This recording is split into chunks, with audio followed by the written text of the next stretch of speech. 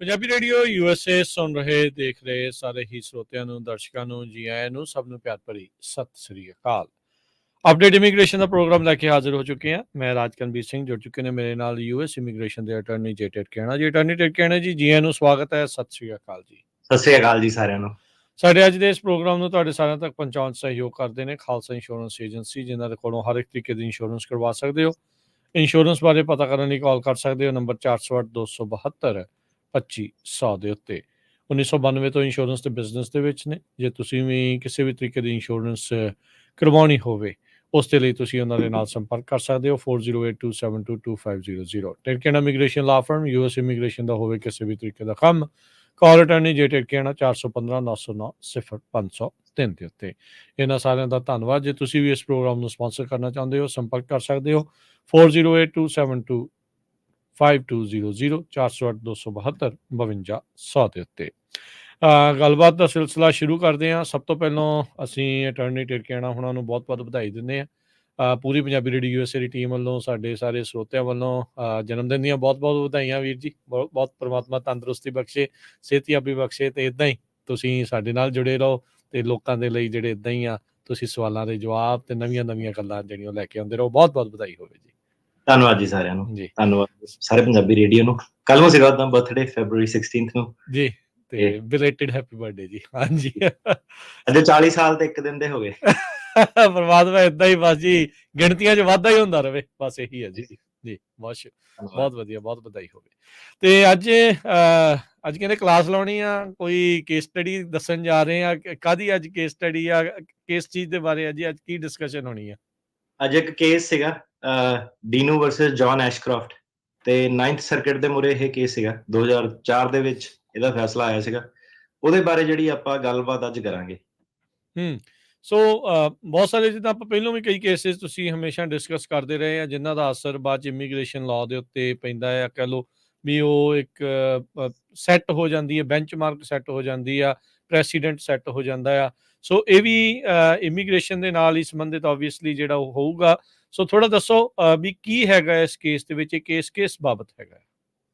ਸੋ ਇਸ ਕੇਸ ਦੇ ਵਿੱਚ ਉਹਨਾਂ ਨੇ ਜਿਹੜਾ 9th ਸਰਕਿਟ ਸੀਗਾ, ਉਹਨਾਂ ਨੇ ਇਹ ਫੈਸਲਾ ਕਰਨਾ ਸੀਗਾ ਕਿ ਜਿਹੜੀ ਪੁਲਿਸ ਹਰਾਸਮੈਂਟ ਹੁੰਦੀ ਹੈ, ਜਦੋਂ ਕਿਸੇ ਬੰਦੇ ਨੂੰ ਪੁਲਿਸ ਕਿਸੇ ਨਾਲ ਧੱਕਾ ਕਰਦੀ ਆ, ਕਿਸੇ ਨੂੰ ਥ੍ਰੈਟ ਦਿੰਦੀ ਆ, ਜਾਨੋਂ ਮਾਰਨ ਦੀ ਧਮਕੀ ਦਿੰਦੀ ਆ, ਕੁੱਟਮਾਰ ਕਰਦੀ ਆ, ਪਰ ਉਹ ਬੰਦੇ ਦੇ ਖਿਲਾਫ ਕੋਈ ਚਾਰਜਸ ਨਹੀਂ ਫਾਈਲ ਕਰਦੀ ਪੁਲਿਸ। ਮਤਲਬ ਕਿ ਉਹਨੂੰ ਸਿਰਫ ਕੁੱਟਦੀ ਮਾਰਦੀ ਆ, ਡਿਟੈਂਸ਼ਨ 'ਚ ਲੈ ਕੇ ਜਾਂਦੀ ਆ ਜਾਂ ਉਹਨਾਂ ਧੱਕਾ ਕਰਦੀ ਆ, ਪਰ ਜਦੋਂ ਉਹਦੇ ਖਿਲਾਫ ਚਾਰਜ ਨਹੀਂ ਹੁੰਦੇ ਕਿ ਇਹ ਜਿਹੜਾ ਧੱਕੇਸ਼ਾਹੀ ਕੀਤੀ ਆ, ਕੁੱਟਮਾਰ ਕੀਤੀ ਆ, ਉਹਨੂੰ ਆਪਾਂ ਇਹ ਮੰਨ ਸਕਦੇ ਹਾਂ ਕਿ ਇਹ ਜਿਹੜੀ ਧੱਕੇਸ਼ਾਹੀ ਆ, ਇਹ ਜਿੱਦਾਂ ਆਪਾਂ ਦੱਸਿਆ ਨਾ ਕਈ ਵਾਰੀ ਅਸਾਈਲਮ ਦੇ ਵਿੱਚ ਜਿਹੜੀਆਂ ਗਰਾਊਂਡਸ ਹੁੰਦੀਆਂ ਪ੍ਰੋਟੈਕਟਿਡ ਗਰਾਊਂਡਸ ਦੇ ਵਿੱਚ ਹੀ ਅਸਾਈਲਮ ਫਾਈਲ ਹੁੰਦਾ। Race, religion, political opinion, particular social group, ਜੀ, ਨੈਸ਼ਨੈਲਿਟੀ, ਹੈ ਨਾ, ਇੱਦਾਂ ਦੇ ਜਿਹੜੀ ਗਰਾਊਂਡਸ ਆਪਣੀਆਂ ਹੈਗੀਆਂ। ਕਿ ਸੋ ਕੁਐਸਚਨ ਇਹਦੇ ਵਿੱਚ ਇਹ ਸੀਗਾ ਕਿ ਜਦੋਂ ਪੁਲਿਸ ਧੱਕਾ ਕਰਦੀ ਹੈ ਪਰ ਉਹ ਕੋਈ ਚਾਰਜ ਫਾਈਲ ਨਹੀਂ ਕਰਦੀ, ਕਿ ਜਿਹੜੀ ਉਹ ਵਾਲੀ ਹਰਾਸਮੈਂਟ ਆ ਉਹਨੂੰ ਆਪਾਂ ਇਹ ਮੰਨ ਸਕਦੇ ਹਾਂ ਕਿ ਇਹ ਪੋਲੀਟੀਕਲ ਓਪੀਨੀਅਨ ਦੇ ਕਰਕੇ ਬੰਦੇ ਦੇ ਨਾਲ ਧੱਕਾ ਕੀਤਾ ਕਿ ਨਹੀਂ ਕੀਤਾ। ਸੋ ਉਹ ਸਾਰੀ ਗੱਲ ਇਹਦੇ ਵਿੱਚ ਕੇਸ ਦੇ ਵਿੱਚ ਜਿਹੜੀ ਡਿਸਕਸ ਕਰਨੀ ਹੈ ਤੇ ਕਾਫੀ ਜਿਹੜਾ ਇਹ ਲੈਂਡਮਾਰਕ ਜਿਹੜਾ ਕੇਸ ਰਿਹਾ ਉਹ ਵਾਲੇ ਦਹਾਕੇ ਦਾ ਜੀ।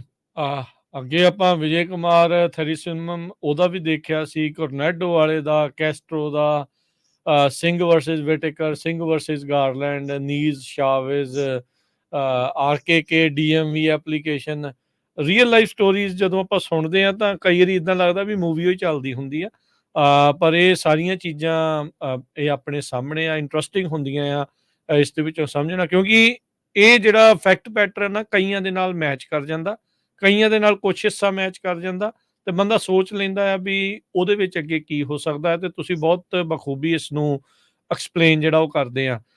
ਸ਼ੁਰੂਆਤ ਕਰਦੇ ਜਾਈਏ ਅਟਾਰਨੀ ਟਰਕਿਆਣਾ ਜੀ, ਫਿਰ ਦੱਸੋ ਵੀ ਇਹ ਕਿਹੜੇ ਮੁਲਕ ਦਾ ਬੰਦਾ ਸੀ, ਕੀ ਇਸ ਦੇ ਪਿੱਛੇ ਸਟੋਰੀ ਆ, ਕੀ ਇਸ ਦੇ ਵਿੱਚ ਹੋਇਆ? ਇਹ ਜਿੰਨੀਆਂ ਆਪਾਂ ਪਹਿਲਾਂ ਗੱਲਾਂ ਕੀਤੀਆਂ ਉਹਦੇ ਨਾਲੋਂ ਇਹ ਕਿੱਦਾਂ ਜਿਹੜਾ ਇਹ ਵੱਖਰਾ ਹੋਊਗਾ, ਕੀ ਸਟੋਰੀ ਹੈ ਇਸ ਦੀ ਸਾਰੀ? ਸੋ ਇਹਦਾ ਨਾਮ ਸੀਗਾ ਅਲੈਗਜ਼ੈਂਡਰੋ DINU। ਇਹ ਰੋਮੇਨੀਆ ਦਾ ਸਿਟੀਜ਼ਨ ਸੀਗਾ, ਉੱਥੇ ਦਾ ਰਹਿਣ ਵਾਲਾ ਸੀਗਾ। 1989 ਦੇ ਵਿੱਚ ਜਦੋਂ ਇਹ 21 ਸਾਲਾਂ ਦਾ ਸੀਗਾ ਤੇ ਇਹਨੇ ਜਿਹੜੀ ਕੰਪਲਸਰੀ ਮਿਲਟਰੀ ਟ੍ਰੇਨਿੰਗ ਸੀਗੀ, ਉੱਥੇ ਇਹਨੇ ਮਿਲਟਰੀ ਟ੍ਰੇਨਿੰਗ ਦੇ ਵਿੱਚ ਐਨਰੋਲ ਕਰਨਾ ਪਿਆ ਇਹਨੂੰ। ਫਿਰ ਇਹਦਾ ਜਿਹੜਾ ਟੂਰ ਆਫ ਡਿਊਟੀ ਸੀਗਾ ਉਹਦੇ ਵਿੱਚ ਇਹਨੂੰ ਇੱਕ ਯੂਨਿਟ ਦੇ ਵਿੱਚ ਸਾਈਨ ਕੀਤਾ ਗਿਆ, ਜਿਹੜੀ ਕਿ ਸਪੈਸ਼ਲਾਈਜ਼ ਕਰਦੀ ਸੀਗੀ ਕਿ ਜਿਹੜੇ ਟੈਰੋਰਿਸਟ ਵਾਲੇ ਟਾਰਗੇਟ ਜਿਹੜੇ ਹੁੰਦੇ ਆ ਉਹਨਾਂ ਦੇ ਉੱਤੇ ਇਹਦੀ ਜਿਹੜੀ ਯੂਨਿਟ ਸੀਗੀ ਉਹ ਕਾਰਵਾਈ ਕਰਦੀ ਸੀਗੀ ਕਿ ਜਿਹੜੇ ਇੰਪੋਰਟੈਂਟ ਟਾਰਗੇਟ ਹੈਗੇ ਆ ਟੈਰਰਿਸਟ ਅਟੈਕ ਤੋਂ ਉਹਨੂੰ ਕਿੱਦਾਂ ਬਚਾਉਣਾ। ਫੋਰ ਐਗਜ਼ਾਮਪਲ ਕਿ ਸਿਕਿਉਰਿਟੀ ਸਰਵਿਸਿਜ਼ ਜਿਹੜੀ ਪ੍ਰੋਵਾਈਡ ਕਰਦੀ ਸੀਗੀ। ਇਹ ਜਦੋਂ ਮਿਲਟਰੀ ਸਰਵਿਸ ਇਹਦੀ ਖਤਮ ਹੋਣ ਲੱਗੀ ਤੇ ਰੋਮੇਨੀਆ ਦੇ ਵਿੱਚ ਰੈਵੋਲੂਸ਼ਨ ਆ ਗਈ। ਤੇ ਰੈਵੋਲੂਸ਼ਨ ਜਿੱਦਾਂ ਕ੍ਰਾਂਤੀ ਕਹਿ ਲਓ, ਤਖਤਾ ਪਲਟ ਹੋ ਜਾਂਦਾ। ਤੇ ਉਹਦੇ ਕੀ ਹੋਇਆ ਕਿ ਜਿਹੜੀ ਰੋਮੇਨੀਆ ਦੀ ਕਮਿਊਨਿਸਟ ਰਜੀਮ ਸੀਗੀ, ਕਮਿਊਨਿਸਟ ਰਜੀਮ ਹੁੰਦਾ ਪਤਾ ਹੀ ਹੈ ਸਾਰਿਆਂ ਨੂੰ ਕਿ ਡੈਮੋਕ੍ਰੇਸੀ ਇੱਕ ਹੁੰਦੀ, ਵੋਟਾਂ ਪਾ ਕੇ ਲੋਕ ਬਣਾਉਂਦੇ ਆ, ਤੇ ਇੱਕ ਜਿਹੜਾ ਉਹੀ ਰਾਜੇ ਮਹਾਰਾਜਿਆਂ ਦਾ ਜਾਂ ਬਿਲਕੁਲ ਕੁਛ ਇੱਕ ਲੋਕੀ ਜਿਹੜੀ ਆਪਣੇ ਥੱਲੇ ਸੱਤਾ ਰੱਖਦੇ ਆ। ਅਥਾਰਟੇਰੀਅਨ ਆ ਲੋ, ਕਾਮਰੇਡ ਆ ਗਏ ਜਿਹੜੇ। ਤੇ ਕਾਮਰੇਡ ਜਿਹੜੀ ਰਾਜ ਸੀਗਾ ਉਹ ਓਵਰਥਰੋ ਹੋ ਗਿਆ ਰੈਵੋਲੂਸ਼ਨ ਕਰਕੇ। ਪਰ ਜਿਹੜਾ ਡੀਨੂ ਸੀਗਾ ਇਹਨੇ ਆਪਣੀ ਮਿਲਟਰੀ ਸਰਵਿਸ ਕੰਟੀਨਿਊ ਰੱਖੀ ਸਾਰੀ ਰੈਵੋਲੂਸ਼ਨ ਜਦੋਂ ਚੱਲਦੀ ਰਹੀ ਉਹਦੇ ਵਿੱਚ। ਤੇ ਜਦੋਂ ਇਹ ਆਪਣੇ ਹੋਮ ਟਾਊਨ ਆਇਆ, ਇਹਦਾ ਹੋਮ ਟਾਊਨ ਸੀਗਾ ਕਰੋਵਾ ਸਿਟੀ, ਤੇ ਉੱਥੇ ਇਹ ਵਾਪਸ ਆ ਗਿਆ। 1991 ਦੇ ਵਿੱਚ ਇਹਨੂੰ ਅਰੈਸਟ ਕਰ ਲਿਆ ਤੇ ਇਹਨੂੰ ਸਟੇਸ਼ਨ ਲੈ ਗਏ। ਪੁਲਿਸ ਨੇ ਇਹਨੂੰ ਇੰਨਾ ਧੱਕਾ ਕੀਤਾ, ਇਹਨੂੰ ਕਿਹਾ ਕਿ ਤੂੰ ਫਾਲਸ ਕਨਫੈਸ਼ਨ, ਕਿ ਖਾਲੀ ਪੇਪਰ ਜਿੱਦਾਂ ਹੁੰਦੇ ਆ ਆਪਣੇ ਕੇਸਾਂ ਦੇ ਵਿੱਚ, ਕਈ ਵਾਰੀ ਲੋਕੀ ਕਹਿੰਦੇ ਮੇਰੇ ਕੋਲ ਸਾਈਨ ਕਰਾ ਲਏ। ਹਾਂਜੀ। ਇਹਦੇ ਕੇਸ ਦੇ ਵਿੱਚ ਕੀ ਸੀਗਾ ਕਿ ਉਹਨੂੰ ਕਹਿੰਦੇ ਕਿ ਕਨਫੈਸ਼ਨ ਸਾਈਨ ਕਰ ਕਿ ਜਦੋਂ ਤੂੰ ਕਰੋਵਾ ਸਿਟੀ ਦੇ ਵਿੱਚ ਸੀਗਾ, ਜਿੱਥੇ ਉਹ ਰਹਿੰਦਾ ਸੀਗਾ, ਰੈਵੋਲੂਸ਼ਨ ਦੇ ਦੌਰਾਨ ਤੂੰ ਲੋਕਾਂ ਦੇ ਉੱਤੇ, ਜਿਹੜੇ ਆਮ ਡੈਮੋਨਸਟ੍ਰੇਟਰ ਸੀਗੇ, ਪ੍ਰੋਟੈਸਟਰ ਸੀਗੇ, ਉਹਨਾਂ ਦੇ ਉੱਤੇ ਗੋਲੀਆਂ ਚਲਾਈਆਂ। ਅੱਛਾ। ਜਿਹੜਾ ਡੀਨੂ ਸੀਗਾ ਉਹ ਕਹਿੰਦਾ ਕੋਰਟ ਨੂੰ, ਜੱਜ ਸਾਹਿਬ ਨੂੰ, ਕਿ ਮੈਂ ਤਾਂ ਕਦੀ ਉੱਥੇ ਸਟੇਸ਼ਨ ਹੀ ਨਹੀਂ ਸੀਗਾ ਆਪਣੀ ਮਿਲਟਰੀ ਸਰਵਿਸ ਦੇ ਵਿੱਚ, ਕਿਉਂਕਿ ਮੈਂ ਸਾਰਾ ਆਪਣਾ ਕਰੀਅਰ ਆ ਮਿਲਟਰੀ ਵਾਲਾ ਉਹ ਤਿਰਗੂ ਜੀਵ ਕਰਕੇ ਕੋਈ ਜਗ੍ਹਾ ਇੱਕ 100 ਕਿਲੋਮੀਟਰ ਦੂਰ ਉਹਦੇ ਸ਼ਹਿਰ ਤੋਂ ਆ, ਉੱਥੇ ਕਹਿੰਦਾ ਮੈਂ ਆਪਣਾ ਜਿਹੜਾ ਸਾਰਾ ਮਿਲਟਰੀ ਦਾ ਕਰੀਅਰ ਜਿਹੜਾ ਆਪਣਾ ਸਪੈਂਡ ਕੀਤਾ। ਤੇ ਜਦੋਂ ਮੇਰੀ ਸਰਵਿਸ ਖਤਮ ਹੋ ਗਈ ਤੇ ਮੈਂ ਫਿਰ ਵਾਪਸ ਆਪਣੇ ਜਿਹੜੇ ਸ਼ਹਿਰ ਆ ਗਿਆ। ਡੀਨੂ ਨੇ ਕੋਰਟ ਨੂੰ ਦੱਸਿਆ ਕਿ ਕਹਿੰਦਾ ਜਦੋਂ ਇਹਦੀ ਡਿਟੈਂਸ਼ਨ ਹੋਈ ਸੀਗੀ ਤੇ ਇਹਨੂੰ ਪੁਲਿਸ ਨੇ ਫੜਿਆ, ਜੇਲ੍ਹ ਦੇ ਵਿੱਚ ਰੱਖਿਆ, ਇਹਨੂੰ ਉਹਨਾਂ ਨੇ ਕੋਈ ਅਟਰਨੀ ਨਹੀਂ ਕਰਨ ਦਿੱਤਾ, ਇਹਨੂੰ ਕੁੱਟਿਆ ਮਾਰਿਆ, ਧਮਕੀਆਂ ਦਿੱਤੀਆਂ ਜਾਨ ਨੂੰ ਮਾਰਨ ਦੀਆਂ, ਕਿ ਜੇ ਤੂੰ ਸਾਈਨ ਨਹੀਂ ਕੀਤਾ ਕਨਫੈਸ਼ਨ ਤਾਂ ਤੈਨਾਂ ਮਾਰ ਦੇਣਾ, ਤੈਨੂੰ ਬਹੁਤ ਬੁਰਾ ਕਰਨਾ ਤੇਰੇ ਪਰਿਵਾਰ ਨਾਲ। ਠੀਕ ਹੈ। ਫਿਰ ਪੁਲਿਸ ਨੇ ਕੀ ਕੀਤਾ ਕਿ ਇਵੈਂਚੁਅਲੀ ਪੁਲਿਸ ਨੇ ਇਹਨੂੰ ਛੱਡ ਦਿੱਤਾ, ਪਰ ਕੁਝ ਦੇਰ ਬਾਅਦ ਇਹਨੂੰ ਫੇਰ ਦੁਬਾਰਾ ਰੀ-ਅਰੈਸਟ ਕਰ ਲਿਆ ਉਹਨਾਂ ਨੇ। ਫੇਰ ਉਹਨਾਂ ਨੇ ਇੰਟਰੋਗੇਟ ਕਰਨਾ ਸ਼ੁਰੂ ਕਰਤਾ। ਤਕਰੀਬਨ ਉਹਨਾਂ ਨੇ ਜਿਹੜਾ ਆਪਣਾ ਪੈਟਰਨ ਉਹ ਜਾਰੀ ਰੱਖਿਆ, ਹਰੇਕ ਮਹੀਨੇ ਜਿਹੜਾ ਉਹਨਾਂ ਨੇ ਇਹਨੂੰ ਇੰਟਰੋਗੇਟ ਕਰਨਾ ਸ਼ੁਰੂ ਕਰਤਾ।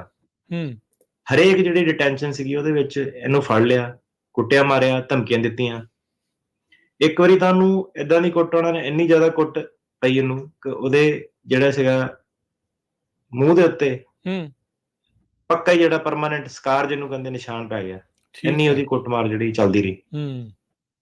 ਉਹਨੇ ਜਿਹੜਾ ਇਹ ਵਾਲਾ ਅਬਿਊਜ਼ ਸੀਗਾ ਉਹਨੇ ਕਦੀ ਰੋਮੇਨੀਅਨ ਅਥਾਰਟੀਜ਼ ਨੂੰ ਨਹੀਂ ਦੱਸਿਆ। ਉਹਨੂੰ ਸੀਗਾ ਕਿ ਜੇ ਮੈਂ ਦੱਸੂਗਾ ਤੇ ਜਿਹੜੀ ਸਰਕਾਰ ਆ ਫਿਰ ਉਹਦੇ ਮਗਰ ਆਊਗੀ, ਰਿਟੈਲੀਏਟ ਕਰੂਗੀ ਤੇ ਹੋਰ ਜ਼ਿਆਦਾ ਉਹਨਾਂ ਬੁਰਾ ਇਹ ਤੋਂ ਵੀ ਜ਼ਿਆਦਾ ਹੋ ਸਕਦਾ।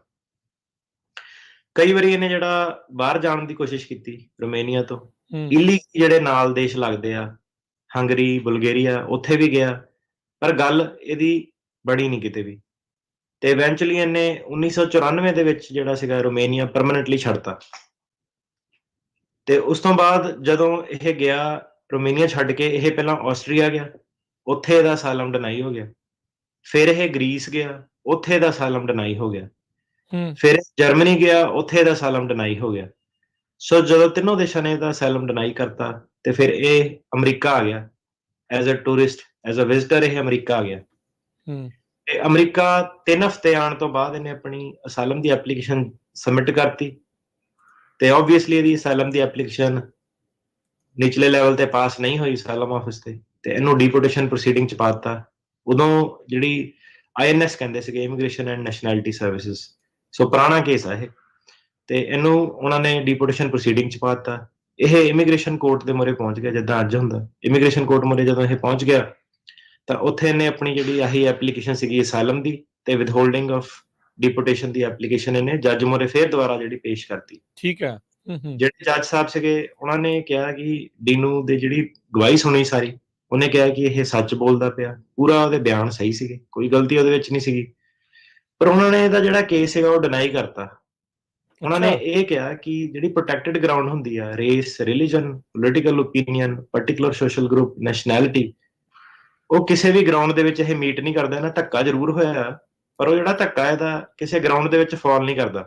ਠੀਕ ਹੈ। ਦੂਸਰੀ ਗੱਲ ਜੱਜ ਸਾਹਿਬ ਨੇ ਕਹੀ ਕਿ ਜਿਹੜੇ ਕੰਟਰੀ ਕੰਡੀਸ਼ਨ ਹੈਗੇ ਆ ਰੋਮੇਨੀਆ ਦੇ ਵਿੱਚ, ਉਹ ਹੁਣ ਚੇਂਜ ਹੋ ਗਏ ਆ, ਕਿਉਂਕਿ ਉਦੋਂ ਇਨਵੈਸਟੀਗੇਸ਼ਨ ਵਗੈਰਾ ਚੱਲਦੀਆਂ ਸੀਗੀਆਂ। ਹੁਣ ਜਿਹੜੀ ਸਰਕਾਰ ਚੇਂਜ ਹੋ ਗਈ, ਤਖਤਾ ਪਲਟ ਹੋ ਗਿਆ, ਇਹ ਵਾਪਸ ਜਾ ਸਕਦਾ ਤੇ ਹੁਣ ਇਹਨੂੰ ਫਿਊਚਰ ਦੇ ਵਿੱਚ ਕੋਈ ਖਤਰਾ ਨਹੀਂ ਹੈਗਾ। ਤੇ ਜਦੋਂ ਜੱਜ ਸਾਹਿਬ ਨੇ ਇਹਦਾ ਕੇਸ ਡਿਨਾਈ ਕਰਤਾ ਤੇ ਇਹਨੇ ਫਿਰ board of immigration appeal BIA ਦੇ ਮੂਹਰੇ ਆਪਣਾ ਜਿਹੜਾ ਕੇਸ ਫਾਈਲ ਕੀਤਾ, ਉੱਥੇ ਜਿਹੜੀ ਅਪੀਲ ਲਾਈ, ਪਰ ਇਹਦਾ ਜਿਹੜਾ ਕੇਸ ਸੀਗਾ ਉਹ BIA ਦੇ ਮੂਹਰੇ ਵੀ ਫੇਲ ਹੋ ਗਿਆ। ਤੇ ਫਿਰ ਉਸ ਤੋਂ ਬਾਅਦ ਜਦੋਂ BIA ਦੇ ਅਸਾਈਲਮ ਆਫਿਸ, ਉਸ ਤੋਂ ਬਾਅਦ ਇਮੀਗ੍ਰੇਸ਼ਨ ਕੋਰਟ ਆਉਂਦਾ, ਜਦੋਂ ਇਮੀਗ੍ਰੇਸ਼ਨ ਕੋਰਟ ਵੀ ਤੁਹਾਡਾ ਕੇਸ ਫੇਲ ਕਰ ਦਿੰਦਾ, ਫਿਰ ਤੁਸੀਂ ਬੋਰਡ ਆਫ ਇਮੀਗ੍ਰੇਸ਼ਨ ਅਪੀਲ ਮੂਹਰੇ ਜਾਂਦੇ ਆ, ਉਹਨੂੰ BIA ਕਹਿੰਦੇ ਆ, ਉਹ ਤੁਹਾਡੀ ਪਹਿਲੀ ਅਪੀਲ ਜਿਹੜੀ ਹੁੰਦੀ ਹੈ। ਤੇ ਜਦੋਂ BIA ਤੁਹਾਡਾ ਕੇਸ ਜਿਹੜਾ ਫੇਲ ਕਰ ਦਿੰਦਾ ਤੇ ਫਿਰ ਉਹ ਸਰਕਿਟ ਕੋਰਟ ਤੇ ਜਾਂਦਾ। ਸੋ ਇਸ ਕੇਸ ਦੇ ਵਿੱਚ ਇਹਦਾ 9th ਸਰਕਿਟ ਕੋਰਟ ਸੀਗਾ। ਸੋ ਇਹਦਾ ਕੇਸ ਜਿਹੜਾ ਸੀਗਾ ਫਿਰ 9th ਸਰਕਿਟ ਦੇ ਮੂਹਰੇ ਪਹੁੰਚ ਗਿਆ।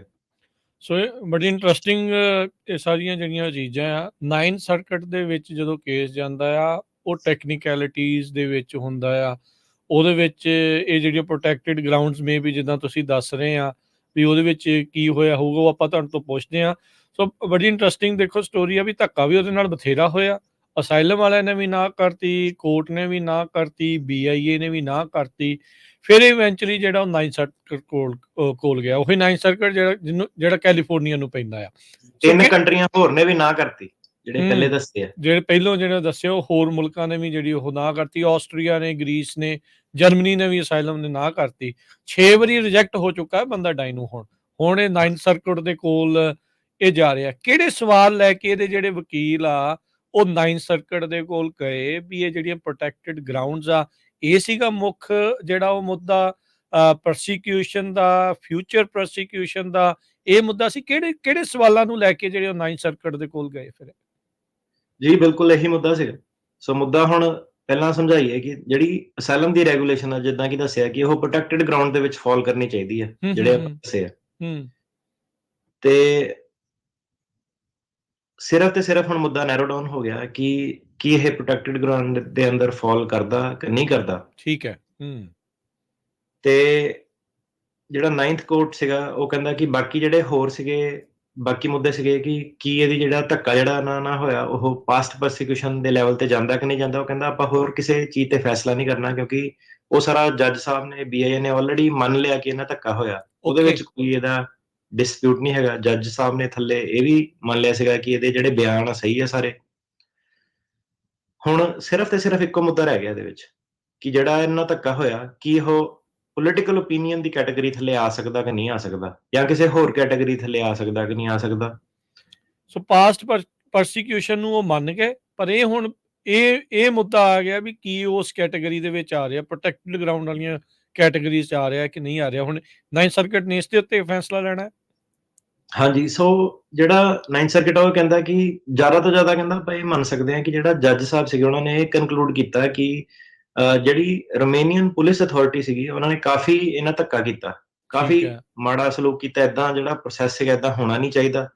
ਪਰ ਉਹ ਕਹਿੰਦੇ ਕਿ ਇਹਨੂੰ ਜਿਹੜਾ ਸੀਗਾ ਕਿ ਮਿਲਟਰੀ ਦੀਆਂ ਜਾਂ ਪੋਟੈਂਸ਼ੀਅਲ ਕ੍ਰਿਮੀਨਲ ਵਾਇਲੇਸ਼ਨ ਦੇ ਕਰਕੇ ਕਿ ਇਹਨੇ ਏਦਾਂ ਲੋਕਾਂ ਤੇ ਗੋਲੀ ਚਲਾਈ ਆ ਕਿ ਨਹੀਂ ਚਲਾਈ ਆ, ਤੇ ਉਹਦੇ ਰਿਲੇਟਡ ਉਹਦੀ ਜਿਹੜੀ ਇਨਵੈਸਟੀਗੇਸ਼ਨ ਕਰਦੇ ਪਏ ਸੀਗੇ।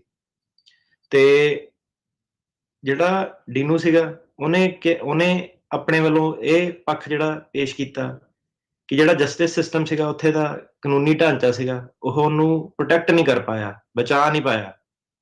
ਤੇ ਸਿੰਪਲ ਸ਼ਬਦਾਂ ਦੇ ਵਿੱਚ ਜੇ ਇਹਨੂੰ ਕਹਿਣਾ ਹੋਵੇ ਕਿ ਜਿਹੜਾ ਜੱਜ ਸੀਗਾ ਉਹਨੇ ਡੀਨੂ ਦੀ ਸਾਰੀ ਸਟੋਰੀ ਬਿਲੀਵ ਕੀਤੀ ਕਿ ਇਹਨੂੰ ਪੁਲਿਸ ਨੇ ਇਹਨਾਂ ਧੱਕਾ ਕੀਤਾ, ਪਰ ਜਿਹੜਾ ਜੱਜ ਸੀਗਾ ਉਹਨੇ ਇਹ ਨਹੀਂ ਬਿਲੀਵ ਕੀਤਾ ਕਿ ਉਹ ਇਸ ਚੀਜ਼ ਤੋਂ ਕਨਵਿੰਸ ਨਹੀਂ ਹੋਇਆ ਕਿ ਇਹ ਪੋਲੀਟੀਕਲ ਓਪੀਨੀਅਨ ਦੇ ਥੱਲੇ ਆਉਂਦਾ। ਸੋ ਬੇਸਿਕਲੀ ਕੇਸ ਉਹਦਾ ਸਾਰਾ ਸਹੀ ਆ, ਪਰ ਉਹ ਕੈਟਾਗਰੀ ਪ੍ਰੋਟੈਕਟਿਡ ਗਰਾਊਂਡ ਜਿਹੜਾ ਉਹਦੇ ਥੱਲੇ ਨਹੀਂ ਫਾਲ ਕਰ ਪਾਇਆ। ਜਿਹੜੀ ਉਹ ਟਿਕ ਮਾਰਕ ਲਾਉਣੀ ਹੁੰਦੀ ਉਹਦੇ ਅੰਡਰ ਨਹੀਂ ਆ ਰਿਹਾ, ਕਿਹੜੀ ਵੀ ਕਿਹਦੇ ਅੰਡਰ ਆਉਣਾ ਹੈ। ਹਾਂ ਬਿਲਕੁਲ।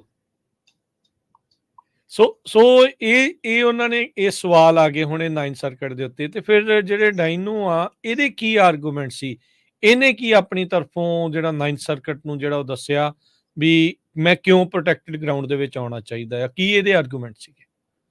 ਸੋ ਇੱਕ ਚੀਜ਼ ਹੁੰਦੀ ਆ ਇੰਪਿਊਟਡ ਪੋਲੀਟੀਕਲ ਓਪੀਨੀਅਨ, ਆਪਾਂ ਕਈ ਵਾਰੀ ਆਪਣੇ ਸ਼ੋਅ ਤੇ ਪਹਿਲਾਂ ਵੀ ਡਿਸਕਸ ਕੀਤਾ। ਜੀ। ਇੰਪਿਊਟਡ ਪੋਲੀਟੀਕਲ ਓਪੀਨੀਅਨ ਇਹ ਹੁੰਦਾ ਕਿ ਜਦੋਂ ਤੁਸੀਂ ਆਪ ਕੋਈ ਪੋਲੀਟੀਕਲ ਓਪੀਨੀਅਨ ਤੁਹਾਡਾ ਨਹੀਂ ਹੁੰਦਾ, ਫਾਰ ਐਗਜ਼ਾਮਪਲ ਤੁਸੀਂ ਆਪ ਕੋਈ ਵੱਖ ਦੇਸ਼ ਦੀ ਮੰਗ ਨਹੀਂ ਕਰਦੇ, ਤੁਸੀਂ ਆਪ ਸਧਾਰਨ ਜੀ ਜ਼ਿੰਦਗੀ ਜੀ ਰਹੇ ਆ, ਪਰ ਜਿਹੜੀ ਸਰਕਾਰ ਉਹਨਾਂ ਨੂੰ ਲੱਗਦਾ ਕਿ ਇਹ ਬੰਦਾ ਕਰਦਾ ਹੈ ਨਾ, ਜਾਂ ਕਿਸੇ ਦਾ ਕੋਈ ਫੋਰ ਐਗਜ਼ਾਮਪਲ ਫਾਦਰ ਕਿਸੇ ਦਾ ਪੋਲੀਟੀਕਲੀ ਐਕਟਿਵ ਸੀਗਾ ਪਰ ਜਵਾਕ ਨਹੀਂ ਸੀਗਾ, ਪਰ ਉਹ ਜਵਾਕ ਨੂੰ ਜਦੋਂ ਟਾਰਗੇਟ ਕਰਦੇ ਆ ਤੇ ਉਹਨੂੰ ਕੋਈ ਡਾਇਲੋਗ ਇਦਾਂ ਦਾ ਮਾਰਦੇ ਆ ਕਿ ਤੂੰ ਵੀ ਅਲੱਗ ਦੇਸ਼ ਦੀ ਮੰਗ ਕਰਦਾ, ਤਾਂ ਉਹਨੂੰ ਕਹਿੰਦੇ ਆ ਕਿ ਇੰਪਿਊਟਡ ਪੋਲੀਟੀਕਲ ਓਪੀਨੀਅਨ, ਕਿ ਮੈਂ ਕੋਈ ਪਾਰਟਿਸਿਪੇਸ਼ਨ ਜਾਂ ਕੋਈ ਇਦਾਂ ਕੀਤਾ ਨਹੀਂ, ਮੈਂ ਕੋਈ ਪਾਰਟੀ ਜੁਆਇਨ ਨਹੀਂ ਕੀਤੀ, ਮੈਂ ਕੋਈ ਅਲੱਗ ਦੇਸ਼ ਦੀ ਮੰਗ ਨਹੀਂ ਕੀਤੀ, ਮੈਂ ਤਾਂ ਸਿਰਫ ਫੋਰ ਐਗਜ਼ਾਮਪਲ ਖਾਲੀ ਧਰਨਿਆਂ ਦੇ ਵਿੱਚ ਗਿਆ ਸੀਗਾ, ਪਰ ਸਰਕਾਰ ਨੇ ਕਿਹਾ ਕਿ ਨਹੀਂ ਤੂੰ ਅਲੱਗ ਦੇਸ਼ ਦੀ ਮੰਗ ਕਰਦਾ, ਤੂੰ ਗੱਦਾਰ ਆ, ਵੱਖਵਾਦੀ ਆ, ਅੱਤਵਾਦੀ ਆ। ਸੋ ਜਿਹੜੀ ਚੀਜ਼ ਨੂੰ ਤੁਸੀਂ ਕਹਿੰਦੇ ਆ ਇੰਪਿਊਟਡ ਪੋਲੀਟੀਕਲ ਓਪੀਨੀਅਨ, ਕਿ ਜਿਹਦੇ ਵਿੱਚ ਤੁਹਾਡਾ ਡਾਇਰੈਕਟ ਪੋਲੀਟੀਕਲ ਓਪੀਨੀਅਨ ਨਹੀਂ ਹੈਗਾ, ਪਰ ਸਰਕਾਰ ਜਿਹੜੀ ਉਹ ਧਾਰਨਾ ਕੱਢ ਲੈਂਦੀ ਹੈ ਕਿ ਇਹ ਵੀ ਬੰਦਾ ਉਹਨਾਂ ਦੇ ਨਾਲ ਜਾ ਕੇ ਰਲਿਆ। ਸੋ ਜਿਹੜਾ ਇਸੇ ਤਰ੍ਹਾਂ ਡੀਨੂ ਸੀਗਾ, ਡੀਨੂ ਨੇ ਆਰਗਿਊ ਕੀਤਾ ਕਿ ਜਿਹੜੀ ਹਰਾਸਮੈਂਟ ਇਹਨੇ ਸਫਰ ਕੀਤੀ ਹੈ ਪੁਲਿਸ ਵੱਲੋਂ, ਉਹ ਇੰਪਿਊਟਡ ਪੋਲੀਟੀਕਲ ਓਪੀਨੀਅਨ ਆ। ਸੋ ਉਹਨੇ ਆਪਣੀ ਕੇਸ ਥਿਊਰੀ ਇਹ ਬਣਾਈ ਕਿ ਜਿਹੜੀ ਰੋਮੇਨੀਅਨ ਅਥਾਰਟੀ ਸੀਗੀਆਂ ਉਹ ਉਹਨੂੰ ਤਾਂ ਹਰਾਸ ਕਰਦੀਆਂ ਸੀਗੀਆਂ, ਪੁਲਿਸ ਤਾਂ ਉਹਨਾਂ ਧੱਕਾ ਕਰਦੀ ਸੀਗੀ ਕਿਉਂਕਿ ਉਹਨੇ ਮਿਲਟਰੀ ਦੇ ਵਿੱਚ ਸਰਵ ਕੀਤਾ, ਤੇ ਜਿਹੜਾ ਰੋਮੇਨੀਅਨ ਪੁਲਿਸ ਆ ਉਹਨੂੰ ਝੂਠੇ ਉਹਦੇ ਉੱਤੇ ਇਲਜ਼ਾਮ ਲਗਾਉਂਦੀ ਹੈ ਤਾਂ ਕਿ ਉਹ ਇਹ ਉਤੋਂ ਕਨਫੈਸ਼ਨ ਕਰਾ ਸਕਣ ਕਿ ਇਹਨੇ ਜਿਹੜਾ ਪੁਰਾਣਾ ਡਿਕਟੇਟਰ ਸੀਗਾ ਉਹਨੂੰ ਇਹ ਸਪੋਰਟ ਕਰਦਾ। ਤੇ ਆਹੀ ਇੱਕ ਰੀਅਲ ਰੀਜ਼ਨ ਸੀਗਾ, ਕਿਉਂਕਿ ਜਿਹੜੀ ਪੁਲਿਸ ਸੀਗੀ ਜਾਂ ਜਿਹੜੀ ਹੁਣ ਨਵੀਂ ਸਰਕਾਰ ਆਈ ਆ, ਉਹ ਕਿਸੇ ਨਾ ਕਿਸੇ ਨੂੰ ਦੋਸ਼ੀ ਠਹਿਰਾਉਣਾ ਚਾਹੁੰਦੀ ਸੀਗੀ, ਕਿਉਂਕਿ ਲੋਕੀ ਡਿਮਾਂਡ ਕਰਦੇ ਪਏ ਸੀਗੇ ਕਿ ਕਿਸੇ ਨਾ ਕਿਸੇ ਨੂੰ ਸਜ਼ਾ ਜਿਹੜੀ ਮਿਲਣੀ ਚਾਹੀਦੀ ਹੈ। ਪਰ ਜਿਹੜਾ ਡੀਨੂ ਸੀਗਾ ਉਹਦੇ ਕੋਲ ਕੋਈ ਏਦਾਂ ਦਾ ਡਾਇਰੈਕਟ ਐਵੀਡੈਂਸ ਨਹੀਂ ਸੀਗਾ ਕਿ ਪੁਲਿਸ ਨੇ ਉਹਨੂੰ ਕਦੀ ਏਦਾਂ ਕਿਹਾ ਹੋਵੇ ਕਿ ਤੈਨੂੰ ਤਾਂ ਕਰਕੇ ਆਪਾਂ ਹਰਾਸ ਕਰਦੇ ਹਾਂ ਕਿ ਸਾਨੂੰ ਲੋਕਾਂ ਨੂੰ ਸ਼ੋਅ ਕਰਨਾ ਪੈਣਾ। ਤੇ ਤਾਂ ਕਰਕੇ ਨਾ ਇਹ ਬੜਾ ਜ਼ਰੂਰੀ ਹੁੰਦਾ ਜਦੋਂ ਕੋਰਟ ਦੇ ਵਿੱਚ ਹੁੰਦਾ ਕਿ ਸਵਾਲ ਪੁੱਛਿਆ ਜਾਂਦਾ, ਇਵਨ ਪੰਜਾਬੀ ਕੇਸਾਂ ਦੇ ਵਿੱਚ, ਕਿ ਉਹਨਾਂ ਨੇ ਤੈਨੂੰ ਕਿਹਾ ਕੀ ਸੀਗਾ। ਠੀਕ ਹੈ। ਉਹ ਕਈ ਵਾਰੀ ਬੰਦੇ ਨਾ ਦੱਸ ਨਹੀਂ ਪਾਉਂਦੇ ਜਾਂ ਉਹ ਚੀਜ਼ ਤੇ ਫੋਕਸ ਨਹੀਂ ਕਰਦੇ। ਸੋ ਜਿਹੜਾ ਕੁੱਟਮਾਰ ਹੁੰਦੀ ਆ, ਧੱਕਾ ਹੁੰਦਾ, ਉਹਦਾ ਅਸਾਈਲਮ ਨਹੀਂ ਹੁੰਦਾ, ਉੱਤੇ ਬਹੁਤ ਜ਼ਿਆਦਾ ਜ਼ੋਰ ਲੋਕਾਂ ਨੇ ਲਗਾਇਆ ਹੁੰਦਾ ਕਿ ਕੁੱਟ ਕਿੱਦਾਂ ਪਈ ਆ, ਕੀ ਹੋਇਆ ਸੀਗਾ, ਹਸਪਤਾਲ ਕਿੱਦਾਂ, ਕੋਈ ਵੀ ਚੀਜ਼ ਦਾ। ਜਿੱਦਾਂ ਹੁਣ ਇਹਦੇ ਕੇਸ ਦੇ ਵਿੱਚ ਸਭ ਕੁਝ ਸੀਗਾ, ਪਰ ਜਿੱਦਾਂ ਤੁਸੀਂ ਦੱਸਿਆ ਕਿ ਉਹ ਚੈੱਕ ਬਾਕਸ ਕਰਨਾ ਭੁੱਲ ਗਿਆ। ਕੋਰਟ ਦੇ ਵਿੱਚ ਇਹ ਮੁੱਦਾ ਜਿਹੜਾ ਗਿਆ ਹੀ ਤਾਂ ਕਿਉਂਕਿ ਉਹ ਕਹਿੰਦੇ ਕਿ ਡੀਨੂ ਨੇ ਕੋਈ ਇਦਾਂ ਦਾ ਐਵੀਡੈਂਸ ਨਹੀਂ ਪੇਸ਼ ਕੀਤਾ ਕਿ ਜਿਹੜੀ ਪੁਲਿਸ ਨੇ ਉਹਨੂੰ ਤੰਗ ਤਾਂ ਕੀਤਾ ਹੋਵੇ, ਜਿੱਦਾਂ ਉਹ ਕਹਿ ਰਿਹਾ ਕਿ ਇਹਨਾਂ ਨੇ ਕਿਸੇ ਨਾ ਕਿਸੇ ਨੂੰ ਦੋਸ਼ੀ ਲੱਭਣਾ ਸੀਗਾ, ਪੁਰਾਣੇ ਪ੍ਰੈਜ਼ੀਡੈਂਟ ਨਾਲ ਟਾਈ ਅਪ ਕਰਨਾ ਸੀਗਾ, ਡਿਕਟੇਟਰ ਨਾਲ, ਤੇ ਇਦਾਂ ਦਾ ਪੁਲਿਸ ਨੇ ਉਹਨੂੰ ਕੁਝ ਕਿਹਾ ਨਹੀਂ ਸੀਗਾ। ਜਿਹੜਾ ਹੁਣ ਡੀਨੂ ਸੀਗਾ, ਇਹ ਕੁਝ ਇੱਕ ਬੜੇ ਇੰਪੋਰਟੈਂਟ ਕੇਸ ਸੀਗੇ, ਨਵਾਸ ਵਰਸਸ ਆਈਐਨਐਸ, ਉਦੋਂ ਸਿੰਘ ਵਰਸਸ ਐਲਕਰਟ ਤੇ ਹਰਨਾਂਡੇਜ਼ ਓਰਟਿਜ਼, ਇਹ ਜਿਹੜੇ ਕਾਫੀ ਮੇਨ ਜਿਹੜੇ ਕੇਸ ਸੀਗੇ ਉਹਨਾਂ ਤੇ ਇਹਨੇ ਰਿਲਾਈ ਕੀਤਾ। ਇਹਦੀ ਆਰਗੂਮੈਂਟ ਇਹ ਸੀਗੀ ਕਿ ਜਦੋਂ ਸਰਕਾਰ ਦੇ ਕੋਲ ਕੋਈ ਧੱਕਾ ਕਰਨ ਦਾ ਲੈਜਿਟਿਮੇਟ ਰੀਜ਼ਨ ਨਹੀਂ ਹੁੰਦਾ, ਕਿ ਮਤਲਬ ਸਰਕਾਰ, ਆਪਾਂ ਕੁਝ ਵੀ ਨਹੀਂ ਸੋਚ ਸਕਦੇ ਕਿ ਸਰਕਾਰ ਕਿਉਂ ਧੱਕਾ ਕਰਦੀ ਹੈ ਬੰਦੇ ਨਾਲ, ਤੇ ਆਪਾਂ ਇਹ ਮੰਨ ਕੇ ਚੱਲਾਂਗੇ ਫਿਰ ਕਿ ਸਰਕਾਰ ਪੋਲੀਟੀਕਲ ਰੀਜ਼ਨ ਕਰਕੇ ਉਹਦੀ ਹਰਾਸਮੈਂਟ ਜਿਹੜੀ ਕਰ ਰਹੀ ਹੈ। ਮੈਨੂੰ ਜਿਹੜਾ ਧਿਆਨ ਨਾਲ ਸੁਣਿਆ ਕਿ ਜਦੋਂ ਸਰਕਾਰ ਆਪਣੀ ਸਟਰੈਂਥ ਦੱਸਦੀ ਆ ਕਿਸੇ ਵਿਅਕਤੀ ਦੇ ਅਗੇਂਸਟ ਜਾਂ ਕਿਸੇ ਗਰੁੱਪ ਦੇ ਅਗੇਂਸਟ, ਜਦੋਂ ਉਹਨਾਂ ਧੱਕਾ ਕਰਦੀ ਆ, ਆਪਣੀ ਪਾਵਰ ਸ਼ੋਅ ਕਰਦੀ ਆ, ਤੇ ਉਹਨਾਂ ਕੋਲ ਕੋਈ ਵੀ ਕਾਰਨ ਨਹੀਂ ਹੈਗਾ, ਕੋਈ ਵੀ ਉਹਨਾਂ ਦੇ ਕੋਲ ਕਾਰਨ ਨਹੀਂ ਹੈਗਾ, ਨਾ ਧਰਨੇ ਨਾ ਕੋਈ ਉਹਨਾਂ ਕੋਲ ਕਾਰਨ ਨਹੀਂ ਹੈਗਾ ਕਿ ਉਹ ਸਟਰੈਂਥ ਕਿਉਂ ਏਦਾਂ ਦਾ ਧੱਕਾ ਲੋਕਾਂ ਨਾਲ ਕਰਦੇ ਪਏ ਆ, ਤੇ ਨਾ ਹੀ ਕੋਈ ਸਰਕਾਰ ਨੂੰ ਇਹ ਰੀਜ਼ਨ ਹੈਗਾ ਉਹਨਾਂ ਕੋਲ ਬਿਲੀਵ ਕਰਨ ਦਾ ਕਿ ਇਹ ਬੰਦਾ ਕੋਈ ਕ੍ਰਿਮੀਨਲ ਐਕਟੀਵਿਟੀ ਦੇ ਵਿੱਚ ਇੰਗੇਜ ਆ। ਨਾ ਹੀ ਉਹਨਾਂ ਨੇ ਕੋਈ ਉਹਦੇ ਉੱਤੇ ਮੁਕੱਦਮਾ ਪਾਇਆ, ਨਾ ਹੀ ਚਾਰजेस ਫਾਈਲ ਕੀਤੇ, ਬਸ ਸਿੰਪਲੀ ਉਹਨਾਂ ਨੇ ਧੱਕਾ ਕਰਤਾ ਬਿਨਾਂ ਕੁਝ ਕਹੇ, ਬਿਨਾਂ ਕੁਝ ਸੁਣੇ। ਤੇ ਜਿਹੜੇ ਇਹ ਕੇਸ ਹੈਗੇ ਆ, ਸਪੈਸ਼ਲੀ ਜਿਹੜਾ ਹਰਨਾਂਡੇਜ਼ ਓਰਟਿਜ਼ ਹੈਗਾ, ਇਹ ਕਹਿੰਦਾ ਹੈਗਾ ਕਿ ਆਪਾਂ ਇਹ ਮੰਨ ਕੇ ਚੱਲਾਂਗੇ ਕਿ ਜਿਹੜੀ ਸਰਕਾਰ ਆ ਉਹ ਪੋਲੀਟੀਕਲੀ ਮੋਟੀਵੇਟਡ ਆ। ਠੀਕ ਹੈ। ਜਿਹੜਾ ਡੀਨੂ ਸੀਗਾ ਉਹਨੇ ਆਹੀ ਸਿੰਘ ਦਾ ਕੇਸ, ਹਰਨਾਂਡੇਜ਼ ਓਰਟਿਜ਼ ਦਾ ਕੇਸ ਤੇ ਨਵਾਸ ਵਰਸਸ ਆਈਐਨਐਸ, ਇਹ ਤਿੰਨ ਕੇਸਾਂ ਦੇ ਬੇਸ ਤੇ ਆਪਣੀ ਜਿਹੜੀ ਆਰਗੂਮੈਂਟ ਪ੍ਰੈਜ਼ੈਂਟ ਕੀਤੀ। ਇਹਨੇ ਕਿਹਾ ਕਿ ਕਿਉਂਕਿ ਜਿਹੜੀ ਰੋਮੇਨੀਅਨ ਪੁਲਿਸ ਆ ਉਹਨੇ ਕਦੀ ਇੱਥੇ ਚਾਰਜ ਨਹੀਂ ਫਾਈਲ ਕੀਤੇ, ਮੁਕੱਦਮਾ ਨਹੀਂ ਇੱਥੇ ਲਾਇਆ, ਤੇ ਤਾਂ ਕਰਕੇ ਉਹਨਾਂ ਕੋਲ ਕੋਈ ਲੈਜਿਟਿਮੇਟ ਰੀਜ਼ਨ ਨਹੀਂ ਸੀਗਾ ਹਰਾਸ ਕਰਨ ਦਾ। ਤਾਂ ਕਰਕੇ ਆਪਾਂ ਨੂੰ ਆ ਜਿਹੜੇ ਕੇਸ ਹੈ ਨਾ ਥੱਲੇ, ਸਾਨੂੰ ਮੰਨ ਕੇ ਚੱਲਣਾ ਚਾਹੀਦਾ ਕਿ ਉਹ ਪੋਲੀਟੀਕਲੀ ਮੋਟੀਵੇਟਡ ਸੀਗੇ, ਇੰਪਿਊਟਡ ਪੋਲੀਟੀਕਲ ਓਪੀਨੀਅਨ ਦਾ ਕੇਸ ਬਣਦਾ, ਕਿਉਂਕਿ ਉਹਨਾਂ ਨੇ ਇਹਦੇ ਖਿਲਾਫ ਕੋਈ ਚਾਰजेस ਜਿਹੜੇ ਆ ਫਾਈਲ ਨਹੀਂ ਕੀਤੇ। ਪਰ ਹੁਣ ਮੁੱਦਾ ਇਹਦੇ ਵਿੱਚ ਇਹ ਸੀਗਾ ਕਿ ਜਿਹੜਾ ਡੀਨੂ ਸੀਗਾ ਉਹਨੇ ਵੀ ਕਦੀ ਕੋਈ ਏਦਾਂ ਦਾ ਰੀਜ਼ਨ ਦੱਸਿਆ ਨਹੀਂ ਕਿ ਪੁਲਿਸ ਨੇ ਤੁਹਾਨੂੰ ਕੀ ਕਿਹਾ, ਕਿਉਂ ਏਦਾਂ ਕਰਦੀ ਸੀ। ਉਹਨੇ ਏਦਾਂ ਦਾ ਕੋਈ ਰੀਜ਼ਨ ਦੱਸਿਆ ਨਹੀਂ ਕਿ ਪੁਲਿਸ ਨੂੰ ਬੇਵਜ੍ਹਾ ਜਿਹੜਾ ਉਹਨਾਂ ਧੱਕਾ ਕਰਦੀ ਸੀਗੀ। ਸੋ ਇਹ ਜਿਹੜੀ ਡੀਨੂ ਦੀ ਹੁਣ ਆਰਗੂਮੈਂਟ ਸੀਗੀ, ਇਹ ਜਿਹੜਾ ਇਸ ਕੇਸ ਦੇ ਵਿੱਚ ਮੁੱਦਾ ਸੀਗਾ। ਸਹੀ ਆ।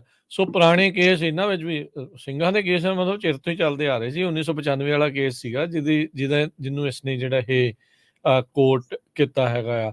ਸੋ ਇਹਨੇ ਆਪਣੇ ਆਰਗੂਮੈਂਟ ਜੀ ਸਿੰਘਾਂ ਦੇ ਕੇਸ 80s ਤੋਂ ਜਿਹੜੇ ਆਪਣੇ ਚੱਲਦੇ ਆ ਰਹੇ ਆ, ਹਾਂ ਜਿਹੜੇ ਟੌਪ ਦੇ ਕੇਸ ਹੋਏ ਆ, ਜਿਨ੍ਹਾਂ ਨੇ ਕਿ 9th ਸਰਕਿਟ ਦਾ ਜਿਹੜਾ ਲਾਅ ਤੁਸੀਂ ਕਹਿ ਲਓ ਬਣਾਇਆ ਇੱਕ ਤਰੀਕੇ ਦਾ। ਪ੍ਰੈਸੀਡੈਂਟ ਜਿਹੜੇ ਬਣੇ ਆ ਜਿਹੜੇ ਹਾਂਜੀ, ਤੇ ਸਿੰਘ ਆਏ ਵੀ ਬੜੇ ਟੌਪ ਦੇ ਸਿੰਘ ਜਿਹੜੇ ਆਏ ਵੀ ਬਹੁਤ ਆ ਜੀ, ਤੇ ਕੇਸ ਜਿਹੜਾ ਪੜ੍ਹ ਕੇ ਨਜ਼ਾਰੇ ਵੀ ਬਹੁਤ ਆਉਂਦੇ ਆ, ਜਿਹੜੇ ਕਿ ਪਤਾ ਲੱਗਦਾ ਕਿ ਯਾਰ ਬੰਦਾ ਹੁੰਦਾ ਹੈਗਾ ਕੋਈ।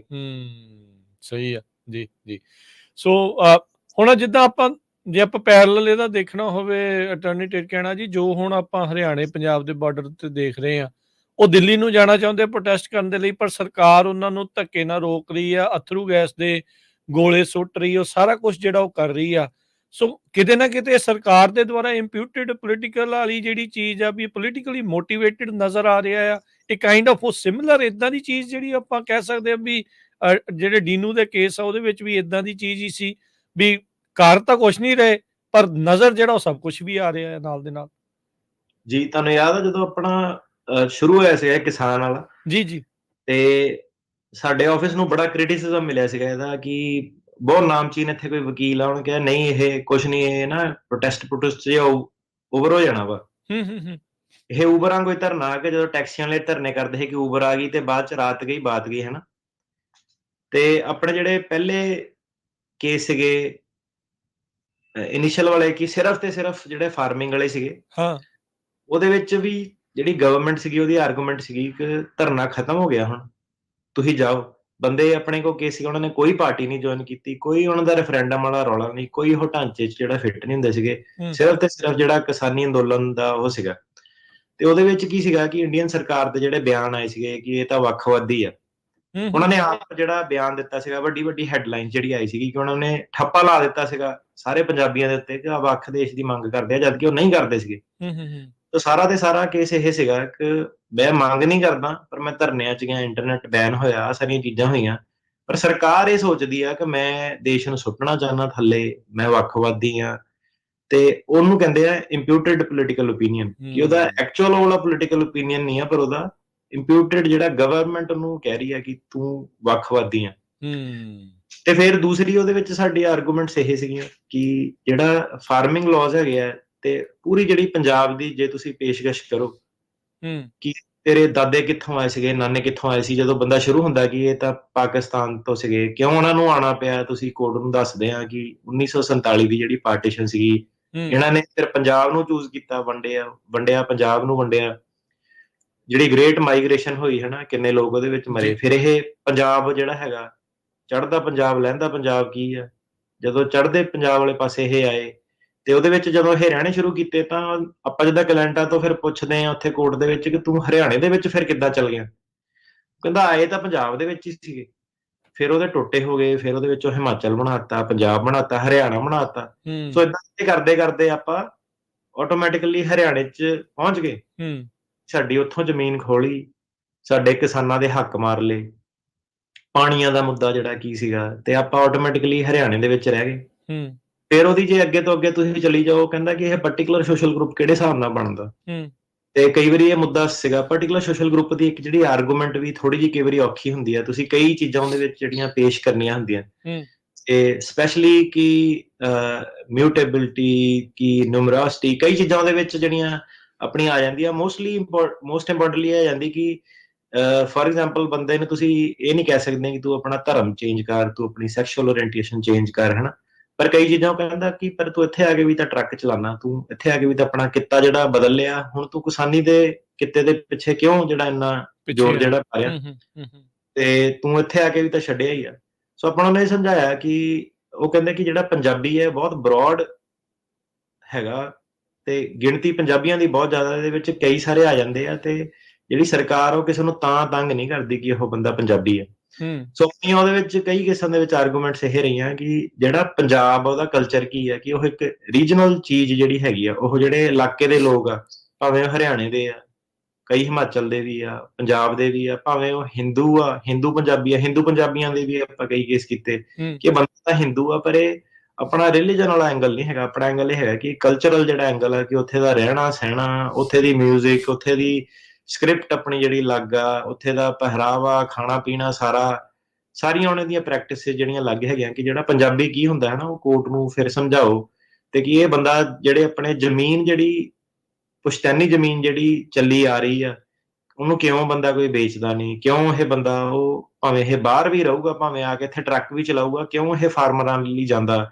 ਆਹ ਇਹਦੀਆਂ ਸੈਨ ਫਰਾਂਸਿਸਕੋ ਦੀਆਂ ਫੋਟੋਆਂ, ਆਹ ਇਹਦੀਆਂ ਨਿਊਯਾਰਕ ਦੀਆਂ ਫੋਟੋਆਂ, ਕਿ ਇਹਦੀ ਜਿਹੜੀ ਫਾਈਟ ਸਿਰਫ ਕਿੱਤੇ ਨੂੰ ਲੈ ਕੇ ਨਹੀਂ ਇਹਦੀ ਫਾਈਟ ਹੈਗੀ, ਇਹ ਕੋਈ ਊਬਰ ਵਾਲਾ ਮਸਲਾ ਨਹੀਂ ਹੈਗਾ ਜਿੱਦਾਂ ਵਕੀਲ ਕਹਿੰਦੇ ਸੀ ਕਿ ਨਹੀਂ ਇਹ ਹੋ ਸਕਦਾ।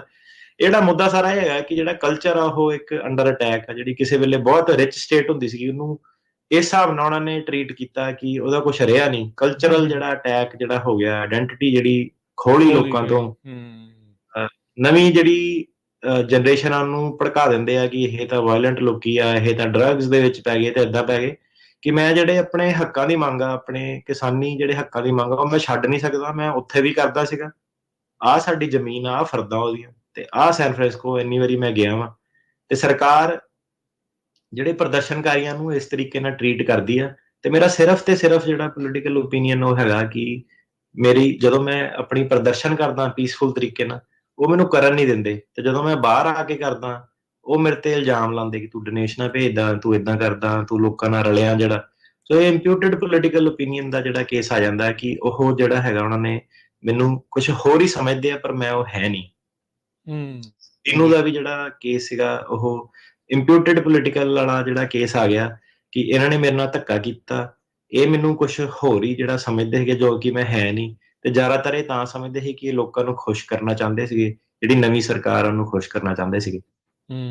ਤੇ ਹੁਣ ਜਿੱਦਾਂ ਉੱਥੇ ਦੇ ਕੰਡੀਸ਼ਨ ਚੇਂਜ ਹੋਏ ਆ ਤੇ ਫਿਰ ਇਹ ਸਾਰਾ ਕੁਝ ਹੋਇਆ ਆ, ਇਹ ਫਾਰਮਰ ਪ੍ਰੋਟੈਸਟ ਆ, ਇਹਦੇ ਵਿੱਚ ਵੀ ਫਿਰ ਉਹੀ ਆਰਗੂਮੈਂਟਸ ਦੇ ਨਵੇਂ ਤੌਰ ਦੇ ਉੱਤੇ ਵੀ ਜਿਹੜੇ ਕੰਟਰੀ ਕੰਡੀਸ਼ਨ ਚੇਂਜ ਦੇ ਜਿਹੜੇ ਉਹ ਲੱਗ ਸਕਦੇ ਆ, ਜਿਨ੍ਹਾਂ ਦੇ ਹੁਣ ਮੋਰੇ ਕੇਸ ਆਉਣਗੇ ਜਾਂ ਜਿਨ੍ਹਾਂ ਦੀ ਥੋੜਾ ਜਿਹਾ ਟੌਪਿਕ ਤੋਂ ਨਾ ਆਪਾਂ ਥੋੜਾ ਜਿਹਾ ਡਿਵੀਏਟ ਹੋ ਗਏ ਆ। ਇਹਦਾ ਤਾਂ ਕਿਸਾਨੀ ਮੁੱਦੇ ਦਾ ਤਾਂ ਇਦਾਂ ਕਿ ਇਹ ਚੱਲਣਾ ਅੱਗੇ, ਸਾਨੂੰ ਜਿੰਨੀ ਮਰਜ਼ੀ ਤੇ ਤਾਂ ਅਨਲਿਮਿਟਿਡ ਆਪਾਂ ਗੱਲ ਜਿਹੜੀ ਕਰ ਸਕਦੇ ਆ, ਕਰਾਂਗੇ ਵੀ, ਕੀਤੀ ਵੀ ਸੀਗੀ ਪਹਿਲਾਂ, ਹਨਾ। ਤੇ ਅੱਜ ਦਾ ਜਿਹੜਾ ਸੀਗਾ ਮੁੱਦਾ ਥੋੜਾ ਜਿਹਾ ਤੋਂ ਹਟ ਕੇ, ਚਲੋ DINU ਵੱਲ ਨੂੰ ਵਾਪਸ ਆਈਏ। ਫਿਰ ਇਹ DINU ਵੱਲੋਂ ਵਾਪਸ ਆਈਏ ਕਿਉਂਕਿ ਫਿਰ ਇਹ ਬੰਦੇ ਨੂੰ ਰਿਸਪੈਕਟ ਦੇਣਾ ਵੀ ਬਣਦਾ ਪੂਰਾ, ਕਿਉਂਕਿ ਇਹਦੀ ਆਪਣੀ ਜੱਦੋਜਹਿਦ ਰਹੀ ਆ।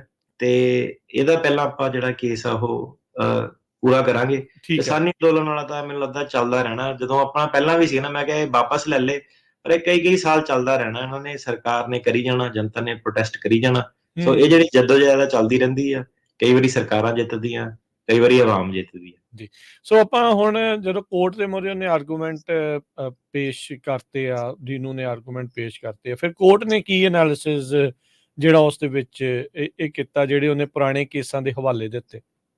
ਉਹਨੇ ਪੁਰਾਣੇ ਕੇਸਾਂ ਦੇ ਹਵਾਲੇ ਦਿੱਤੇ। ਉਹਦਾ ਹਵਾਲਾ ਬੇਸਿਕਲੀ ਇਹੀ ਸੀਗਾ ਕਿ ਜਦੋਂ ਕੋਈ ਵੀ ਰੀਜ਼ਨ ਨਾ ਹੋਵੇ, ਬੇਵਜ੍ਹਾ ਹੀ ਬੰਦੇ ਨੂੰ ਤੰਗ ਕੀਤਾ ਜਾ ਰਿਹਾ ਤੇ ਕੁਝ ਵੀ ਪਤਾ ਨਾ ਲੱਗੇ ਕਿ ਕਿਉਂ ਬੰਦੇ ਨੂੰ ਤੰਗ ਕੀਤਾ ਜਾ ਰਿਹਾ, ਤਾਂ ਆਪਾਂ ਇਹ ਮੰਨ ਕੇ ਚੱਲਾਂਗੇ ਕਿ ਇਹ ਜਿਹੜਾ ਪੋਲੀਟੀਕਲ ਰੀਜ਼ਨ ਕਰਕੇ ਇਹਨੂੰ ਤੰਗ ਕੀਤਾ ਜਾ ਰਿਹਾ। ਤਾਂ ਕੋਰਟ ਸੀਗਾ ਉਹ ਕਹਿੰਦਾ ਕਿ DINU ਜਿਹੜਾ ਸਾਡਾ ਕੇਸ ਉਹਨੂੰ ਬਹੁਤ ਜ਼ਿਆਦਾ ਬਰੋਡ ਤਰੀਕੇ ਨਾਲ ਪੜ ਰਿਹਾ, ਕਿ ਬਹੁਤ ਜ਼ਿਆਦਾ ਹੀ ਉਹਨੇ ਲੀਨੀਅੰਸੀ ਜਿਹੜੀ ਲੈ ਲਈ, ਸਾਡਾ ਕੇਸ ਏਦਾਂ ਨਹੀਂ ਕਹਿੰਦਾ ਹੈਗਾ। ਨਾਈਨਥ ਸਰਕਟ ਕਹਿੰਦਾ ਕਿ ਆਪਾਂ ਕਦੀ ਵੀ ਇਹ ਨਹੀਂ ਆਪਾਂ ਕਿਹਾ ਕਿ ਜੇ ਪੁਲਿਸ ਨੇ ਕਿਸੇ ਨੂੰ ਚਾਰਜ ਨਹੀਂ ਕੀਤਾ ਤੇ ਉਹਦਾ ਮਤਲਬ ਆਟੋਮੈਟਿਕਲੀ ਇਹ ਮੰਨ ਲਿਆ ਜਾਵੇ ਕਿ ਪੋਲੀਟੀਕਲ ਰੀਜ਼ਨ ਹੀ ਹੋਣੇ ਆ। ਨਾਈਨਥ ਸਰਕਟ ਕਹਿੰਦੀ ਇਹ ਚੀਜ਼ ਨਹੀਂ ਆਪਾਂ ਕਹੀ ਇਹਨਾਂ ਕਿਸੇ ਵੀ ਕੇਸਾਂ ਦੇ ਵਿੱਚ। ਨਾਈਨਥ ਸਰਕਟ ਇਹ ਕਹਿੰਦੇ ਕਿ ਜਦ ਇਹ ਜਿਹੜੀ ਪ੍ਰਜ਼ੰਪਸ਼ਨ ਹੈ ਨਾ ਕਿ ਪੋਲੀਟੀਕਲ ਰੀਜ਼ਨ ਕਰਕੇ ਤੰਗ ਕੀਤਾ ਜਾ ਰਿਹਾ, ਇਹ ਉਦੋਂ ਹੀ ਅਰਾਈਜ਼ ਹੁੰਦੀ ਆ ਜਦੋਂ ਇਹ ਕੋਈ ਵੀ ਹੋਰ ਰੀਜ਼ਨ, ਲੌਜੀਕਲ ਰੀਜ਼ਨ ਸਾਡੇ ਸਾਹਮਣੇ ਨਹੀਂ ਆਉਂਦਾ। ਇਹ ਸੰਘਾ ਵਰਸਸ INS ਦਾ ਕੇਸ ਸੀਗਾ 1997 ਦਾ, ਉਹਦੇ ਵਿੱਚ ਇਹ ਜਿਹੜਾ ਤੈਅ ਕੀਤਾ ਸੀਗਾ ਕਿ ਇਹ ਪ੍ਰਜ਼ੰਪਸ਼ਨ ਸਿਰਫ ਉਦੋਂ ਹੀ ਕੀਤੀ ਜਾਊਗੀ ਕਿ ਪੋਲੀਟੀਕਲ ਰੀਜ਼ਨ ਕਰਕੇ ਸਰਕਾਰ ਤੰਗ ਕਰਦੀ ਆ, ਜਦੋਂ ਕੋਈ ਵੀ ਹੋਰ ਲੌਜੀਕਲ ਰੀਜ਼ਨ ਤੁਹਾਡੇ ਦਿਮਾਗ 'ਚ ਨਹੀਂ ਆਉਂਦਾ। ਠੀਕ ਹੈ। ਸੋ ਨਾਈਨਥ ਸਰਕਟ ਕਹਿੰਦੀ ਆ ਕਿ ਉਹਨਾਂ ਕੋਲ ਬਹੁਤ ਸਾਰੇ ਕੇਸ ਉਹਨਾਂ ਨੇ ਪਹਿਲਾਂ ਹੀ ਜਿਹੜੇ ਡਿਸਾਈਡ ਕੀਤੇ ਹੋਏ ਆ ਇਹ ਮੁੱਦਿਆਂ ਤੇ 80s ਦੇ ਵਿੱਚ, 90s ਦੇ ਵਿੱਚ। ਠੀਕ ਹੈ। ਤੇ ਨਾਈਨਥ ਸਰਕਟ ਕਹਿੰਦੀ ਹੈ ਕਿ ਜਿਹੜੀ ਕ੍ਰਿਮੀਨਲ ਇਨਵੈਸਟੀਗੇਸ਼ਨਸ ਹੁੰਦੀਆਂ ਉਹਨਾਂ ਨੂੰ ਬਹੁਤ ਜ਼ਿਆਦਾ ਮਹੀਨੇ ਲੱਗ ਜਾਂਦੇ ਆ, ਕਈ ਵਾਰੀ ਸਾਲ ਵੀ ਲੱਗ ਜਾਂਦੇ ਆ, ਤੇ ਕਈ ਵਾਰੀ ਰਿਪੀਟ ਜਿਹੜਾ ਪੁਲਿਸ ਹੈ ਉਹ ਕੰਟੈਕਟ ਕਰਦੀ ਹੈ ਸਸਪੈਕਟਸ ਦੇ ਨਾਲ, ਵਿਟਨੈਸਸ ਦੇ ਨਾਲ, ਤੇ ਜਿਹੜਾ ਲੈਂਥ ਆਫ ਟਾਈਮ ਕਿ ਇਨਵੈਸਟੀਗੇਸ਼ਨ ਬਹੁਤ ਜ਼ਿਆਦਾ ਦੇਰ ਚੱਲ ਗਈ, ਉਹ ਸਿਰਫ ਕਿ ਐਡਾ ਜ਼ਿਆਦਾ ਲੰਬਾ ਖਿੱਚਤਾ 2 ਸਾਲ ਉਹਨਾਂ ਧੱਕਾ ਕਰਦੇ ਰਹੇ, ਹਰ ਮਹੀਨੇ ਉਹਨੂੰ ਬੁਲਾਇਆ ਆਫਿਸ ਦੇ ਵਿੱਚ, ਪੁਲਿਸ ਥਾਣੇ ਦੇ ਵਿੱਚ, ਉਹਦੀ ਇਨਵੈਸਟੀਗੇਸ਼ਨ ਕੀਤੀ, ਕੁੱਟਿਆ ਮਾਰਿਆ, ਕਿ ਉਹ ਕਹਿੰਦੇ ਕਿ ਜਿਹੜੀ ਕ੍ਰਿਮੀਨਲ ਇਨਵੈਸਟੀਗੇਸ਼ਨ ਆ ਨਾ ਉਹਦੀ ਜਿਹੜੀ ਲੈਂਥ ਆ ਕਿ ਉਹਨੂੰ ਟਾਈਮ ਕਿੰਨਾ ਜ਼ਿਆਦਾ ਲੱਗਦਾ, ਸਿਰਫ ਉਹਦੇ ਬੇਸ ਤੇ, ਸਿਰਫ ਤੇ ਸਿਰਫ ਉਹਦੇ ਬੇਸ ਤੇ ਆਪਾਂ ਨਹੀਂ ਇਹ ਮੰਨ ਕੇ ਚੱਲ ਸਕਦੇ ਕਿ ਪੋਲੀਟੀਕਲ ਰੀਜ਼ਨ ਕਰਕੇ ਤੰਗ ਕਰਦੇ ਆ। ਤੇ ਅਨਲੈਸ ਜਾਣ ਬੁੱਝ ਕੇ ਉਹਨਾਂ ਨੇ ਕੋਈ ਡਿਲੇ ਕੀਤਾ ਹੋਵੇ, ਕਾਰਵਾਈ ਪਾਈ ਹੋਵੇ, ਇਦਾਂ ਦਾ ਕੋਈ ਸਬੂਤ ਹੋਵੇ, ਫਿਰ ਆਪਾਂ ਕੰਸੀਡਰ ਜ਼ਰੂਰ ਕਰ ਸਕਦੇ ਹਾਂ। ਪਰ ਸਿਰਫ ਇਹ ਕਿ ਬਹੁਤ ਜ਼ਿਆਦਾ ਵਾਰੀ ਬੁਲਾਇਆ, ਤੰਗ ਕੀਤਾ, ਉਹ ਇਨ ਇਟਸੈਲਫ ਉਹਦਾ ਮਤਲਬ ਇਹ ਨਹੀਂ ਹੈਗਾ ਕਿ ਪੋਲੀਟੀਕਲ ਰੀਜ਼ਨ ਕਰਕੇ ਉਹਨੂੰ ਤੰਗ ਕਰਦੇ ਆ। ਤੇ ਉਹ ਕਹਿੰਦੇ ਕਿ ਜਿਹੜਾ ਸਵਾਲ ਸਾਡੇ ਮੂਹਰੇ ਕੋਰਟ ਮੂਹਰੇ ਇਹ ਆ, ਸਿਰਫ ਤੇ ਸਿਰਫ ਇਹ ਹੈ ਕਿ ਜਿਹੜਾ ਪਟੀਸ਼ਨਰ ਆ, ਜਿਹੜਾ ਦੀਨੂ ਆ, ਕਿ ਉਹਨੇ ਆਪਣਾ ਜਿਹੜਾ ਬਰਡਨ ਆਫ ਪ੍ਰੂਫ ਉਹਦੇ ਉੱਤੇ ਸੀਗਾ ਕਿ ਪ੍ਰੋਟੈਕਟਡ ਗਰਾਊਂਡ ਥੱਲੇ ਪੋਲੀਟੀਕਲ ਓਪੀਨੀਅਨ ਕਰਕੇ ਤੇਰੇ ਨਾਲ ਧੱਕਾ ਹੋਇਆ, ਨਹੀਂ ਹੋਇਆ, ਉਹ ਸਾਡੇ ਮੂਹਰੇ ਇੱਕ ਸਵਾਲ ਆ। ਤੇ ਤੈਨੂੰ ਇਹ ਸ਼ੋਅ ਕਰਨਾ ਪੈਣਾ ਕਿ ਜਿਹੜੀ ਕ੍ਰਿਮੀਨਲ ਇਨਵੈਸਟੀਗੇਸ਼ਨ ਤੇਰੇ ਉੱਤੇ ਹੋਈ ਸੀਗੀ, ਉਹਦਾ ਕੋਈ ਵੀ ਮਕਸਦ ਨਹੀਂ ਸੀਗਾ।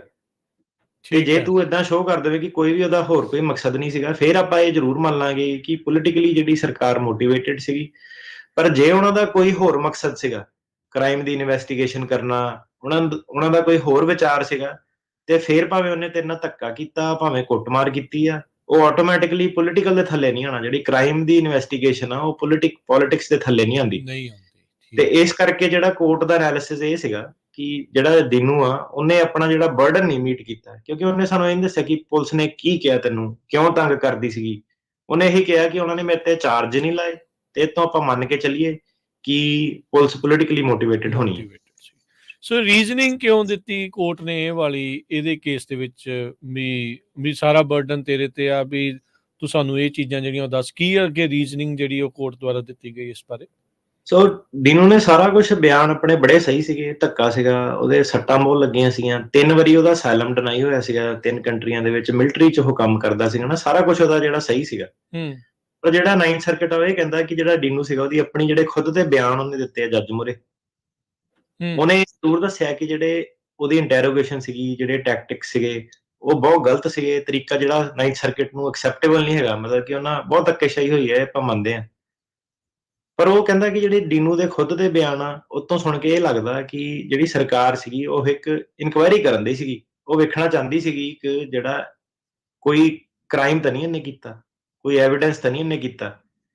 ਤੇ ਸਿਰਫ ਇਹ ਮਸਲਾ ਨਹੀਂ ਸੀਗਾ ਕਿ ਉਹਨੂੰ ਹਰਾਸ ਕਰ ਰਹੇ ਸੀ ਪੋਲੀਟੀਕਲ ਰੀਜ਼ਨ ਕਰਕੇ, ਉਹ ਇਹ ਵੀ ਵੇਖਣਾ ਚਾਹੁੰਦੇ ਸੀਗੇ ਕਿ ਕਿਤੇ ਇਹਨੇ ਵਾਕਈ ਗੋਲੀਆਂ ਤਾਂ ਨਹੀਂ ਚਲਾਈਆਂ। ਤੇ ਜਿਹੜਾ ਦੀਨੂ ਆ, ਉਹ ਖੁਦ ਉਹਨੇ ਜੱਜ ਮੂਹਰੇ ਬਿਆਨ ਦਿੱਤੇ ਆ ਕਿ ਜਿਹੜੀ ਮਿਲਟਰੀ ਸੀਗੀ, ਉਹਨੇ ਸਿਵਿਲੀਅਨਸ ਦੇ ਉੱਤੇ ਕਾਫੀ ਵਾਰੀ ਗੋਲੀਆਂ ਚਲਾਈਆਂ ਜਦੋਂ ਇਹ ਸਾਰੀ ਰੈਵੋਲੂਸ਼ਨ ਚੱਲਦੀ ਸੀਗੀ, ਇਨਕਲੂਡਿੰਗ ਜਿਹੜੇ ਸ਼ਹਿਰ 'ਚ ਉਹ ਰਹਿੰਦਾ, ਕਰੋਵਾ ਸਿਟੀ ਦੇ ਵਿੱਚ, ਉੱਥੇ ਵੀ ਕਾਫੀ ਜਿਹੜੇ ਇਵੈਂਟ ਸੀਗੇ ਰੈਵੋਲੂਸ਼ਨ ਦੇ ਵਿੱਚ, ਜਿਹਦੇ ਵਿੱਚ ਕੀ ਗੋਲੀਆਂ ਚਲਾਈਆਂ ਗਈਆਂ ਸੀਗੀਆਂ ਆਮ ਜਨਤਾ ਦੇ ਉੱਤੇ। ਤੇ ਜਿਹਦੇ ਕਰਕੇ ਕਿ ਜਿਹੜੀ ਜਨਤਾ ਸੀਗੀ ਨਾ, ਉਹ ਬਹੁਤ ਦੁਖੀ ਸੀਗੀ। ਉਹਨਾਂ ਨੇ ਤਖਤਾ ਜਿਹੜਾ ਪਲਟ ਕਰਤਾ, ਤੇ ਉਹ ਚਾਹੁੰਦੀ ਸੀਗੀ ਕਿ ਇਨਸਾਫ ਮਿਲੇ ਤੇ ਫੜੋ ਲੋਕਾਂ ਨੂੰ ਕਿ ਜਿਹਨਾਂ ਨੇ ਵੀ ਧੱਕਾ ਕੀਤਾ। ਜਿੱਦਾਂ ਹੁਣ ਨਾਜ਼ੀ ਜਰਮਨੀ ਜਿਹੜੇ ਸੀਗੇ, ਕਿੱਦਾਂ ਉਹਨਾਂ ਨੇ ਜਾ ਕੇ ਲੱਭ ਕੇ ਜਿਹੜੇ ਲੋਕਾਂ ਨੂੰ ਟ੍ਰਿਬਿਊਨਲਸ ਦੇ ਵਿੱਚ ਸਜ਼ਾ ਦਿੱਤੀ, ਹਨਾ। ਏਦਾਂ ਹੀ ਜਦੋਂ ਤਖਤ ਪਲਟਦਾ ਜਦੋਂ, ਤੇ ਫਿਰ ਕਈਆਂ ਦੀਆਂ ਧੌਣਾਂ ਜਿਹੜੀਆਂ ਉਹ ਕੱਟਦੀਆਂ ਵਾ ਹਮੇਸ਼ਾ। ਹਰੇਕ ਦੇਸ਼ ਦੀ, ਹਰੇਕ ਰਾਜ ਪਾਠ ਦੀ ਇਹ ਰਹੀ ਆ ਕਿ ਲਿਵ ਬਾय ਸੋਰਡ ਯੂ ਡਾਈ ਬਾय ਸੋਰਡ, ਹਨਾ। ਤੇ ਜਿਹੜਾ ਫਿਰ ਸਸਪੀਸ਼ਨ ਹੁੰਦਾ, ਕਿ ਸ਼ੱਕ ਜਿਹੜਾ ਹੁੰਦਾ, ਉਹ ਕੁਦਰਤੀ ਤੌਰ ਤੇ ਜਿਹੜਾ ਵੀ ਬੰਦਾ ਮਿਲਟਰੀ ਦੇ ਵਿੱਚ ਕੰਮ ਕਰਦਾ ਵਾ, ਉਹਦੇ ਉੱਤੇ ਰਹਿਣਾ, ਹਨਾ। ਸੋ ਮਿਲਟਰੀ ਵਾਲਾ ਇਹਦਾ ਗਲਾ ਫਿਰ ਲੋਕ ਜਿਹੜੇ ਆ ਸਭ ਤੋਂ ਪਹਿਲਾਂ ਫੜਦੇ ਆ, ਪੁਲਿਸ ਵਾਲਿਆਂ ਦਾ, ਮਿਲਟਰੀ ਵਾਲਿਆਂ ਦਾ। ਤੇ ਉਹਨਾਂ ਨੇ ਜਿਹੜਾ 9th ਸਰਕਟ ਸੀਗਾ, ਉਹਨੇ ਕਿਹਾ ਕਿ ਜਿਹੜਾ ਲੋ ਲੈਵਲ ਬੰਦੇ ਆਫੀਸਰ ਜਿਹੜੇ ਹੁੰਦੇ ਆ, ਉਹ ਵੀ ਅਕਸਰ ਇਹਦੇ ਘੇਰੇ ਦੇ ਵਿੱਚ ਆ ਜਾਂਦੇ ਆ, ਕਿਉਂਕਿ ਜਿਹੜੇ ਹਾਈ ਲੈਵਲ ਰੈਂਕਿੰਗ ਜਿਹੜੇ ਅਫਸਰ ਆ, ਉਹ ਲੋ ਲੈਵਲ ਰੈਂਕਿੰਗ ਅਫਸਰਾਂ ਨੂੰ ਹੁਕਮ ਦਿੰਦੇ ਆ। ਤੇ ਜਿਹੜੇ ਜ਼ਿਆਦਾਤਰ ਇਹ ਲੋਕਾਂ ਉੱਤੇ ਗੋਲੀਬਾਰੀ ਕੀਤੀ ਜਾਂਦੀ ਹੈ, ਲੋ ਲੈਵਲ ਜਿਹੜੇ ਅਫਸਰ ਆ, ਉਹ ਵੀ ਕਰਦੇ ਆ। ਜਿਹੜਾ ਦੀਨੂ ਸੀਗਾ, ਉਹ ਇੱਕ ਨਾਨ ਕਮਿਸ਼ਨਡ ਆਫੀਸਰ ਸੀਗਾ, ਤੇ ਇਹ ਕਲੇਮ ਕਰਦਾ ਕਿ ਇਹ ਕਰੋਵਾ ਦੇ ਵਿੱਚ ਨਹੀਂ ਸੀਗਾ, ਇਹ ਉਦੋਂ 100 ਕਿਲੋਮੀਟਰ ਦੂਰ ਸੀਗਾ, ਤੇ ਉਹ ਪਾਰਟਿਸਿਪੇਟ ਨਹੀਂ ਕਰ ਸਕਦਾ ਸੀਗਾ। ਪਰ ਜਦੋਂ ਇਹਨੂੰ ਜੱਜ ਨੇ ਪੁੱਛਿਆ ਕਿ ਪੁਲਿਸ ਨੇ ਤੈਨੂੰ ਹੀ ਕਿਉਂ ਸਿਲੈਕਟ ਕੀਤਾ ਸਾਰਿਆਂ ਚੋਂ, ਹਨਾ, ਤੇ ਦੀਨੂ ਦਾ ਜਵਾਬ, ਜਿਹੜੀ ਇਹਨੂੰ ਇੱਕ ਲਾਈਨ ਜਿਹੜੀ ਇਹਨੂੰ ਮਾਰ ਗਈ ਐਡੇ ਵੱਡੇ ਕੇਸ ਨੂੰ। ਜੇ ਤੁਸੀਂ ਸਾਰੇ ਕੇਸ ਦਾ ਜਿਹੜਾ ਐਨਾਲਿਸਿਸ ਕਰੋ, ਤਾਂ ਇਹਦੇ ਟੈਸਟੀਮਨੀ ਮੈਂ ਵੇਖੀ, ਸਾਰੀ ਕੇਸ ਇਹਦੇ ਜਾ ਕੇ ਦੇਖੇ, ਟ੍ਰਾਂਸਕ੍ਰਿਪਟ, ਇਹਦੇ ਵਿੱਚ ਇਹ ਸੀਗਾ ਕਿ ਇਹ ਕਹਿੰਦਾ ਕਿ ਇਹਨੇ ਆਪਣਾ ਬਿਆਨ ਦਿੱਤਾ ਕਿ ਇਹਨੂੰ ਲੱਗਦਾ ਕਿ ਪੁਲਿਸ ਇਹਨੂੰ ਤਾਂ ਕਰਕੇ ਲੱਭਦੀ ਆ ਕਿਉਂਕਿ ਕਈ ਲੋਕ ਜਿਹੜੇ ਸੀਗੇ, ਉਹਨਾਂ ਨੇ ਵਾਕਈ ਗੋਲੀਆਂ ਚਲਾਈਆਂ ਸੀਗੀਆਂ, ਪਰ ਉਹ ਮੇਰੇ ਤੇ ਇਲਜ਼ਾਮ ਲਾ ਰਹੇ ਸੀਗੇ ਉਹ ਵਾਲੇ ਜਿਹੜੇ ਮੈਂ ਕੀਤੀਆਂ ਨਹੀਂ ਚੀਜ਼ਾਂ, ਕਿਉਂਕਿ ਉਹਨਾਂ ਨੇ ਸ਼ਾਇਦ ਲੋਕਾਂ ਮੂਹਰੇ ਜਾਂ ਨਵੀਂ ਸਰਕਾਰ ਮੂਹਰੇ ਆਪਣੇ ਨੰਬਰ ਬਣਾਉਣੇ ਸੀਗੇ, ਜਸਟੀਫਾਈ ਕਰਨਾ ਸੀਗਾ ਕਿ ਆਪਾਂ ਦੋਸ਼ੀਆਂ ਨੂੰ ਫੜ ਲਿਆ। ਤੇ ਕਿਉਂਕਿ ਉਹਨਾਂ ਨੇ ਗਵਰਨਮੈਂਟ ਨੂੰ ਦੱਸਣਾ ਸੀਗਾ ਕਿ ਉਹਨਾਂ ਨੇ ਆਪਣੀ ਨੌਕਰੀ ਕੀਤੀ ਆ ਪੂਰੇ ਤਰੀਕੇ ਨਾਲ, ਉਹਨਾਂ ਨੇ ਲੋਕਾਂ ਨੂੰ ਹੁਣ ਇਨਵੈਸਟੀਗੇਟ ਕਰਨਾ ਸ਼ੁਰੂ ਕੀਤਾ, ਤੇ ਤਾਂ ਕਰਕੇ ਸ਼ਾਇਦ ਉਹਨਾਂ ਨੇ ਮੈਨੂੰ ਸਿੰਗਲ ਆਊਟ ਕਰ ਲਿਆ ਤੇ ਤਾਂ ਕਰਕੇ ਮੈਨੂੰ ਉਹਨਾਂ ਨੇ ਇਨਵੈਸਟੀਗੇਟ ਕਰਨਾ ਸ਼ੁਰੂ ਕਰਤਾ। ਸੋ ਇਹ ਕੇਸ ਦੇ ਵਿੱਚ ਡੀਨੂ ਦੀ ਆ ਜਿਹੜੀ ਇੱਕ ਲਾਈਨ ਜਿਹੜੀ ਸੀਗੀ, ਉਹਨੇ ਇਹਦਾ ਕੇਸ ਜਿਹੜਾ ਵਿਗਾੜਤਾ। ਕਿਉਂਕਿ ਇਹਨੇ ਇੱਕ ਰੀਜ਼ਨ ਦੇ ਦਿੱਤਾ ਜੱਜ ਨੂੰ ਕਿ ਉਹ ਸਰਕਾਰ ਜਿਹੜੀ ਸੀਗੀ, ਪੁਲਿਸ ਸੀਗੀ ਰੋਮੇਨੀਆ ਦੀ, ਉਹ ਤੇਰੀ ਇਨਵੈਸਟੀਗੇਸ਼ਨ ਕਰਨ ਦੀ ਸੀਗੀ ਕ੍ਰਾਈਮ ਦੀ। ਸੋ ਮਤਲਬ ਇੱਕ ਰੀਜ਼ਨ ਸੀਗਾ ਉਹਨਾਂ ਕੋਲ ਇਨਵੈਸਟੀਗੇਟ ਕਰਨ ਦਾ। ਤੈਨੂੰ ਏਦਾਂ ਨਹੀਂ ਕਿ ਉਹ ਬਿਨਾਂ ਮਤਲਬ ਦੇ ਤੈਨੂੰ ਤੰਗ ਕਰਦੇ ਸੀਗੇ। ਸੰਘਾ ਵਰਸਸ INS ਓਰਟੀਜ਼ ਵਾਲਾ ਜਿਹੜਾ ਕੇਸ ਸੀਗਾ, ਉਹਦੇ ਵਿੱਚ 9th ਸਰਕਟ ਨੇ ਇਹ ਕਿਹਾ ਸੀ ਕਿ ਜੇ ਕੋਈ ਵੀ ਲੌਜੀਕਲ ਰੀਜ਼ਨ ਨਾ ਹੋਵੇ ਤੇ ਤਾਂ ਤੈਨੂੰ ਪੁਲਿਸ ਤੰਗ ਕਰਦੀ ਆ, ਤੇ ਸਾਨੂੰ ਕੋਈ ਵੀ ਰੀਜ਼ਨ ਨਾ ਲੱਭੇ ਤਾਂ ਆਪਾਂ ਮੰਨ ਕੇ ਚੱਲਾਂਗੇ ਕਿ ਉਹ ਪੋਲੀਟੀਕਲੀ ਮੋਟੀਵੇਟਡ ਆ। ਪਰ ਤੇਰੇ ਕੇਸ ਦੇ ਵਿੱਚ ਜਿਹੜੀ ਇਹਨੇ ਆਹ ਇੱਕ ਲਾਈਨ ਬੋਲੀ, ਇਹਦਾ ਸਾਰਾ ਕੇਸ ਜਿਹੜਾ ਲੈ ਡੁੱਬੀ। ਤੇ ਜਿਹੜਾ ਡੀਨੂ ਸੀਗਾ, ਇਹਨੇ ਫਿਰ ਅੱਗੇ ਵੀ ਕਿਹਾ ਕਿ ਇਹ ਪਬਲਿਕਲੀ ਨੋਨ ਆ ਕਿ ਜਿਹੜੀਆਂ ਅਥਾਰਟੀ ਸੀਗੀਆਂ, ਉਹਨਾਂ ਨੇ ਕਨਕਲੂਡ ਆਲਰੇਡੀ ਕੀਤਾ ਸੀਗਾ ਕਿ ਮਿਲਟਰੀ ਵਾਲਿਆਂ ਨੇ ਗੋਲੀਆਂ ਚਲਾਈਆਂ। ਹਰੇਕ ਬੰਦਾ ਇਹ ਮੰਨਦਾ ਸੀਗਾ ਕੰਟਰੀ ਦੇ ਵਿੱਚ ਕਿ ਜਿਹੜਾ ਵੀ ਬੰਦਾ ਮਿਲਟਰੀ ਤੇ ਰਿਹਾ ਵਾ, ਉਹਨਾਂ ਨੇ ਆਪ ਉਹਨਾਂ ਨੂੰ ਗੋਲੀਆਂ ਚਲਾਉਂਦੇ ਵੇਖਿਆ, ਹਨਾ। ਤੇ ਤਾਂ ਕਰਕੇ ਜਿਹੜੀ ਇਹ ਇਨਵੈਸਟੀਗੇਸ਼ਨ ਸੀਗੀ, ਇਹਦਾ ਇੱਕ ਰੀਜ਼ਨ ਬਣਦਾ ਸੀਗਾ। 9th ਸਰਕਟ ਕਹਿੰਦੇ ਕਿ ਆਪਾਂ ਮੰਨ ਲੈਂਦੇ ਹਾਂ ਕਿ ਜਿਹੜਾ ਪੁਲਿਸ ਉਹਨੇ ਧੱਕਾ ਤੇਰੇ ਨਾਲ ਕੀਤਾ, ਮੈਥਡ ਜਿਹੜੇ ਉਹਨਾਂ ਦੇ ਨਹੀਂ ਸਹੀ ਸੀਗੇ, ਪਰ ਇੱਕ ਉਹਨਾਂ ਕੋਲ ਰੀਜ਼ਨ ਫਿਰ ਵੀ ਸੀਗਾ। ਤੇ ਫਿਰ ਉਹਨੇ ਕੋਰਟ ਨੇ ਕਿਹਾ ਕਿ ਜਦੋਂ ਜੱਜ ਨੇ ਇਹਨੂੰ ਪੁੱਛਿਆ ਕਿ ਤੂੰ ਤਾਂ ਇੱਕ ਬਹੁਤ ਛੋਟਾ ਜਿਹਾ ਸਿਪਾਹੀ ਆ, ਤੈਨੂੰ ਹੀ ਕਿਉਂ ਉਹਨਾਂ ਨੇ ਸਿਲੈਕਟ ਕੀਤਾ।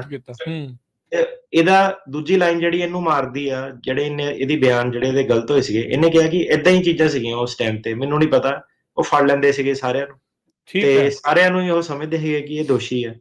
ਤੇ ਜਿਹੜੇ ਹਾਇਰ ਰੈਂਕ ਅਫੀਸ਼ੀਅਲ ਸੀਗੇ, ਉਹ ਆਪਣੇ ਪੈਸੇ ਪੂਸੇ ਦੇ ਕੇ ਬਾਹਰ ਚਲ ਜਾਂਦੇ ਸੀਗੇ, ਬਚ ਜਾਂਦੇ ਸੀਗੇ। ਤੇ ਸਾਡੇ ਵਰਗੇ ਜਿਹੜੇ ਸਿਪਾਹੀ ਆ, ਉਹ ਫੜ ਹੋ ਜਾਂਦੇ ਸੀਗੇ। ਤੇ ਉਹ ਕਿਸੇ ਨੂੰ ਵੀ ਉਹ ਦੇਖਣਾ ਚਾਹੁੰਦੇ ਸੀਗੇ ਕਿ ਸਾਰਿਆਂ ਨੂੰ ਬੁਰੇ ਤਰੀਕੇ ਨਾਲ ਉਹਨਾਂ ਦੀ ਤਫਤੀਸ਼ ਕਰਦੇ ਸੀਗੇ ਕਿ ਦੇਖੀਏ ਕਿ ਇਹ ਕਿਤੇ ਗਿਲਟੀ ਤਾਂ ਨਹੀਂ ਹੈਗਾ। ਸੋ ਡੀਨੂ ਨੇ ਜਿਹੜੀਆਂ 2 ਲਾਈਨਾਂ ਬੋਲੀਆਂ, ਇਹਦੇ ਕਰਕੇ ਇਹਨੇ ਆਪਣਾ ਸਾਰਾ ਕੇਸ ਜਿਹੜਾ ਖਰਾਬ ਕਰ ਲਿਆ। ਤੇ ਇਹਨੇ ਕਿਹਾ ਕਿ ਜਿਹੜਾ 9th ਸਰਕਟ ਆ, ਉਹ ਕਹਿੰਦਾ ਕਿ ਜਿਹੜਾ ਹਰਨੈਂਡੋ ਓਰਟੀਜ਼ ਦਾ ਕੇਸ ਆ, ਉਹ ਡਿਫਰੈਂਟ ਆ ਕਿਉਂਕਿ ਉਹਦੇ ਵਿੱਚ ਕੋਈ ਰੀਜ਼ਨ ਨਹੀਂ ਸੀਗਾ ਸਰਕਾਰ ਕੋਲ, ਪਰ ਇਹਦੇ ਕੇਸ ਦੇ ਵਿੱਚ ਜਿਹੜਾ ਰੀਜ਼ਨ ਜਿਹੜਾ ਸੀਗਾ। ਸੋ ਫਿਰ ਡੀਨੂ ਨੇ ਇਸ ਜਿਹੜੀ ਰੀਜ਼ਨਿੰਗ ਹੈ ਕੋਰਟ ਦੀ, ਇਹਦੇ ਉਲਟ ਕੀ ਆਰਗੂਮੈਂਟ ਜਿਹੜੇ ਉਹ ਦਿੱਤੇ, ਕੀ ਕਿੱਦਾਂ ਆਰਗੂ ਕੀਤਾ ਇਹਨੇ ਜਾਂ ਇਹਦੇ ਵਕੀਲਾਂ ਨੇ? ਸੋ ਡੀਨੂ ਦੇ ਮਤਲਬ ਮੇਰੀ ਹੁਣ ਇਹ ਅੰਡਰਸਟੈਂਡਿੰਗ ਆ ਕਿ ਮੈਂ ਹੁਣ ਓਬਵੀਅਸਲੀ ਉੱਥੇ ਨਹੀਂ ਸੀਗਾ ਕੀ ਆ ਕਿੱਦਾਂ, ਹਨਾ। ਆਪਣੀ ਬਹਿ ਕੇ ਓਪੀਨੀਅਨ ਦੇਣਾ ਬੜਾ ਸੌਖਾ ਹੁੰਦਾ ਇੱਥੋਂ ਦੀ ਕੰਪਿਊਟਰ ਮੂਹਰੇ।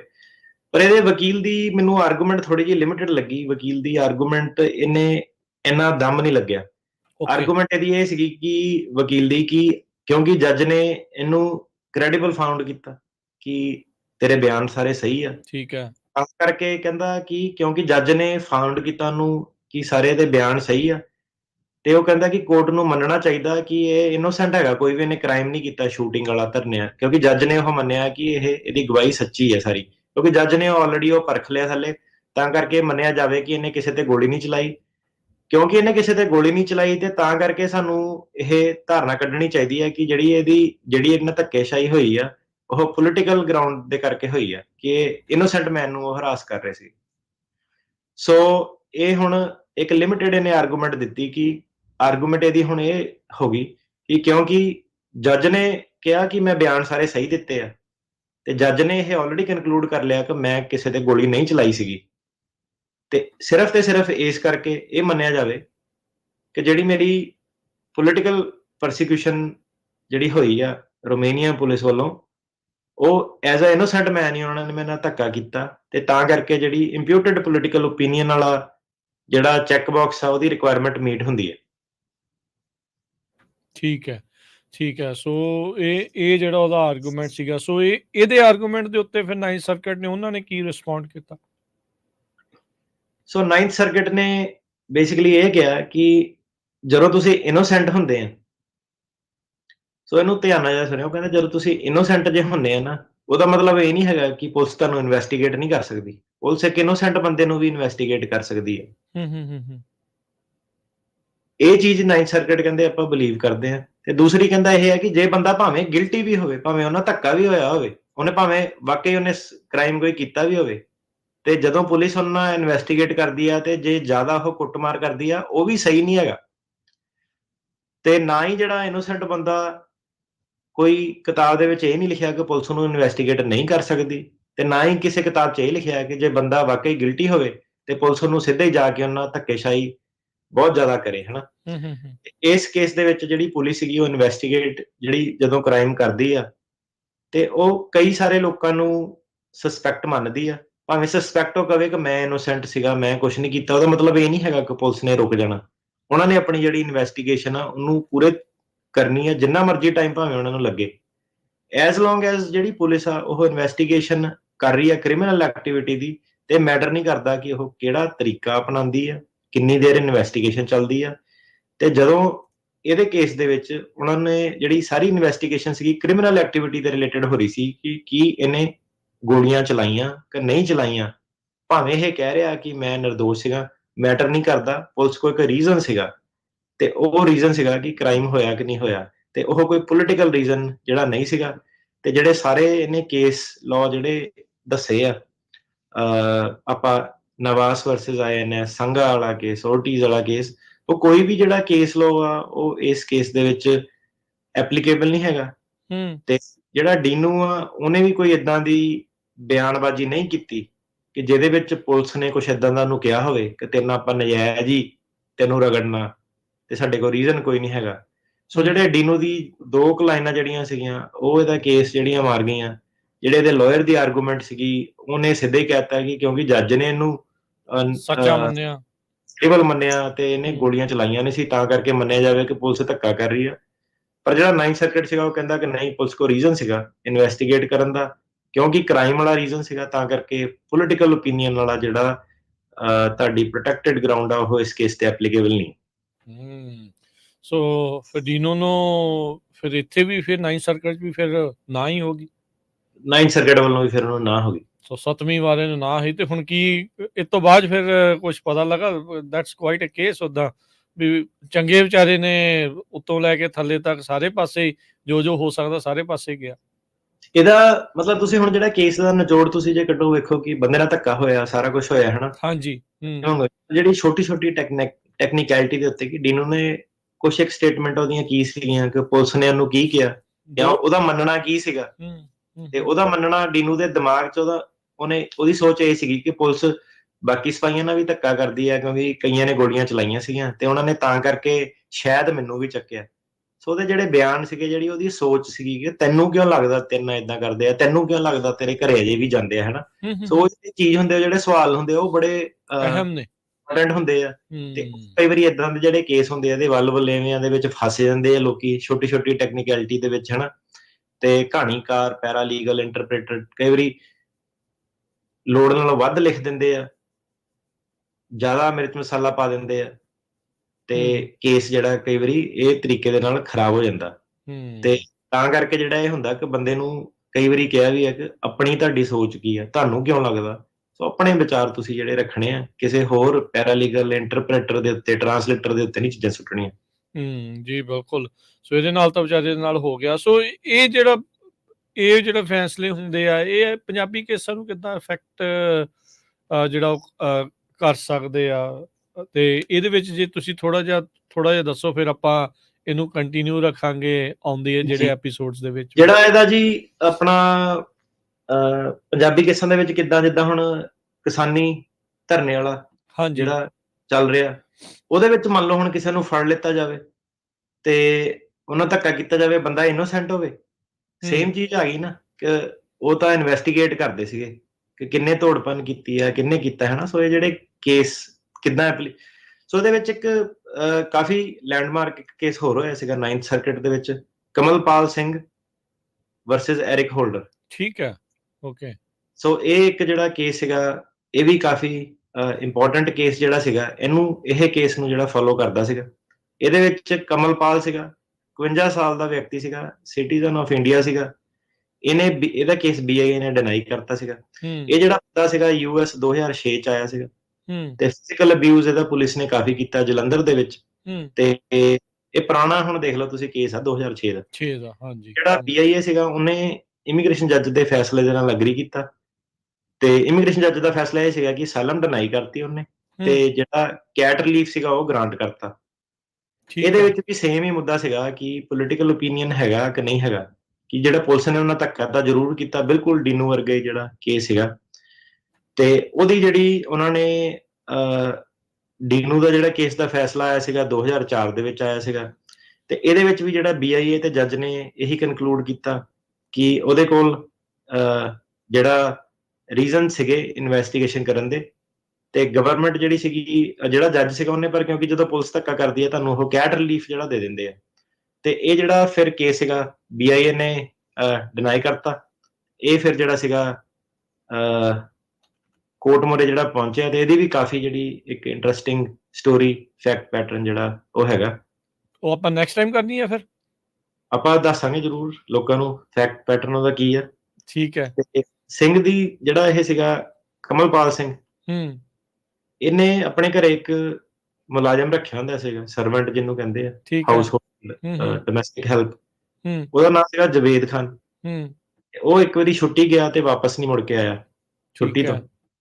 ਜਿਹੜਾ ਜਵੇਦ ਖਾਨ ਸੀਗਾ, ਇਹਨੂੰ ਸਿੰਘ ਨੂੰ ਕਿਸੇ ਇਹਦੇ ਹੋਰ ਸੱਜਣ ਮਿੱਤਰ ਸੀਗਾ, ਉਹਦੇ ਅੱਗੋਂ ਕੋਈ ਕੰਮ ਕਰਦਾ ਸੀਗਾ, ਤੇ ਉਹ ਵਾਲੇ ਡੋਮੈਸਟਿਕ ਹੈਲਪਰ ਨੇ ਰეკਮੈਂਡ ਕੀਤਾ ਸੀਗਾ ਕਿ ਜਵੇਦ ਖਾਨ ਨੂੰ ਰੱਖ ਲਾ, ਵਧੀਆ ਇਹ ਕੰਮ ਜਿਹੜਾ ਉਹ ਕਰਦਾ। ਠੀਕ ਹੈ। ਤੇ ਜਿਹੜਾ ਜਵੇਦ ਖਾਨ ਸੀਗਾ, ਇਹ ਸਿੰਘ ਦੀ ਮਾਂ ਦੀ ਕੇਅਰ ਕਰਦਾ ਸੀਗਾ, ਬੱਚਿਆਂ ਨੂੰ ਸਕੂਲ ਵਗੈਰਾ ਛੱਡਦਾ ਸੀਗਾ, ਲਿਆਂਦਾ ਸੀਗਾ, ਹੋਰ ਜਿਹੜੇ ਘਰ ਦੇ ਛੋਟੇ ਮੋਟੇ ਕੰਮ ਕਰਦਾ ਸੀਗਾ, ਕੁਕਿੰਗ ਵਗੈਰਾ ਕਰਦਾ ਸੀਗਾ। ਉਹ ਪਤਾ ਹੀ ਆ ਸਾਰਿਆਂ ਨੂੰ ਹਨਾ, ਇੰਡੀਆ 'ਚ ਕਿੱਦਾਂ ਸਿਸਟਮ ਜਿਹੜਾ ਚੱਲਦਾ। ਤੇ ਸਿੰਘ ਕਹਿੰਦਾ ਕਿ ਜਦੋਂ ਇਹਨੇ ਹਾਇਰ ਕੀਤਾ ਜਵੇਦ ਖਾਨ ਨੂੰ, ਤੇ ਜਵੇਦ ਖਾਨ ਜਿਹੜਾ ਸੀਗਾ ਬਹੁਤ ਇੱਕ ਨਾਈਸ ਬੰਦਾ ਨੂੰ ਲੱਗਿਆ, ਕਦੀ ਕਿਸੇ ਨਾਲ ਇਹਨੇ ਉੱਚਾ ਨੀਵਾਂ ਨਹੀਂ ਬੋਲਿਆ, ਕਦੀ ਇਹਨੇ ਕਿਸੇ ਨਾਲ ਬੈਡ ਲੈਂਗੁਏਜ ਨਹੀਂ ਵਰਤੀ। ਤੇ ਉਹ ਕਹਿੰਦਾ ਖਾਨ ਨੂੰ ਪਰ ਨਾ ਮਿਲਣ ਕਈ ਲੋਕ ਜਿਹੜੇ ਘਰੇ ਉਹਦੇ ਆਉਂਦੇ ਸੀਗੇ, ਕਈ ਵਾਰੀ ਉਹਦੇ ਸੱਜਣ ਮਿੱਤਰ ਆਉਂਦੇ ਸੀਗੇ, ਕਈ ਵਾਰੀ ਉਹਦੇ ਰਿਸ਼ਤੇਦਾਰ ਆਉਂਦੇ ਸੀਗੇ। ਤੇ ਜੰਮੂ ਕਸ਼ਮੀਰ ਦਾ ਸੀਗਾ ਇਹ, ਤੇ ਜੰਮੂ ਕਸ਼ਮੀਰ ਤੋਂ ਜਿਹੜਾ ਇਹਦੇ ਕੋਲ ਆਉਂਦੇ ਸੀਗੇ। ਤੇ ਇਹ ਜਿਹੜੇ ਵਿਜ਼ਿਟ ਇਹਦੇ ਹੁੰਦੀ ਸੀਗੀ, ਤੇ ਖਾਨ ਜਿਹੜਾ ਸੀਗਾ ਕਈ ਵਾਰੀ ਉਹ ਆਪਣੇ ਘਰ ਵੀ ਜਾਂਦਾ ਸੀਗਾ, ਤੇ ਹਫ਼ਤੇ ਤੋਂ 10 ਦਿਨ ਤੱਕ ਇਹ ਕਈ ਵਾਰੀ ਛੁੱਟੀ ਲੈ ਕੇ ਜਿਹੜਾ ਆਪਣੇ ਘਰੇ ਜਾਂਦਾ ਹੁੰਦਾ ਸੀਗਾ। ਤੇ 2 ਸਾਲ ਜਦੋਂ ਇਹਦੇ ਹੋ ਗਏ ਪੂਰੇ 2 ਸਾਲ ਇਹ ਕੰਮ ਕਰਦਾ ਰਿਹਾ, ਇੱਕ ਵਾਰੀ ਫਿਰ ਇਹ ਛੁੱਟੀ ਗਿਆ, ਤੇ ਉਦੋਂ ਫਿਰ ਇਹ ਵਾਪਸ ਨਹੀਂ ਆਇਆ। ਅੱਛਾ, ਮੁੜ ਕੇ ਨਹੀਂ ਵਾਪਸ ਆਇਆ। ਜਦੋਂ ਇਹ ਮੁੜ ਕੇ ਵਾਪਸ ਨਹੀਂ ਆਇਆ, ਤੇ ਉਹਦੇ ਜਾਣ ਤੋਂ ਬਾਅਦ ਮਈ 2006 ਦੇ ਵਿੱਚ ਇਹਦੇ ਘਰੇ ਪੁਲਿਸ ਆਈ, ਤੇ ਪੁਲਿਸ ਨੇ ਉਹਨੂੰ 4:30 ਵਜੇ ਜਿਹੜਾ ਸਵੇਰੇ ਸੀਗਾ ਅਰੈਸਟ ਕਰ ਲਿਆ ਸਵੇਰੇ। ਠੀਕ ਹੈ। 4 ਪੁਲਿਸ ਵਾਲਿਆਂ ਨੇ ਇਹਨੂੰ ਫੜ ਲਿਆ, ਪੁਲਿਸ ਸਟੇਸ਼ਨ ਲੈ ਗਏ, ਉੱਥੇ ਇਹਨਾਂ ਨੇ 2 ਦਿਨ ਕਮਲਪਾਲ ਨੂੰ ਡੱਕ ਕੇ ਰੱਖਿਆ। ਉਹਦੀ ਇੰਟੈਰੋਗੇਸ਼ਨ ਕੀਤੀ ਖਾਨ ਦੇ ਰਿਲੇਟਡ, ਕਿ ਜਵੇਦ ਖਾਨ ਕੌਣ ਆ, ਕਿਵੇਂ ਆ, ਤੈਨੂੰ ਪਤਾ ਉਹ ਕਸ਼ਮੀਰ ਤੋਂ ਆ, ਕਸ਼ਮੀਰੀ ਉਗਰਵਾਦੀ ਆ ਉਹ। ਤੇ ਉਹਨਾਂ ਨੇ ਉੱਤੇ ਇਲਜ਼ਾਮ ਲਾਏ ਕਿ ਇਹ ਉਗਰਵਾਦੀਆਂ ਦੀ ਜਿਹੜੀ ਹੈਲਪ ਕਰਦਾ, ਤੇ ਜਾਣਬੁੱਝ ਕੇ ਇਹਨੇ ਜਿਹੜਾ ਜਵੇਦ ਖਾਨ ਨੂੰ ਨੌਕਰੀ ਜਿਹੜੀ ਦਿੱਤੀ ਸੀਗੀ, ਪਤਾ ਸੀਗਾ ਇਹਨੂੰ ਕਿ ਇਹਦੇ ਕਨੈਕਸ਼ਨ ਹੈਗੇ ਆ ਟੈਰਰਿਸਟ ਨਾਲ। ਠੀਕ ਹੈ। ਇਹ ਦੋਸ਼ ਲਾਤੇ ਕਮਲਪਾਲ ਤੇ, ਉਹਨੇ ਸਿੰਘ ਨੂੰ ਪੁੱਛਿਆ ਕਿ ਤੂੰ ਸਾਨੂੰ ਦੱਸ ਕੀ ਇਹਦੀ ਗਤੀਵਿਧੀਆਂ ਨੇ ਪਲਾਨ ਕੀਤੀਆਂ, ਤੇ ਉਹਨਾਂ ਸਿੰਘ ਨੂੰ ਗੱਦਾਰ ਦਾ ਉੱਤੇ ਇਲਜ਼ਾਮ ਲਾਇਆ, ਤੇ ਕਿਹਾ ਕਿ ਸਿੰਘ ਜਿਹੜਾ ਹੈਗਾ ਸਰਕਾਰ ਦੇ ਖਿਲਾਫ ਜਿਹੜਾ ਕੰਮ ਕਰਦਾ। ਜਿਹੜੀ ਪੁਲਿਸ ਸੀਗੀ ਉਹਨੇ ਸਿਰਫ ਕੁਐਸਚਨਿੰਗ ਆਨਸਰਿੰਗ ਤੇ ਨਹੀਂ ਆਪਣੇ ਆਪ ਨੂੰ ਲਿਮਿਟ ਰੱਖਿਆ, ਉਹਨਾਂ ਨੇ ਸਿੰਘ ਨਾਲ ਫਿਜ਼ੀਕਲ ਜਿਹੜਾ ਅਬਿਊਜ਼ ਵੀ ਕੀਤਾ, ਨਾਲ ਪੱਟੇ, ਉਹਨੂੰ ਥੱਪੜ ਮਾਰੇ, ਧੱਕਾ ਮਾਰਿਆ, ਜ਼ਮੀਨ ਤੇ ਲੰਮੇ ਪਾਇਆ, ਉਹਦੇ ਧੌਣ ਦੇ ਉੱਤੇ ਗੋਡਾ ਰੱਖਿਆ, ਸਵਾਲ ਜਵਾਬ ਉਹ ਕੋ ਬਹੁਤ ਕੀਤੇ, ਟੌਰਚਰ ਕੀਤਾ ਉਹਨੂੰ, ਜਿਹੜਾ ਬਾਂਸ ਦਾ ਇੱਕ ਡੰਡਾ ਹੁੰਦਾ ਉਹਦੇ ਨਾਲ ਕੁੱਟਿਆ, ਤੇ ਲੈਦਰ ਦੀ ਬੈਲਟ ਦੇ ਨਾਲ ਉਹਨੂੰ ਕੁੱਟਿਆ। ਪੁਲਿਸ 10 ਤੋਂ 15 ਮਿੰਟ ਉਹਨੂੰ ਕੁੱਟਦੀ ਸੀਗੀ ਐਟ ਅ ਟਾਈਮ, ਤੇ ਫਿਰ ਉਸ ਤੋਂ ਬਾਅਦ ਫੇਰ ਆਉਂਦੀ ਸੀ, ਫਿਰ ਉਹਦੀ ਇੰਟਰੋਗੇਸ਼ਨ ਜਿਹੜੀ ਉਹ ਹੁੰਦੀ ਸੀਗੀ। ਤੇ ਸਿੰਘ ਨੇ ਫਿਰ ਉਹਨੂੰ ਅਲਟੀਮੇਟਲੀ, ਜਦੋਂ ਕੁਛ ਨਹੀਂ ਉਹਦੇ ਕੋਲ ਇਨਫੋਰਮੇਸ਼ਨ ਸੀਗੀ ਨਹੀਂ ਕੋਈ, ਤੇ ਸਿੰਘ ਨੇ ਜਦੋਂ ਕਨਵਿੰਸ ਹੋ ਗਏ ਕਿ ਸਿੰਘ ਕੋਲ ਕੋਈ ਇਨਫੋਰਮੇਸ਼ਨ ਨਹੀਂ ਹੈਗੀ ਹੈ, ਤੇ ਉਹਨੇ ਜਿਹੜੇ ਉਸ ਤੋਂ ਬਾਅਦ ਵੀ, ਸੋ ਆਹ ਚੀਜ਼ ਹੁਣ ਇੱਥੇ ਜਿਹੜੀ ਇੰਪੋਰਟੈਂਟ ਆ, ਕਿ ਜਦੋਂ ਉਹਨੇ ਕਨਵਿੰਸ ਵੀ ਉਹਨੂੰ ਕਰ ਲਿਆ, ਤੇ ਅਫਸਰ ਜਿਹੜੇ ਸੀਗੇ ਉਹਨੇ ਉਹਦੀ ਪੈਂਟ ਖੋਲ ਕੇ ਉਹਨੂੰ ਪੁੱਠਾ ਲਟਕਾ ਦਿੱਤਾ ਪੁਲੀ ਬਣਾ ਕੇ, ਜਦ ਤੱਕ ਉਹ ਬੇਹੋਸ਼ ਨਹੀਂ ਹੋ ਗਿਆ।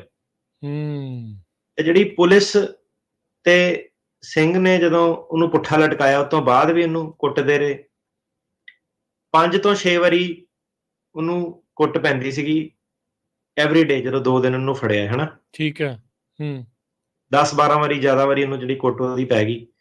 ਫਿਰ ਜਦੋਂ ਇਹਦੇ ਨਾਲ ਅਬਿਊਜ਼ ਹੋਇਆ, ਕੁਐਸਚਨਿੰਗ ਇਹਦੀ ਚੱਲਦੀ ਰਹੀ, ਜਦੋਂ ਉਹਨਾਂ ਨੇ ਉਹਨੂੰ ਛੱਡਿਆ ਨਹੀਂ। ਇਹਦਾ ਗੁਆਂਢੀ ਤੇ ਇਹਦਾ ਪਰਿਵਾਰ, ਉਹਨਾਂ ਨੇ 50,000 ਰੁਪਏ ਦੀ ਉਹ ਟਾਈਮਾਂ ਦੇ ਵਿੱਚ ਰਿਸ਼ਵਤ ਜਿਹੜੀ ਦਿੱਤੀ, ਤਾਂ ਪੁਲਿਸ ਨੇ ਇਹਨੂੰ ਛੱਡਿਆ। ਤੇ ਜਿਹੜਾ ਅਫਸਰ ਸੀਗਾ ਉਹਨੇ ਸਿੰਘ ਨੂੰ ਵਾਰਨਿੰਗ ਦਿੱਤੀ ਕਿ ਇਹਦੇ ਬਾਰੇ ਤੂੰ ਕਿਸੇ ਨਾਲ ਗੱਲ ਨਹੀਂ ਕਰਨੀ, ਥਾਣੇ ਦੱਸਣਾ ਦੇ ਵਿੱਚ ਨਹੀਂ, ਕੀ ਹੋਇਆ। ਠੀਕ ਆ, ਹਾਂ। ਜਦੋਂ ਉਹਨੇ ਰਿਲੀਜ਼ ਕੀਤਾ ਉਹਨੂੰ, ਸਿੰਘ ਜਿਹੜਾ ਸੀਗਾ ਚੱਲ ਵੀ ਨਹੀਂ ਸਕਦਾ ਹੈਗਾ, ਕੁੱਟ ਬਹੁਤ ਹੀ ਪਈ ਸੀਗੀ। ਹਸਪਤਾਲ ਵਾਲਿਆਂ ਨੇ ਕਿਹਾ ਕਿ ਤੇਰਾ ਹਸਪਤਾਲ ਦੇ ਵਿੱਚ ਇਲਾਜ ਨਹੀਂ ਹੋਣਾ, ਕਰਤਾ, ਕਿਉਂਕਿ ਡਾਕਟਰ ਵੀ ਜਿਹੜੇ ਸੀਗੇ ਡਰ ਗਏ ਸੀਗੇ, ਕੋਈ ਪੁਲਿਸ ਦਾ ਮਾਮਲਾ ਦਾ ਮਾਮਲਾ ਆ ਗਿਆ। ਤੇ ਫਿਰ ਡਾਕਟਰ ਨੇ ਜਿਹੜੇ ਸਿੰਘ ਦੀ ਘਰੇ ਹੀ ਜਾ ਕੇ ਉਹਦੀ ਜਿਹੜੀ ਮਦਦ ਕੀਤੀ ਸੀਗੀ। ਤੇ ਕੁਝ ਹਫ਼ਤੇ ਬਾਅਦ ਫਿਰ ਦੁਬਾਰਾ 4 ਵਜੇ ਸਵੇਰੇ ਪੁਲਿਸ ਨੇ ਸਿੰਘ ਦੇ ਘਰੇ ਜਾ ਕੇ ਇਹਨੂੰ ਚੱਕ ਲਿਆ, ਅਰੈਸਟ ਕਰ ਲਿਆ ਦੂਜੀ ਵਾਰੀ। 4 ਅਫਸਰ ਜਿਹੜੇ ਸੀਗੇ ਉਹਨਾਂ ਨੇ ਸਵਾਲ ਪੁੱਛਣੇ ਸ਼ੁਰੂ ਕਰਤੇ ਫਿਰ ਜਵੇਦ ਖਾਨ ਦੇ ਬਾਰੇ। ਠੀਕ ਹੈ। ਤੇ ਉਹਨੇ ਸਿੰਘ ਨੇ ਕਈ ਵਾਰੀ ਉਹਨੂੰ ਕਿਹਾ ਕਿ ਤੁਹਾਨੂੰ ਮੈਂ ਜਿੰਨਾ ਮੈਨੂੰ ਪਤਾ ਸੀਗਾ ਮੈਂ ਪਹਿਲਾਂ ਹੀ ਤੁਹਾਨੂੰ ਸਾਰਾ ਜਿਹੜਾ ਦੱਸਤਾ, ਪਰ ਜਿਹੜਾ ਮੇਨ ਅਫਸਰ ਸੀਗਾ ਉਹਨੇ ਥੱਪੜ ਮਾਰਿਆ ਉਹਦੇ ਸਿੰਘ ਦੇ। ਉਹਨੇ ਕਿਹਾ ਕਿ ਜਿਹੜੇ ਅਫਸਰ ਜਿਹੜੇ ਬਾਕੀ ਦੇ ਸੀਗੇ ਉਹਨੇ ਕਿਹਾ ਇਹਨੂੰ ਬੰਦਾ ਬਣਾਓ ਅੱਜ। ਤੇ ਉਹਨੂੰ ਇੰਟਰੋਗੇਸ਼ਨ ਰੂਮ 'ਚ ਲੈ ਗਏ, ਉੱਥੇ ਲੰਮੇ ਪਾ ਦਿੱਤਾ ਜ਼ਮੀਨ ਦੇ ਉੱਤੇ, ਕੁੱਟਣਾ ਸ਼ੁਰੂ ਕਰਤਾ, ਸਵਾਲ ਜਵਾਬ ਪੁੱਛਣੇ ਸ਼ੁਰੂ ਕਰਤੇ ਤੇ ਕਿਹਾ ਕਿ ਟੈਰੋਰਿਸਟ ਗਤੀਵਿਧੀਆਂ ਨਾਲ ਇਹਦਾ ਸੰਬੰਧ ਆ ਤੇ ਇਹਨੇ ਕਈ ਵਾਰੀ ਜਿਹੜਾ ਟੈਰੋਰਿਸਟਾਂ ਦੀ ਹੈਲਪ ਜਿਹੜੀ ਉਹ ਕੀਤੀ ਹੈ। ਜਦੋਂ ਉਹਨੇ ਕਿਹਾ ਅਫਸਰਾਂ ਨੂੰ ਕਿ ਉਹਨੂੰ ਪਤਾ ਹੀ ਨਹੀਂ ਕੁਛ, ਤੇ ਉਹਨੇ ਕਿਹਾ ਕਿ ਤੈਨੂੰ ਮਾਰ ਦੇਣਾ ਆਪਾਂ ਜਾਨੋਂ ਜੇ ਤੂੰ ਸਾਡੇ ਜਵਾਬ ਨਾ ਦਿੱਤੇ। ਠੀਕ ਆ। ਫਿਰ ਦੁਬਾਰਾ ਉਹਨੂੰ ਜ਼ਮੀਨ ਤੇ ਪਾਇਆ, ਕੁੱਟਿਆ ਨੂੰ ਬਾਂਸ ਦੇ ਡੰਡਿਆਂ ਨਾਲ, ਲੈਦਰ ਦੀਆਂ ਬੈਲਟਾਂ ਦੇ ਨਾਲ। 4 ਦਿਨ ਦੀ ਡਿਟੈਂਸ਼ਨ ਫਿਰ ਇਹਦੀ ਜਿਹੜੀ ਸੀਗੀ ਉਹਦੇ ਵਿੱਚ 8 ਤੋਂ 10 ਵਾਰੀ ਇਹਨੂੰ ਘੱਟੋ ਘੱਟ ਉਹਨਾਂ ਨੇ ਜਿਹੜਾ ਕੁੱਟਿਆ, ਕੁੱਟ ਮਾਰ ਕੀਤੀ। ਫਿਰ ਛੱਡਿਆ ਨਹੀਂ ਇਹਨੂੰ ਜਦੋਂ। ਤੇ ਸਿੰਘ ਦਾ ਪਰਿਵਾਰ ਸੀਗਾ ਉਹਨਾਂ ਨੇ 80,000 ਰੁਪਏ ਦੇ ਕੇ ਤੇ ਇਹਨੂੰ ਛੁਡਾ ਲਿਆ ਦੂਜੀ ਵਾਰੀ। ਪਹਿਲਾਂ 50,000 ਦਿੱਤਾ, ਹੁਣ 80,000 ਦਿੱਤਾ ਜੀ। ਸੋ ਕਈ ਵਾਰੀ ਇਹਨੂੰ ਦੇਖ ਲਓ ਤੁਸੀਂ, ਪੁਲਿਸ ਦਾ ਇਹਨਾਂ ਟਾਰਚਰ ਜਿਹੜਾ ਹੋ ਗਿਆ। ਸਿੰਘ ਨੂੰ ਫਿਰ ਕੋਈ ਜਿਹੜੀ ਆਪਸ਼ਨ ਨਹੀਂ ਜਦੋਂ ਲੱਭੀ ਤੇ ਉਹ ਅਮਰੀਕਾ ਆ ਗਿਆ। ਤੇ ਫਿਰ ਇਹਦੀ ਜੱਜ ਮੂਹਰੇ ਹੀਅਰਿੰਗ ਸੀਗੀ ਜਦੋਂ, ਤੇ ਜੱਜ ਨੂੰ ਇਹਨੇ ਇਹੀ ਕਿਹਾ ਕਿ 12 ਤੋਂ 13 ਵਾਰ ਫਿਰ ਦੁਬਾਰਾ ਇਹਦੇ ਘਰੇ ਲੱਭਣ ਜਿਹੜੇ ਗਏ ਆ, ਪੁਲਿਸ ਵਾਲੇ ਆਏ ਆ, ਤੇ ਪੁਲਿਸ ਨੇ ਇਹਦੀ ਪਿੱਛੋਂ ਵਾਈਫ ਨੂੰ ਵੀ ਟਾਰਗੇਟ ਕੀਤਾ, ਸਰਪ੍ਰੀਤ ਕੌਰ ਨੂੰ, ਉਹਨੂੰ ਅਰੈਸਟ ਕੀਤਾ, ਪੁਲਿਸ ਸਟੇਸ਼ਨ ਲੈ ਕੇ ਗਏ, ਉੱਥੇ ਰੱਖਿਆ ਤੇ ਕੁੱਟਿਆ। ਪੁਲਿਸ ਨੇ ਜਿਹੜੇ ਸਿੰਘ ਦੇ ਪਤੇ ਪੁੱਛੇ ਕੋ ਕਿੱਥੇ ਆ, ਹੁਣ ਕੀ ਕਰਦਾ, ਗਤੀਵਿਧੀ ਕੀ ਕਰਦਾ, ਤੇ ਸਿੰਘ ਦੀ ਜਿਹੜੀ ਫੈਮਿਲੀ ਸੀਗੀ ਤੇ ਗਵਾਂਢੀ ਫਿਰ ਸੀਗੇ, ਉਹਨਾਂ ਨੇ ਫਿਰ 20,000 ਰੁਪਏ ਦਿੱਤੇ ਤੇ ਸਿੰਘ ਦੀ ਵਾਈਫ ਨੂੰ ਜਿਹੜਾ ਰਿਲੀਜ਼ ਕਰਾਇਆ। ਤੇ ਜਿਹੜਾ ਜੱਜ ਸੀਗਾ, ਜਿੱਦਾਂ ਦੀਨੂ ਵਾਲਾ ਕੇਸ ਸੀਗਾ, ਉਹਨੇ ਕਿਹਾ ਕਿ ਸਿੰਘ ਦੇ ਗਵਾਹੀ ਸਾਰੀ ਸਹੀ ਆ, ਸਾਰਾ ਕੁਝ ਸੱਚ ਬੋਲਦਾ ਪਿਆ, ਇਹ ਸਾਰਾ ਕੁਝ ਆਪਾਂ ਮੰਨ ਲੈਂਦੇ ਆ। ਠੀਕ ਹੈ। ਅਸਾਈਲਮ ਦੀ ਜਿਹੜੀ ਰਿਕੁਐਸਟ ਸੀਗੀ ਫਿਰ ਡਿਨਾਈ ਕਰਤੀ। ਹੁਣ ਤੁਸੀਂ ਕਹਿੰਦੇ, ਤੁਸੀਂ ਪੁੱਛਿਆ ਸੀਗਾ ਨਾ ਕਿ ਡੀਨੂ ਵਾਲੇ ਕੇਸ ਦਾ ਪੰਜਾਬੀਆਂ ਦੇ ਕੇਸ ਨਾਲ ਕੀ ਲੈਣਾ ਦੇਣਾ ਵਾ, ਆ ਲੈਣਾ ਦੇਣਾ ਉਹਦਾ ਵੀ ਹੁਣ ਸੇਮ ਆ ਗਿਆ। ਤੇ ਉਹਨੇ ਕਿ ਇਹਦਾ ਵੀ ਜਿਹੜਾ ਨਾ ਪੋਲੀਟੀਕਲ ਓਪੀਨੀਅਨ ਨਹੀਂ ਇਹਦਾ ਪ੍ਰੂਵ ਹੁੰਦਾ। ਅੱਛਾ। ਤੇ ਇਹਦਾ ਵੀ ਚੱਕਰ ਇਹੀ ਸੀਗਾ ਕਿ ਉਹ ਇਨਵੈਸਟੀਗੇਸ਼ਨ ਕਰਦੇ ਸੀਗੇ ਜਵੇਦ ਖਾਨ ਦੀ। ਉਹਦੇ ਸਿਲਸਿਲੇ 'ਚ ਇਹਨੂੰ ਚੱਕਿਆ, ਇਹਦੇ ਪਰਿਵਾਰ ਨੂੰ ਤੰਗ ਕਰ ਰਹੇ ਆ। ਜੱਜ ਇਹ ਕਹਿੰਦਾ ਕਿ ਮੈਂ ਮੰਨ ਲੂੰਗਾ ਕਿ ਇਹਨਾਂ ਨੂੰ ਟਾਰਚਰ ਜ਼ਰੂਰ ਕਰਨਾ ਪੁਲਿਸ ਨੇ, ਤੇ ਉਹਨੂੰ ਕੈਟ ਰਿਲੀਫ ਕਹਿੰਦੇ ਆ, ਕਨਵੈਨਸ਼ਨ ਅਗੇਂਸਟ ਟਾਰਚਰ। ਉਹਦੇ ਵਿੱਚ ਤੁਹਾਨੂੰ ਜਿਹੜਾ ਗ੍ਰੀਨ ਕਾਰਡ ਨਹੀਂ ਮਿਲਦਾ, ਰਹਿਣ ਦੀ ਪਰਮਿਸ਼ਨ ਜਿਹੜੀ ਦੇ ਦਿੰਦੇ ਆ ਕੈਟ ਰਿਲੀਫ ਦੀ, ਹਨਾ। ਠੀਕ ਹੈ।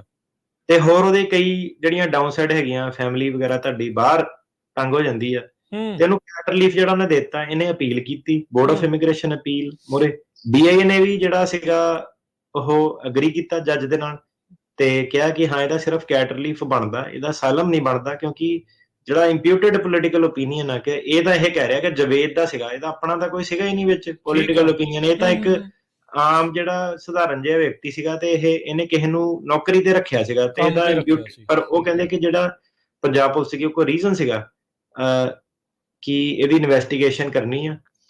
ਤੇ ਉਹਨਾਂ ਨੇ ਜਿਹੜਾ ਸੀਗਾ ਆਪਣਾ ਫੈਸਲਾ ਡੀਨੂ ਵਰਸਸ ਐਸ਼ਕ੍ਰਾਫਟ ਵਾਲਾ ਜਿਹੜਾ ਆਪਾਂ ਕੇਸ ਡਿਸਕਸ ਕੀਤਾ, ਉਹਦੇ ਬੇਸ ਤੇ ਜਿਹੜਾ ਉਹਨਾਂ ਨੇ ਫੈਸਲਾ ਦਿੱਤਾ। ਤੇ ਉਹਨਾਂ ਨੇ ਇਹੀ ਕਿਹਾ ਕਿ ਲੈਜਿਟਿਮੇਟ ਰੀਜ਼ਨ ਸੀਗੇ, ਤੇ ਇਹ ਜਿਹੜਾ ਪੁਲਿਸ ਕੋ ਇਨਵੈਸਟੀਗੇਸ਼ਨ ਕਰਨ ਦੇ, ਤਾਂ ਕਰਕੇ ਇਹ ਜਿਹੜਾ ਸੀਗਾ, ਕਿਉਂਕਿ ਪੁਲਿਸ ਕੋ ਰੀਜ਼ਨ ਸੀਗਾ, ਜਿੱਦਾਂ ਡੀਨੂ ਦੇ ਵਿੱਚ ਸੀਗਾ ਕਿ ਉਹ ਕੋ ਰੀਜ਼ਨ ਸੀਗਾ ਇੱਕ, ਤੇ ਤਾਂ ਕਰਕੇ ਜਿਹੜਾ ਹੈਗਾ ਪੋਲੀਟੀਕਲ ਓਪੀਨੀਅਨ ਵਾਲਾ ਜਿਹੜਾ ਰਿਕੁਆਇਰਮੈਂਟ ਜਿਹੜੀ ਉਹ ਮੀਟ ਨਹੀਂ ਹੁੰਦੀ। ਫਿਰ ਇਹ ਕੇਸ 9th ਸਰਕਟ 'ਚ ਗਿਆ ਜੀ। ਕੇਸ 9th ਸਰਕਟ 'ਚ ਗਿਆ, ਪਰ ਉਹਦੇ ਲਈ ਹੁਣ 9th ਸਰਕਟ ਦੇ ਵਿੱਚ ਕੀ ਹੋਇਆ ਇਹ ਤੁਹਾਨੂੰ ਹੁਣ ਅਗਲੇ ਐਪੀਸੋਡ 'ਚ ਅਗਲੇ ਹਫ਼ਤੇ ਦੱਸਾਂਗੇ। ਸੋ ਇਹ ਹੁਣ ਆਪਣੀ ਪਹਿਲਾਂ ਵੀ ਆਪਾਂ ਜਿਹੜਾ ਕੇਸ ਲਾ ਵਗੈਰਾ ਕਾਫੀ ਡਿਸਕਸ ਕਰਦੇ ਸੀ। ਇਹ ਮੇਰਾ ਜਿਹੜਾ ਫੇਵਰਿਟ ਟੌਪਿਕ ਆ, ਤੁਹਾਨੂੰ ਵੀ ਜਿਹੜੇ ਸੁਣਨ ਵਾਲੇ ਆ ਕਾਫੀ ਜਿਹੜਾ ਸੁਣਨ ਨੂੰ ਮਿਲਦਾ। ਤੇ ਆ ਜਿਹੜਾ ਕੇਸ, ਆ ਜਿਹੜੀ ਕੇਸ ਸਟੱਡੀ ਤੁਸੀਂ ਦੱਸ ਰਹੇ ਫੈਕਟ ਪੈਟਰਨ ਜਿਹੜਾ ਦੱਸ ਰਹੇ, ਇਹ ਤਾਂ ਪਤਾ ਨਹੀਂ ਕਿੰਨਿਆਂ ਦੇ ਨਾਲ ਇਦਾਂ ਹੀ ਜਿਹੜਾ ਉਹ ਹੋਇਆ ਹੋਣਾ। ਸੋ ਇਦਾਂ ਹੀ ਹੋਇਆ ਹੋਣਾ। ਬਸ ਇੱਕ ਭਰਾਵੋ ਜਿਹੜੇ ਟਰਾਂਸਲੇਟਰ ਇੰਟਰਪ੍ਰੀਟਰ ਉਹ ਹੈਗੇ ਆ, ਕਹਾਣੀਗਰ ਹੈਗੇ ਆ, ਮਿਹਨਤੀ ਆ ਤੁਹਾਡੇ ਅੱਗੇ। ਏਦਾਂ ਨਾ ਸੁਣ ਕੇ ਨਾ ਹੁਣ ਕਿਸੇ ਦਾ ਸਟੋਰੀ ਬਣਾ ਦਿਓ। ਸਟੋਰੀ ਬਣਾ ਦਿਓ। ਹਾਂ ਤੇ ਜਿਹੜੇ ਸੁਣਨ ਵਾਲੇ ਵੀ ਆ ਨਾ ਉਹ ਵੀ, ਤੇ ਜੇ ਕੋਈ ਏਦਾਂ ਦਾ ਹੈਗਾ ਵਾ ਉਹ ਤੋਂ ਬਚਿਓ। ਇਹ ਮੁੱਦੇ ਹੋਰ ਬੜੇ ਜ਼ਿਆਦਾ ਇਹਦੇ ਵਿੱਚ ਹੁੰਦੇ ਆ ਤੇ ਇਹਨਾਂ ਦੇ ਪੱਲੇ ਕੁਛ ਨਹੀਂ ਹੁੰਦਾ ਵਾ। ਇੱਧਰ ਉੱਧਰੋਂ ਸੁਣ ਕੇ ਆਪਣੇ ਨਾ ਚੰਡੀਗੜ੍ਹ ਦੇ ਵਿੱਚ ਹੁਣ ਵਕੀਲ ਆ ਦੋ ਕੁ, ਉਹ ਮੈਂ ਨਾ ਪੜ੍ਹੀ, ਮੈਂ ਕਿਹਾ ਯਾਰ ਇਹ ਤਾਂ ਲਿਖਿਆ ਆਪਣੇ ਲੱਗਦਾ ਕੇਸ ਆਰਗਿਊ ਕੀਤਾ। ਅੱਛਾ ਉਹ ਜਿਹੜੇ ਟਰਾਂਸਲੇਟਰ ਇੰਟਰਪ੍ਰੀਟਰ ਨਾ, ਉਹ ਕਿਤੇ ਬੰਦਾ ਜਿੱਦਾਂ ਹੁਣ ਆਪਣੇ ਆ ਕੇ ਆਫਿਸ 'ਚ ਇੰਗਲਿਸ਼ 'ਚ ਬਣਾਉਂਦੇ ਆ, ਲਿਖਦੇ ਆ, ਜੀ ਉਹ ਜੀ ਕਿਤੇ ਟਰਾਂਸਲੇਟਰਾਂ ਨੂੰ ਅੱਗੇ ਕਰਦੇ, ਤਾਂ ਟਰਾਂਸਲੇਟਰ ਉਹਨਾਂ ਦੇ ਜਿਹੜੇ ਆਪਣੇ ਬਣਾਏ ਨਾ ਅਨੁਵਾਦ ਕਰਦੇ ਕਰਦੇ ਉਹ ਉਹੀ ਕਰਕੇ ਜਿਹੜਾ ਹੁਣ ਸਾਰੇ ਹੀ ਦੁਬਾਰਾ ਨਾ ਜਿਹੜੇ ਉਹ ਮੈਂ ਦੇਖਦਾ, ਮੈਂ ਕਿਹਾ ਯਾਰ ਇਹ ਤਾਂ ਲਿਖੀ ਆਪਣੇ ਆਫਿਸ ਦੀ ਲੱਗਦੀ ਹੈ, ਇਹ ਤਾਂ ਫੇਰ ਦੁਬਾਰਾ ਘੁੰਮ ਫਿਰ ਕੇ ਤੁਹਾਡੇ ਕੋਲ ਆ ਗਈ ਆ। ਸੋ ਹੁਣ ਆਪਣਾ ਜਿਹੜਾ ਕੀ ਕੀਤਾ ਵਾ ਕਿ ਜਿਹੜੇ ਇਹ ਜਿਹੜੇ ਬੰਦੇ ਆ ਨਾ ਤੁਹਾਡਾ, ਇਹ ਫੇਰ ਦੁਬਾਰਾ ਆਰਕੇ ਵਾਲਾ ਫੈਕਟ ਪੈਟਰਨ ਪੈਣਾ। ਉਹ ਵੀ ਬੁਰਾ ਪੈਣਾ। ਕਿਉਂ ਪੈਣਾ ਮੈਂ ਤੁਹਾਨੂੰ ਦੱਸਦਾ। ਜਿਹੜੇ ਬਾਕੀ ਸੀ ਨਾ ਉਹਨਾਂ ਦੀਆਂ ਰਲਦੀਆਂ ਸੀਗੀਆਂ। ਹੁਣ ਸਾਡਾ ਜਿਹੜਾ ਲਿਖਣ ਦਾ ਸਟਾਈਲ ਬੜਾ ਸਪੈਸੀਫਿਕ, ਜਿਹੜਾ ਉਹਦੇ ਢਾਂਚੇ ਬੜੇ ਸਪੈਸੀਫਿਕ ਆ, ਇਹ ਬਚ ਵੀ ਨਹੀਂ ਤੁਸੀਂ ਪਾਣਾ। ਸੋ ਜੇ ਤੁਸੀਂ ਕੋਈ ਅਨੁਵਾਦਕ ਜਾਂ ਇੰਟਰਪ੍ਰੀਟਰ ਜਾਂ ਉਹ ਲਿਆ ਨਾ, ਉਹਦੀ ਤੁਸੀਂ ਜਿਹੜਾ ਤੁਹਾਨੂੰ ਬੰਦਾ ਕਹਿੰਦਾ ਨਾ ਨਹੀਂ ਮੈਂ ਆਪਣੀ ਆਈਡੀ ਨਹੀਂ ਦੇਣੀ ਇਹਦੇ ਵਿੱਚ, ਉਹ ਬੰਦਾ ਫਰਾਡ ਆ, ਉਹ ਤੋਂ ਬਚੋ। ਭਾਵੇਂ ਉਹ ਵਕੀਲ ਆ, ਭਾਵੇਂ ਕੋਈ ਵੀ ਆ, ਉਹ ਬੰਦੇ ਦਾ ਤੁਸੀਂ ਜਿਹੜਾ ਆਈਡੀ, ਡਰਾਈਵਰ ਲਾਇਸੈਂਸ, ਆਧਾਰ ਕਾਰਡ, ਇੰਡੀਆ ਤੋਂ ਆਧਾਰ ਕਾਰਡ, ਪੈਨ ਕਾਰਡ ਜੋ ਵੀ ਹੈਗਾ ਨਾ, ਉਹਨੂੰ ਜੇ ਤੁਸੀਂ ਕਿਸੇ ਤੋਂ ਕੰਮ ਕਰਾਣਾ, ਉਹਦੀ ਪੂਰੀ ਜਿਹੜੀ ਆਈਡੀ ਡਿਟੇਲ ਆ ਉਹ ਤੁਸੀਂ ਨਾਲ ਲੈਣੀ ਆ ਕੋਰਟ ਦੇ ਵਿੱਚ। ਕਿਉਂਕਿ ਹੁਣ ਜਿਹੜਾ ਇਹ ਸਾਰਾ ਹੈਗਾ ਨਾ ਪ੍ਰੋਗਰਾਮ, ਇਹ ਜਾ ਰਿਹਾ ਆਰਕੇ ਵੱਲੋਂ। ਬਹੁਤ ਜ਼ਿਆਦਾ ਜਿਹੜੇ ਕੇਸ ਸਾਨੂੰ ਰੀਸੈਂਟਲੀ ਮਹੀਨੇ ਕੁ ਦੇ ਅੰਦਰ ਅੰਦਰ ਹਾਇਰ ਕੀਤਾ, ਹਰਿਆਣੇ ਵਾਲੇ, ਪੰਜਾਬ ਵਾਲੇ, ਆਰਕੇ ਫੈਕਟ ਪੈਟਰਨ ਜਿਹੜਾ ਸਾਰਿਆਂ ਤੇ ਪੈ ਰਿਹਾ।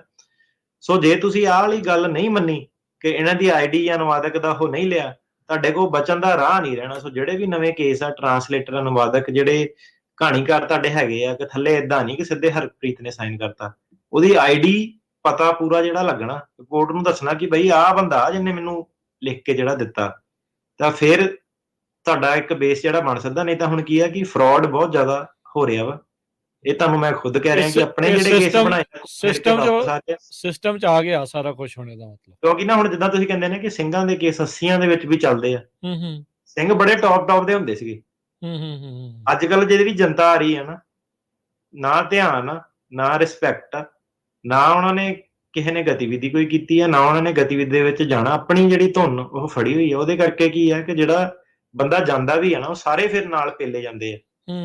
ਕਈ ਲੋਕਾਂ ਦਾ ਫਿਰ ਏਦਾਂ ਵੀ ਹੁੰਦਾ ਕਿ ਪੈਸਾ ਸੁੱਟਿਆ, ਤਮਾਸ਼ਾ ਦੇਖਿਆ, ਹਨਾ।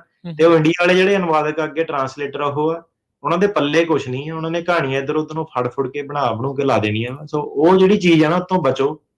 ਆਪਣੀ ਜਿਹੜੀ ਸ਼ਮੂਲੀਅਤ ਆ ਆਪ ਪਾਓ, ਆਪਣਾ ਜਿਹੜਾ ਆਪ ਲਿਖੋ। ਤੇ ਆ ਜਿਹੜੇ ਅਨੁਵਾਦਕ ਆ ਜਦੋਂ ਟਰਾਂਸਲੇਟ ਕਰਾਉਂਦੇ ਆ, ਦੇਖ ਕੇ ਕਰਾਇਆ ਕਰੋ ਕਿ ਅੱਗੇ ਬੰਦਾ ਕੌਣ ਆ।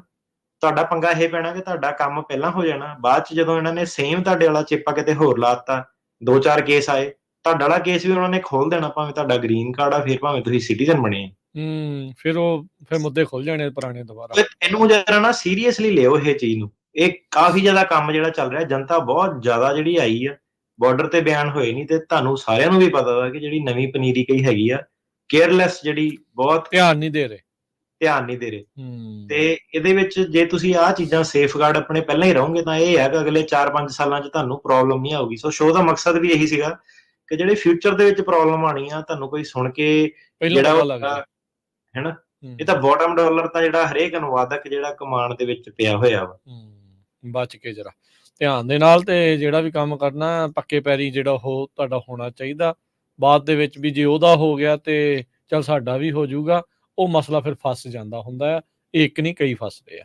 ਤੇ ਟਰਕੀਆਨਾ ਜੀ ਇੱਕ ਬ੍ਰੇਕ ਲੈਂਦੇ ਆ, ਤੇ ਬਾਕੀ ਜਿਹੜਾ ਕਮਲਪਾਲ ਸਿੰਘ ਹੁਣਾਂ ਵਾਲੀ ਜਿਹੜੀ ਕੇਸ ਸਟੱਡੀ ਆ, ਉਹ ਅਗਲੇ ਵੀਕ ਆਪਾਂ ਕੰਟੀਨਿਊ ਕਰਾਂਗੇ। ਸੋ ਇੱਕ ਬ੍ਰੇਕ ਤੋਂ ਬਾਅਦ ਦੇ ਵਿੱਚ ਕਾਲਸ ਲੈਂਦੇ ਆ। ਜੁੜੇ ਰਹੋ ਇੱਦਾਂ ਪੰਜਾਬੀ ਰੇਡੀਓ USA ਦੇ ਨਾਲ। ਠੀਕ ਹੈ ਜੀ।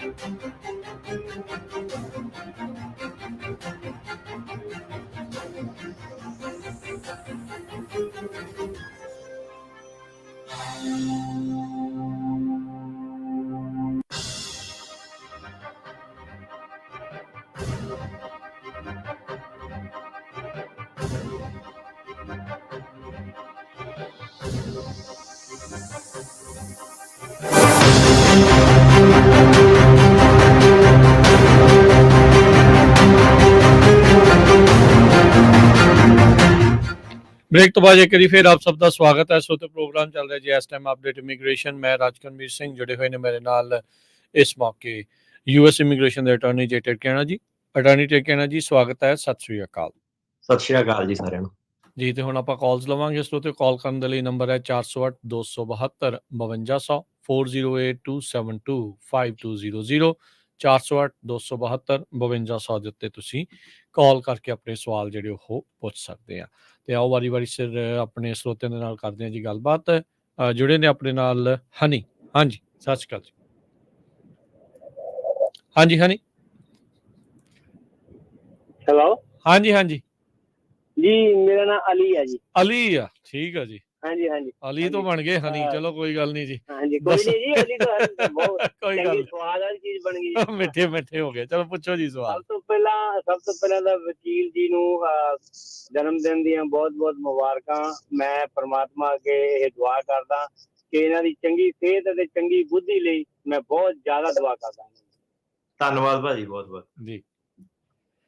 ਮੇਰਾ ਸਵਾਲ ਇਹ ਹੈ ਕਿ ਮੇਰਾ ਇੱਕ ਬੜਾ ਚੰਗਾ ਕਲੀਗ ਆ, ਉਹ ਇੰਡੀਆ ਤੋਂ ਬੜੇ ਦੁਖੀ ਫੈਮਿਲੀ, ਬਹੁਤ ਪ੍ਰੋਬਲਮਾਂ ਦੇ ਵਿੱਚੋਂ ਪੋਲੀਟੀਕਲ ਵੀ ਹੋ ਕੇ ਕੁਵੈਤ ਆ ਗਿਆ ਸੀ, ਤੇ ਕੁਵੈਤ ਤੋਂ ਫਿਰ ਉਹ ਇੱਥੇ ਆਇਆ ਅਮਰੀਕਾ ਮੇਰੇ ਕੋਲ, ਤੇ ਉਹਦੇ ਦੇ ਲਈ ਅਸਾਈਲਮ ਕੇਸ ਲਈ ਅਸੀਂ ਉਹ ਐਪਲੀਕੇਸ਼ਨ ਸਬਮਿਟ ਕਰਨੀ ਆ, ਤੇ ਉਹ ਵਕੀਲ ਸਾਹਿਬ ਦੇ ਕੋਲ ਅਸੀਂ ਅਪਾਇੰਟਮੈਂਟ ਬਣਾ ਕੇ ਜ਼ਰੂਰ ਆਵਾਂਗੇ। ਪਰ ਮੈਨੂੰ ਉਹ, ਕਿਉਂਕਿ ਉਹਦਾ ਸਾਰਾ ਜੋ ਵੀ ਹੈਗਾ ਫਾਈਨੈਂਸ਼ੀਅਲੀ ਸਾਰੀ ਮੈਂ ਹੀ ਕਰਨੀ ਆ, ਤੇ ਉਹਦੇ ਲਈ ਮੈਨੂੰ ਜੇ ਵਕੀਲ ਸਾਹਿਬ ਕੋਈ ਚੰਗਾ ਰਸਤਾ ਆਪਣੀ ਫੀਸ ਬਾਰੇ ਵੀ ਦੱਸ ਦੇਣ ਤੇ ਉਹ ਮੈਨੂੰ ਉਹ ਆਸਾਨੀ ਹੋਏਗੀ ਜੀ। ਵੀਜ਼ਾ ਲੈ ਕੇ ਆਇਆ ਉਹ ਆਪਣੇ ਕਤਰ ਤੋਂ ਇੱਥੇ। Tourist visa? ਹਾਂਜੀ, ਉਹ ਹਾਂਜੀ ਵਿਜ਼ਟਰ ਵੀਜ਼ੇ ਤੇ ਆਇਆ ਸੀ। ਠੀਕ ਹੈ ਜੀ। ਭਾਜੀ ਤੁਸੀਂ ਸਾਡੇ ਨਾ ਆਫਿਸ ਕੰਟੈਕਟ ਕਰੋ 4159090503, ਉੱਥੇ ਤੁਹਾਨੂੰ ਸਾਰੀ ਇਹ ਇਨਫੋਰਮੇਸ਼ਨ ਜਿਹੜੇ ਪ੍ਰੀਲਿਮਿਨਰੀ ਪ੍ਰੋਸੈਸ ਜਿਹੜੇ ਉਹ ਦੱਸੂਗੇ ਕਿ ਕੀ ਆ ਕਿੱਦਾਂ ਜੀ। 415-909-0503 4159090503 ਉੱਤੇ ਜਿਹੜਾ ਤੁਹਾਨੂੰ ਕੀ ਫੀਸ ਆ, ਕੀ ਸਾਰਾ ਕੁਛ ਹੈ, ਕਿਹੜੇ ਕਿਹੜੇ ਡਾਕੂਮੈਂਟ ਚਾਹੀਦੇ ਆ, ਕਿਹੜੇ ਕਿਹੜੇ ਸਵਾਲਾਂ ਦੇ ਜਵਾਬ ਆ, ਪ੍ਰੀਲਿਮਿਨਰੀ ਐਪਲੀਕੇਸ਼ਨ ਭਰ ਦਿਓ ਤੇ ਫਿਰ ਉਹ ਅੱਗੇ ਜਿਹੜੀ ਉਹ ਤੁਹਾਨੂੰ ਦੱਸ ਦਿੱਤਾ ਜਾਊਗਾ। ਤੇ ਅਗਲੇ ਜਿਹੜੇ ਕਾਲਰ ਨੇ ਪਰਮਿੰਦਰ ਜੀ। ਹਾਂਜੀ ਪਰਮਿੰਦਰ ਜੀ। ਹੈਲੋ। ਹਾਂਜੀ ਹਾਂਜੀ ਬੋਲੋ ਜੀ। ਸਤਿ ਸ਼੍ਰੀ ਅਕਾਲ ਜੀ। ਹਾਂਜੀ ਸਤਿ ਸ਼੍ਰੀ ਅਕਾਲ ਭਾਜੀ।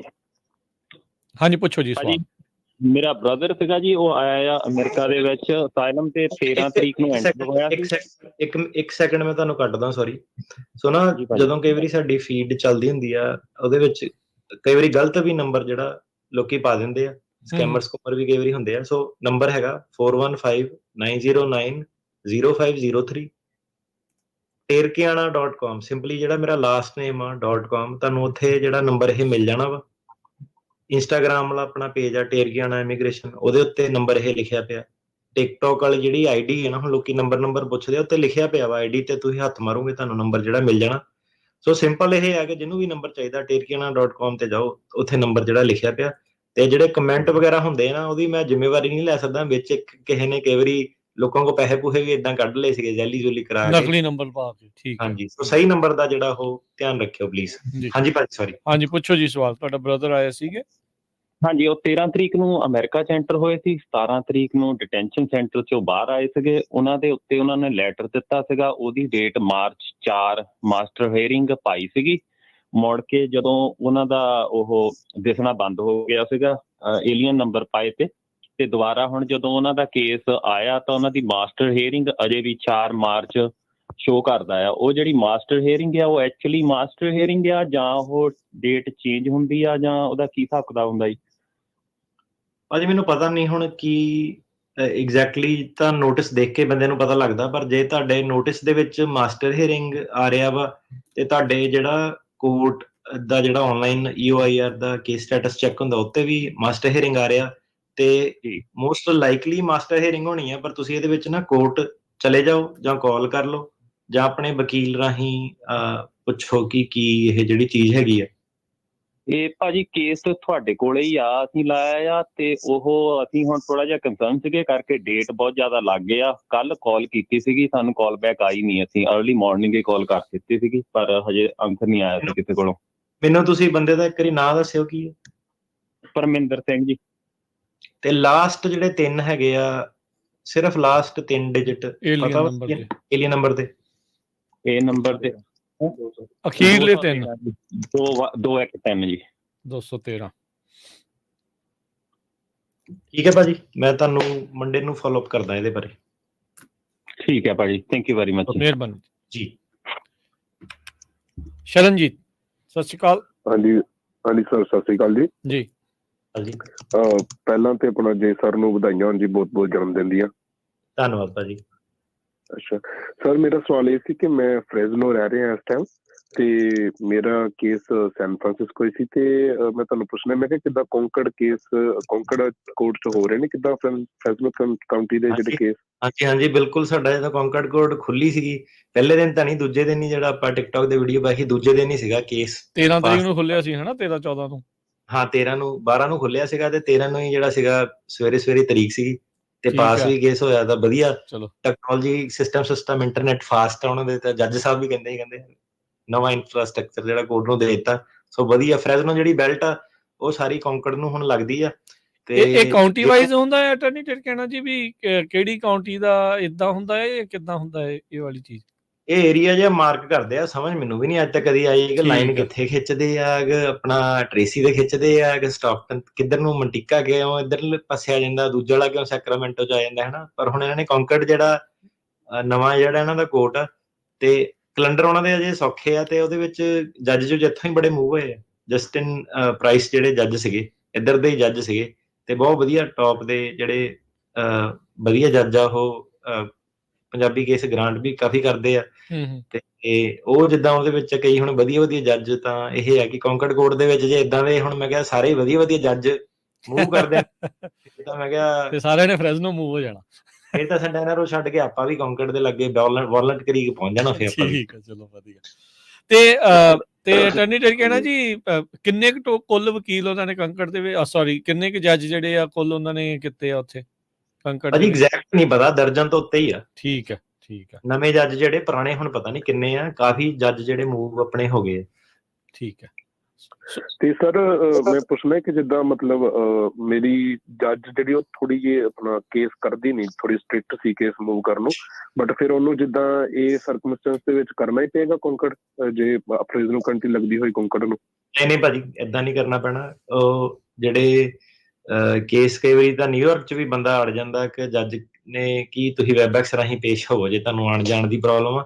ਤੇ ਕੌਂਕੜ ਤੇ ਸੈਨ ਫਰਾਂਸਿਸਕੋ ਦਾ ਡਿਸਟੈਂਸ ਵੀ ਨਹੀਂ ਇੰਨਾ, ਉਹਨਾਂ ਨੇ ਇਹੀ ਕਹਿਣਾ ਕਿ ਕੋਈ ਇਹਦੇ ਵਿੱਚ ਪ੍ਰੋਬਲਮ ਨਹੀਂ ਆ, ਕਿ ਬੰਦਾ ਫਰੈਜ਼ਨੋ ਤੋਂ ਉਨੀ ਦੂਰ ਹੋ, ਕੋਈ ਏਦਾਂ ਦੀ ਗਰੰਟੀ ਨਹੀਂ। ਠੀਕ ਹੈ ਜੀ। ਸੋ ਇਹਦਾ ਮਤਲਬ ਇਹ ਆ ਅਟਾਰਨੀ ਟਰਕਿਆਣਾ ਜੀ, ਵੀ ਜਿਹੜੇ ਨਵੇਂ ਹੋਣਗੇ ਉਹ ਕੌਂਕੜ 'ਚ ਹੋਣਗੇ, ਜਿਹੜੇ ਜਿੱਥੇ ਚੱਲ ਰਹੇ ਉਹ ਚੱਲਦੇ ਰਹਿਣਗੇ। ਇਦਾਂ ਵੀ ਹੋ ਸਕਦਾ, ਜਾਂ ਕੋਈ ਮੂਵ ਵੀ ਹੋਣਗੇ? ਬਿਲਕੁਲ ਏਦਾਂ ਵੀ ਹੋ ਸਕਦਾ ਵਾ। ਕਈ ਕੇਸ ਉਹਨਾਂ ਨੇ ਟ੍ਰਾਂਸਫਰ ਕਰਤੇ ਆ, ਕਈ ਜਿਹੜੇ ਸੇਮ ਜੱਜ ਸੀਗਾ ਆਪਣਾ ਕੇਸ ਲੋਡ ਲੈ ਕੇ ਚਲਾ ਗਿਆ, ਕਈ ਆਪਣੇ ਸੈਨ ਫਰਾਂਸਿਸਕੋ 'ਚ ਵੀ ਰਹਿਣੇ। ਠੀਕ। ਤੇ ਇਹ ਹੁਣ ਕਈ ਵਾਰੀ ਸ਼ਾਰਟ ਟਾਈਮ ਹੋਊਗਾ, ਉਹ ਅਪਡੇਟ ਉਹਨਾਂ ਨੂੰ ਕਦੋਂ ਤੱਕ ਪਤਾ ਲੱਗ ਜਾਊਗਾ ਵੀ ਕੇਸ ਉਹਨਾਂ ਦਾ ਸੈਨ ਫਰਾਂਸਿਸਕੋ ਤੋਂ ਮੂਵ ਹੋ ਗਿਆ ਕੌਂਕੜ 'ਚ? ਇਹ EOIR ਨੂੰ ਕਾਲ ਕਰਕੇ ਪਤਾ ਲੱਗਣਾ ਆ, ਸਟੇਟਸ ਆਪਣੇ ਆਪ ਹੀ ਨੋਟਿਸ ਭੇਜਣਾ ਵਕੀਲ ਨੂੰ? ਠੀਕ ਆ। ਇਹਨਾਂ ਨਾਲ ਕਈ ਵਾਰੀ ਚਿੱਠੀ ਵੀ ਲੇਟ ਪਹੁੰਚਦੀ ਆ ਨਾ, ਏਦਾਂ ਵੀ ਹੋ ਜਾਂਦਾ ਕਈ ਜੀ। ਮਨਪ੍ਰੀਤ। ਹੈਲੋ, ਹਾਂਜੀ ਸਤਿ ਸ਼੍ਰੀ ਅਕਾਲ ਭਾਜੀ। ਸਤਿ ਸ਼੍ਰੀ ਅਕਾਲ ਜੀ। ਭਾਜੀ ਮੇਰਾ ਸਵਾਲ ਸੀਗਾ, ਮੇਰਾ ਨਾ BIA ਦੇ ਵਿੱਚ ਅਪੀਲ ਲੱਗੀ ਹੋਈ ਆ, ਆਲਮੋਸਟ 2 ਸਾਲ ਹੋ ਗਏ ਆ ਨਾ, ਤੇ ਉਹਦੀ ਬਰੀਫ ਨਹੀਂ ਆਈ ਹੈਗੀ। ਮੈਂ ਉਹ ਪੁੱਛਣਾ ਸੀਗਾ ਕਿ ਉਹਦੇ ਲਈ ਆਪਾਂ ਕੋਈ ਮੋਸ਼ਨ ਪਾ ਸਕਦੇ ਹਾਂ, ਤੇ ਨਾਲੇ ਜਿਹੜੀ ਉਹ ਬਰੀਫ ਆਉਂਦੀ ਹੈ ਉਹਦੇ ਤੇ RKK ਦਾ ਮੈਂਸ਼ਨ ਕੀਤਾ ਹੁੰਦਾ BIA ਦੇ ਵਿੱਚ? ਹਾਂਜੀ ਭਾਜੀ।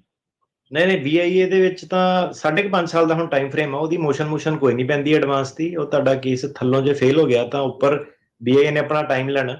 RKK ਜਿਹੜਾ ਹੁੰਦਾ ਉਹ ਸਰਕਾਰੀ ਵਕੀਲ ਨੇ ਜੱਜ ਦੇ ਮੂਹਰੇ ਇਲਜ਼ਾਮ ਉਹਨੇ ਲਾਣੇ ਹੁੰਦੇ ਆ। BIA ਦੇ ਵਿੱਚ ਤਾਂ ਲਿਮਿਟਿਡ ਰਿਵਿਊ ਹੁੰਦਾ, ਜੇ ਥੱਲੇ ਤੁਹਾਡਾ ਜੱਜ ਮੂਹਰੇ RKK ਨਹੀਂ ਲਾਇਆ ਉਹਨਾਂ ਨੇ ਤਾਂ ਉਹ ਮਸਲਾ ਖਤਮ RKK ਦਾ ਉੱਥੇ। ਠੀਕ ਹੈ ਜੀ, ਮਿਹਰਬਾਨੀ ਜੀ। ਬਲਜੀਤ ਜੀ। ਹਾਂਜੀ ਬਲਜੀਤ। ਸਤਿ ਸ਼੍ਰੀ ਅਕਾਲ। ਸਤਿ ਸ਼੍ਰੀ ਅਕਾਲ। So I'm a U.S. citizen. I just got court married to a Canadian citizen, and she's going to be moving here probably in 1 year's time, and I'm going to be applying for the I-130. I wanted to ask you that should she also apply for a tourist visa from her end, just to make sure that she doesn't get stopped at the airport or the border when she's coming to meet me? ਅੱਛਾ, ਤੁਹਾਨੂੰ ਸੋ ਪੰਜਾਬੀ 'ਚ ਮੈਂ ਜਵਾਬ ਦਿੰਦਾ, ਜੇ ਤੁਸੀਂ ਸਮਝ ਲੈਂਦੇ ਹੋ। ਹਾਂਜੀ। ਅੱਛਾ, ਸੋ ਏਦਾਂ ਹੈ ਕਿ ਕੈਨੇਡੀਅਨ ਸਿਟੀਜ਼ਨ ਦੱਸਿਆ ਨਾ ਤੁਸੀਂ? ਹਾਂਜੀ, ਉਹ ਕੈਨੇਡੀਅਨ ਸਿਟੀਜ਼ਨ ਤੇ ਮੈਂ US ਸਿਟੀਜ਼ਨ। ਪਹਿਲਾਂ ਤਾਂ ਏਦਾਂ ਕਿ ਜਿਹੜਾ ਕੈਨੇਡੀਅਨ ਸਿਟੀਜ਼ਨ ਆ ਉਹ ਸਿੱਧਾ ਹੀ ਆਪਣਾ ਅਮਰੀਕਾ ਦੇ ਵਿੱਚ ਆ ਸਕਦਾ ਬਿਨਾਂ ਵੀਜ਼ੇ ਦੇ। ਤੇ ਇਟ ਇਜ਼ ਵੈਰੀ ਰੇਅਰ ਕਿ ਕੈਨੇਡੀਅਨ ਸਿਟੀਜ਼ਨ ਨੂੰ ਜੇ ਟੂਰਿਸਟ ਵੀਜ਼ੇ ਦੀ ਲੋੜ ਪਵੇ, ਇਟਸ ਫॉर ਡਿਫਰੈਂਟ ਪਰਪਸਸ, ਪਰ ਇਸ ਕੇਸ ਦੇ ਵਿੱਚ ਨਹੀਂ ਹੈਗਾ। So there are two options. ਪਹਿਲਾਂ ਕੀ ਹੈਗਾ ਕਿ ਵਿਆਹ ਕਰਾ ਲਿਆ ਕਿ ਕਰਾਣਾ ਅਜੇ? ਕੋਰਟ ਮੈਰਿਜ ਉਹ ਕਰਾ ਲਿਆ, ਹਾਂਜੀ। ਕੋਰਟ ਮੈਰਿਜ ਹੋ ਗਈ ਆ। ਕੋਰਟ ਮੈਰਿਜ ਤੋਂ ਪਹਿਲਾਂ ਤੁਸੀਂ ਐਜ਼ ਅ ਫਿਆਂਸੇ ਵੀਜ਼ਾ ਬੁਲਾ ਸਕਦੇ ਆ। ਫਿਆਂਸੇ ਵੀਜ਼ੇ ਦਾ ਜਿਹੜਾ ਸੋਲ ਪਰਪਸ ਇਹੀ ਹੁੰਦਾ ਕਿ ਮੈਂ ਜਾ ਕੇ ਵਿਆਹ ਕਰਾਣਾ 90 ਦਿਨ ਦੇ ਅੰਦਰ। ਤਾਂ ਸਭ ਤੋਂ ਬੈਸਟ ਵੀਜ਼ਾ ਜਿਹੜਾ ਹੁੰਦਾ ਉਹ ਫਿਆਂਸੇ ਵੀਜ਼ਾ, ਪਰ ਉਹਦਾ ਨੁਕਸਾਨ ਇਹ ਹੈ ਕਿ ਉਹਦਾ ਟਾਈਮਿੰਗ ਜਿਹੜੀ ਬਹੁਤ ਜ਼ਿਆਦਾ ਸਾਲ ਤੋਂ ਉੱਤੇ ਲੱਗ ਜਾਂਦਾ ਹੈ ਨਾ। ਪਰ ਜਿਹੜਾ ਸਹੀ ਰਾਸਤਾ ਉਹ ਹੁਣ ਜਿਹੜੇ ਕਈ ਕੰਟਰੀ ਆ, ਫੋਰ ਐਗਜ਼ਾਮਪਲ ਇੰਡੀਆ ਵਰਗਾ, ਉਹਦੇ ਵਿੱਚ ਕੈਨੇਡੀਅਨ ਸਿੱਧੇ ਹੀ ਆ ਸਕਦਾ ਬਿਨਾਂ ਵੀਜ਼ੇ ਦੇ। ਜਿਹੜੇ ਬਾਕੀ ਕੰਟਰੀ ਆ ਜਿੱਦਾਂ ਇੰਡੀਆ ਤੋਂ ਕੋਈ ਨਹੀਂ ਆ ਸਕਦਾ ਸਿੱਧੇ, ਉਹਨੂੰ ਤਾਂ ਫਿਆਂਸੇ ਵੀਜ਼ਾ ਲੈਣਾ ਹੀ ਪੈਂਦਾ। ਤੇ ਦੂਸਰਾ ਇਹਨਾਂ ਦਾ ਹੁਣ ਜੇ ਤੁਸੀਂ ਤੁਹਾਡਾ ਇਰਾਦਾ ਇਹ ਹੈ ਕਿ ਵਿਆਹ ਕਰਾਣਾ ਹੀ ਕਰਾਣਾ 100%, ਤੇ ਫਿਰ ਫਿਆਂਸੇ ਵੀਜ਼ਾ ਜਿਹੜਾ legally that is the right way, ਉਹਦੇ ਵਿੱਚ ਤੁਹਾਨੂੰ ਕੋਈ ਸਟਾਪ ਨਹੀਂ ਕਰਦਾ। ਤੇ ਆ ਕੇ 90 ਡੇਜ਼ 'ਚ ਵਿਆਹ ਕਰਾ ਕੇ ਤੁਸੀਂ ਗ੍ਰੀਨ ਕਾਰਡ ਵਗੈਰਾ ਇੱਥੇ ਫਾਈਲ ਕਰ ਸਕਦੇ ਆ। ਦੂਸਰਾ ਰਸਤਾ ਇਹਦਾ ਇਹ ਹੁੰਦਾ ਕਿ ਜਿਹੜਾ ਲਾਅ ਆ ਉਹ ਇਹ ਕਹਿੰਦਾ ਕਿ ਤੁਸੀਂ ਇਸ ਇਰਾਦੇ ਨਾਲ ਅਮਰੀਕਾ ਦੇ ਵਿੱਚ ਨਹੀਂ ਆ ਸਕਦੇ, ਨਾ ਹੀ ਜਿਹੜਾ ਬਿਨਾਂ ਵੀਜ਼ੇ ਦੇ ਕੈਨੇਡੀਅਨ ਸਿਟੀਜ਼ਨ, ਨਾ ਹੀ ਟੂਰਿਸਟ ਵੀਜ਼ਾ ਲੈ ਕੇ ਜਿਹਦੀ ਤੁਸੀਂ ਗੱਲ ਕਰਦੇ ਆ। ਤੁਸੀਂ ਇਸ ਇਰਾਦੇ ਨਾਲ ਨਹੀਂ ਐਂਟਰ ਕਰ ਸਕਦੇ ਕਿ ਤੁਸੀਂ ਆ ਕੇ ਵਿਆਹ ਕਰਾਣਾ। ਤੁਸੀਂ ਆ ਕੇ ਆਪਣੀ ਨਾਰਮਲ ਜੋ ਵੀ ਲਾਈਫ ਕੰਟੀਨਿਊ ਕਰਦੇ ਆ। ਜੇ ਤੁਹਾਡਾ ਡਾਊਨ ਦਾ ਰੋਡ ਤੁਹਾਡਾ ਪਲਾਨ ਬਣਦਾ ਕਿ ਨਹੀਂ ਹੁਣ ਆਪਾਂ ਵਿਆਹ ਕਰਾਣਾ ਵਾ, ਤੇ ਫਿਰ ਤੁਸੀਂ ਆਪਣਾ ਇਰਾਦਾ ਬਾਅਦ ਚ ਆ ਕੇ ਤੁਹਾਡਾ ਬਦਲ ਸਕਦਾ। ਉਹਨੂੰ ਕਹਿੰਦੇ ਲੀਗਲੀ ਤਾਂ ਇਹ ਹੁਣ ਆਲਰੇਡੀ ਮੈਰਿਡ ਨੇ, ਨਹੀਂ ਹੈਗੇ ਮੈਰਿਡ ਅਜੇ। ਨਹੀਂ ਕਹਿੰਦੇ ਨਾ ਵੀ ਕੋਰਟ ਮੈਰਿਜ ਹੋ ਗਈ ਆ। ਸੋ ਕੋਰਟ ਮੈਰਿਜ ਹੋ ਗਈ, ਹਾਂਜੀ। ਕੋਰਟ ਮੈਰਿਜ ਅੱਛਾ, ਮੈਨੂੰ ਲੱਗਿਆ ਕੋਰਟ ਮੈਰਿਜ ਅਜੇ ਹੋਣੀ ਹੈ। ਠੀਕ ਹੈ। ਸੋ ਇਹਦੇ ਵਿੱਚ ਇਹ ਹੁੰਦਾ ਕਿ ਕੋਰਟ ਮੈਰਿਜ ਜਿੱਦਾਂ ਹੋਣੀ ਹੈ ਤਾਂ 90 ਡੇਜ਼ ਜੇ ਤੁਸੀਂ ਉਰੇ ਉਹ ਆਉਂਦੇ ਆ ਤਾਂ ਜਿਹੜਾ ਟੂਰਿਸਟ ਵੀਜ਼ਾ ਤੁਹਾਡਾ that is not the right visa. ਕਿ ਉਹਦੇ ਵਿੱਚ ਜਦੋਂ ਜਾਣਾ ਉਹਨਾਂ ਨੇ ਟੂਰਿਸਟ ਵੀਜ਼ਾ ਲੈਣ ਵੀ ਦੱਸਣਾ ਪੈਣਾ ਕਿ ਸਪਾਊਸ ਕੌਣ ਆ, US ਸਿਟੀਜ਼ਨ ਆ, ਤੇ that will be a red flag. ਤੇ ਜੇ ਉਹ ਬਾਰਡਰ ਤੇ ਵੀ ਆਉਂਦੇ ਆ, ਮੰਨ ਲਓ ਉਹਨਾਂ ਨੂੰ ਆਣ ਦਿੱਤਾ ਜਾਂਦਾ, ਉਹ ਇਸ ਇਰਾਦੇ ਨਾਲ ਨਹੀਂ ਆ ਸਕਦੇ ਕਿ ਉਹਨਾਂ ਨੇ ਇੱਥੇ ਆ ਕੇ ਗ੍ਰੀਨ ਕਾਰਡ ਫਾਈਲ ਕਰਨਾ। ਡਾਊਨ ਦਾ ਰੋਡ ਜੇ ਉਹਨਾਂ ਦਾ ਇਰਾਦਾ ਚੇਂਜ ਹੁੰਦਾ 90 ਦਿਨਾਂ ਬਾਅਦ, ਤੁਸੀਂ ਉਹ ਐਸਟੈਬਲਿਸ਼ ਕਰ ਸਕਦੇ ਆ। ਮਤਲਬ ਕਿ ਇਦਾਂ ਨਹੀਂ ਕਿ ਘਰ ਵੇਚ ਕੇ, ਜੌਬ ਛੱਡ ਕੇ, ਗੱਡੀ ਉਹ ਕਰਕੇ ਆਉਣਾ। ਜੇ ਬੰਦੇ ਦਾ ਬਾਅਦ ਚ ਇਰਾਦਾ ਕਦੀ ਚੇਂਜ ਹੋਵੇ, ਉਹਨੂੰ ਲਾਅ ਜਿਹੜੀ ਐਕਸੈਪਸ਼ਨ ਉਹ ਦੇ ਦਿੰਦਾ। ਅਦਰਵਾਈਜ਼ 90 ਡੇ ਰੂਲ ਲਈ ਤੁਸੀਂ ਜਿਹੜੇ ਉਹ ਸਬਜੈਕਟ ਹੈਗੇ ਆ ਕਿ ਜੇ ਉਸ ਤੋਂ ਪਹਿਲਾਂ ਤੁਸੀਂ ਕੁਝ ਵੀ ਇਦਾਂ ਦਾ ਕਰਦੇ ਆ, ਦੇयर ਇਜ਼ ਅ ਪ੍ਰੈਜ਼ੰਪਸ਼ਨ ਕਿ ਤੁਸੀਂ ਝੂਠ ਬੋਲਿਆ ਬਾਰਡਰ ਦੇ ਉੱਤੇ, ਤੁਸੀਂ ਗ੍ਰੀਨ ਕਾਰਡ ਹੀ ਫਾਈਲ ਕਰਨਾ ਚਾਹੁੰਦੇ ਸੀਗੇ।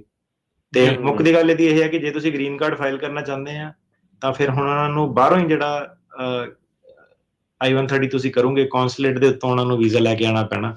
ਤੇ ਜੇ ਤੁਹਾਡਾ ਜੇ ਉਸ ਲੈਵਲ ਦਾ ਪਲਾਨ ਨਹੀਂ ਬਣਿਆ, ਉਹਨਾਂ ਨੇ ਆਓ ਜਾਓ ਵਾਪਸ ਕਰਨੀ ਆ, ਤੇ ਬਾਅਦ ਚ ਕਿਤੇ ਤੁਹਾਡਾ ਡਾਊਨ ਦਾ ਰੋਡ ਤੁਹਾਡਾ ਜੇ ਵਿਚਾਰ ਬਣਿਆ ਇਦਾਂ ਦਾ ਆਫਟਰ 90 ਡੇਜ਼, ਉਹਨੂੰ ਜਿਹੜਾ ਇੱਥੇ ਦਾ ਕਾਨੂੰਨ ਮੰਨ ਸਕਦਾ ਕਿ ਤੁਹਾਡੀ ਗੱਲ 'ਚ ਦਮ ਹੈਗਾ ਜੀ। ਠੀਕ ਹੈ ਜੀ, ਮਿਹਰਬਾਨੀ।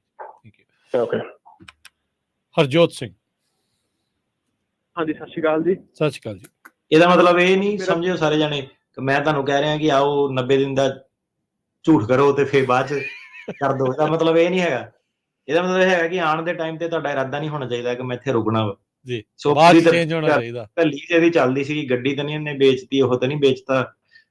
ਟੈਚੀ ਟੁੱਚੀ ਖੜਾ ਲੈਂਦੇ ਆ ਕਈ ਵਾਰੀ, ਮੈਸੇਜ ਖੜਾ ਲੈਂਦੇ ਕਿ ਗੁੱਡ ਬਾਏ ਤਾਂ ਨਹੀਂ ਕਿਤੇ ਕਰਿਆ ਜੀ ਆਪਣੇ ਘਰਦਿਆਂ ਨੂੰ ਜਾਂ ਫਰੈਂਡਸ ਨੂੰ, ਹਨਾ। ਠੀਕ ਹੈ। ਸੋ ਇਹਦਾ ਮਤਲਬ ਇਹ ਆ ਕਿ ਲੌਂਗ ਸਟੋਰੀ ਸ਼ਾਰਟ, ਜੇ ਤੁਸੀਂ ਇਹਦਾ ਕਨਕਲੂਜਨ ਕੱਢਣਾ ਕਿ ਵਕੀਲ ਕੀ ਕਹਿੰਦਾ ਸੀ, ਉਹ ਇਹ ਕਹਿੰਦਾ ਹੈਗਾ ਕਿ ਤੁਸੀਂ ਭਾਈ ਟੂਰਿਸਟ ਵੀਜ਼ੇ ਤੇ ਆਪਣਾ ਘੁੰਮਣ ਫਿਰਨ ਲਈ ਆਏ ਆ ਤੇ 90 ਦਿਨਾਂ ਬਾਅਦ ਜੇ ਇਰਾਦਾ ਚੇਂਜ ਹੋਇਆ ਤਾਂ ਫਿਰ ਤੁਸੀਂ ਕਰ ਸਕਦੇ ਆ। ਇਹ ਨਹੀਂ ਵੀ ਧੱਕਾ ਨਹੀਂ। ਹਾਂ। ਹਰਜੋਤ ਸਿੰਘ। ਹਾਂਜੀ, ਸਤਿ ਸ਼੍ਰੀ ਅਕਾਲ ਜੀ। ਸਤਿ ਸ਼੍ਰੀ ਅਕਾਲ। ਹਾਂਜੀ, ਮੇਰਾ ਕੁਐਸਚਨ ਇਹ ਹੈ, ਮੇਰਾ ਬ੍ਰਦਰ ਤੇ ਮੇਰੇ ਸਟੈਪ ਮਦਰ US ਆਏ ਸੀ 2019 ਬਾਰਡਰ ਦੇ ਥਰੂ, ਤੇ ਸਟੈਪ ਮਦਰ ਦੇ ਇੱਥੇ ਆ ਕੇ US ਸਿਟੀਜ਼ਨ ਨਾਲ ਮੈਰਿਜ ਹੋ ਗਈ ਤੇ ਉਹ ਸੈਪਰੇਟ ਹੋ ਗਏ ਬ੍ਰਦਰ ਨਾਲੋਂ। ਤੇ ਹੁਣ ਉਹ ਚਾਹੁੰਦੇ ਨੇ ਕਿ ਉਹਨਾਂ ਨੇ ਅਸਾਈਲਮ ਫਾਈਲ ਕੀਤਾ ਹੋਇਆ ਸੀ ਕਿ ਅਸੀਂ, ਮਦਰ ਕਹਿੰਦੇ ਕਿ ਗ੍ਰੀਨ ਕਾਰਡ ਅਸੀਂ ਆਪਣੀ ਮੈਰਿਜ ਦੇ ਥਰੂ ਲੈਣਾ ਹੈ, ਤੇ ਕੀ ਅਸੀਂ ਆਪਣੇ ਬ੍ਰਦਰ ਦਾ ਕੇਸ ਸੈਪਰੇਟ ਕਰ ਸਕਦੇ ਮਦਰ ਤੋਂ?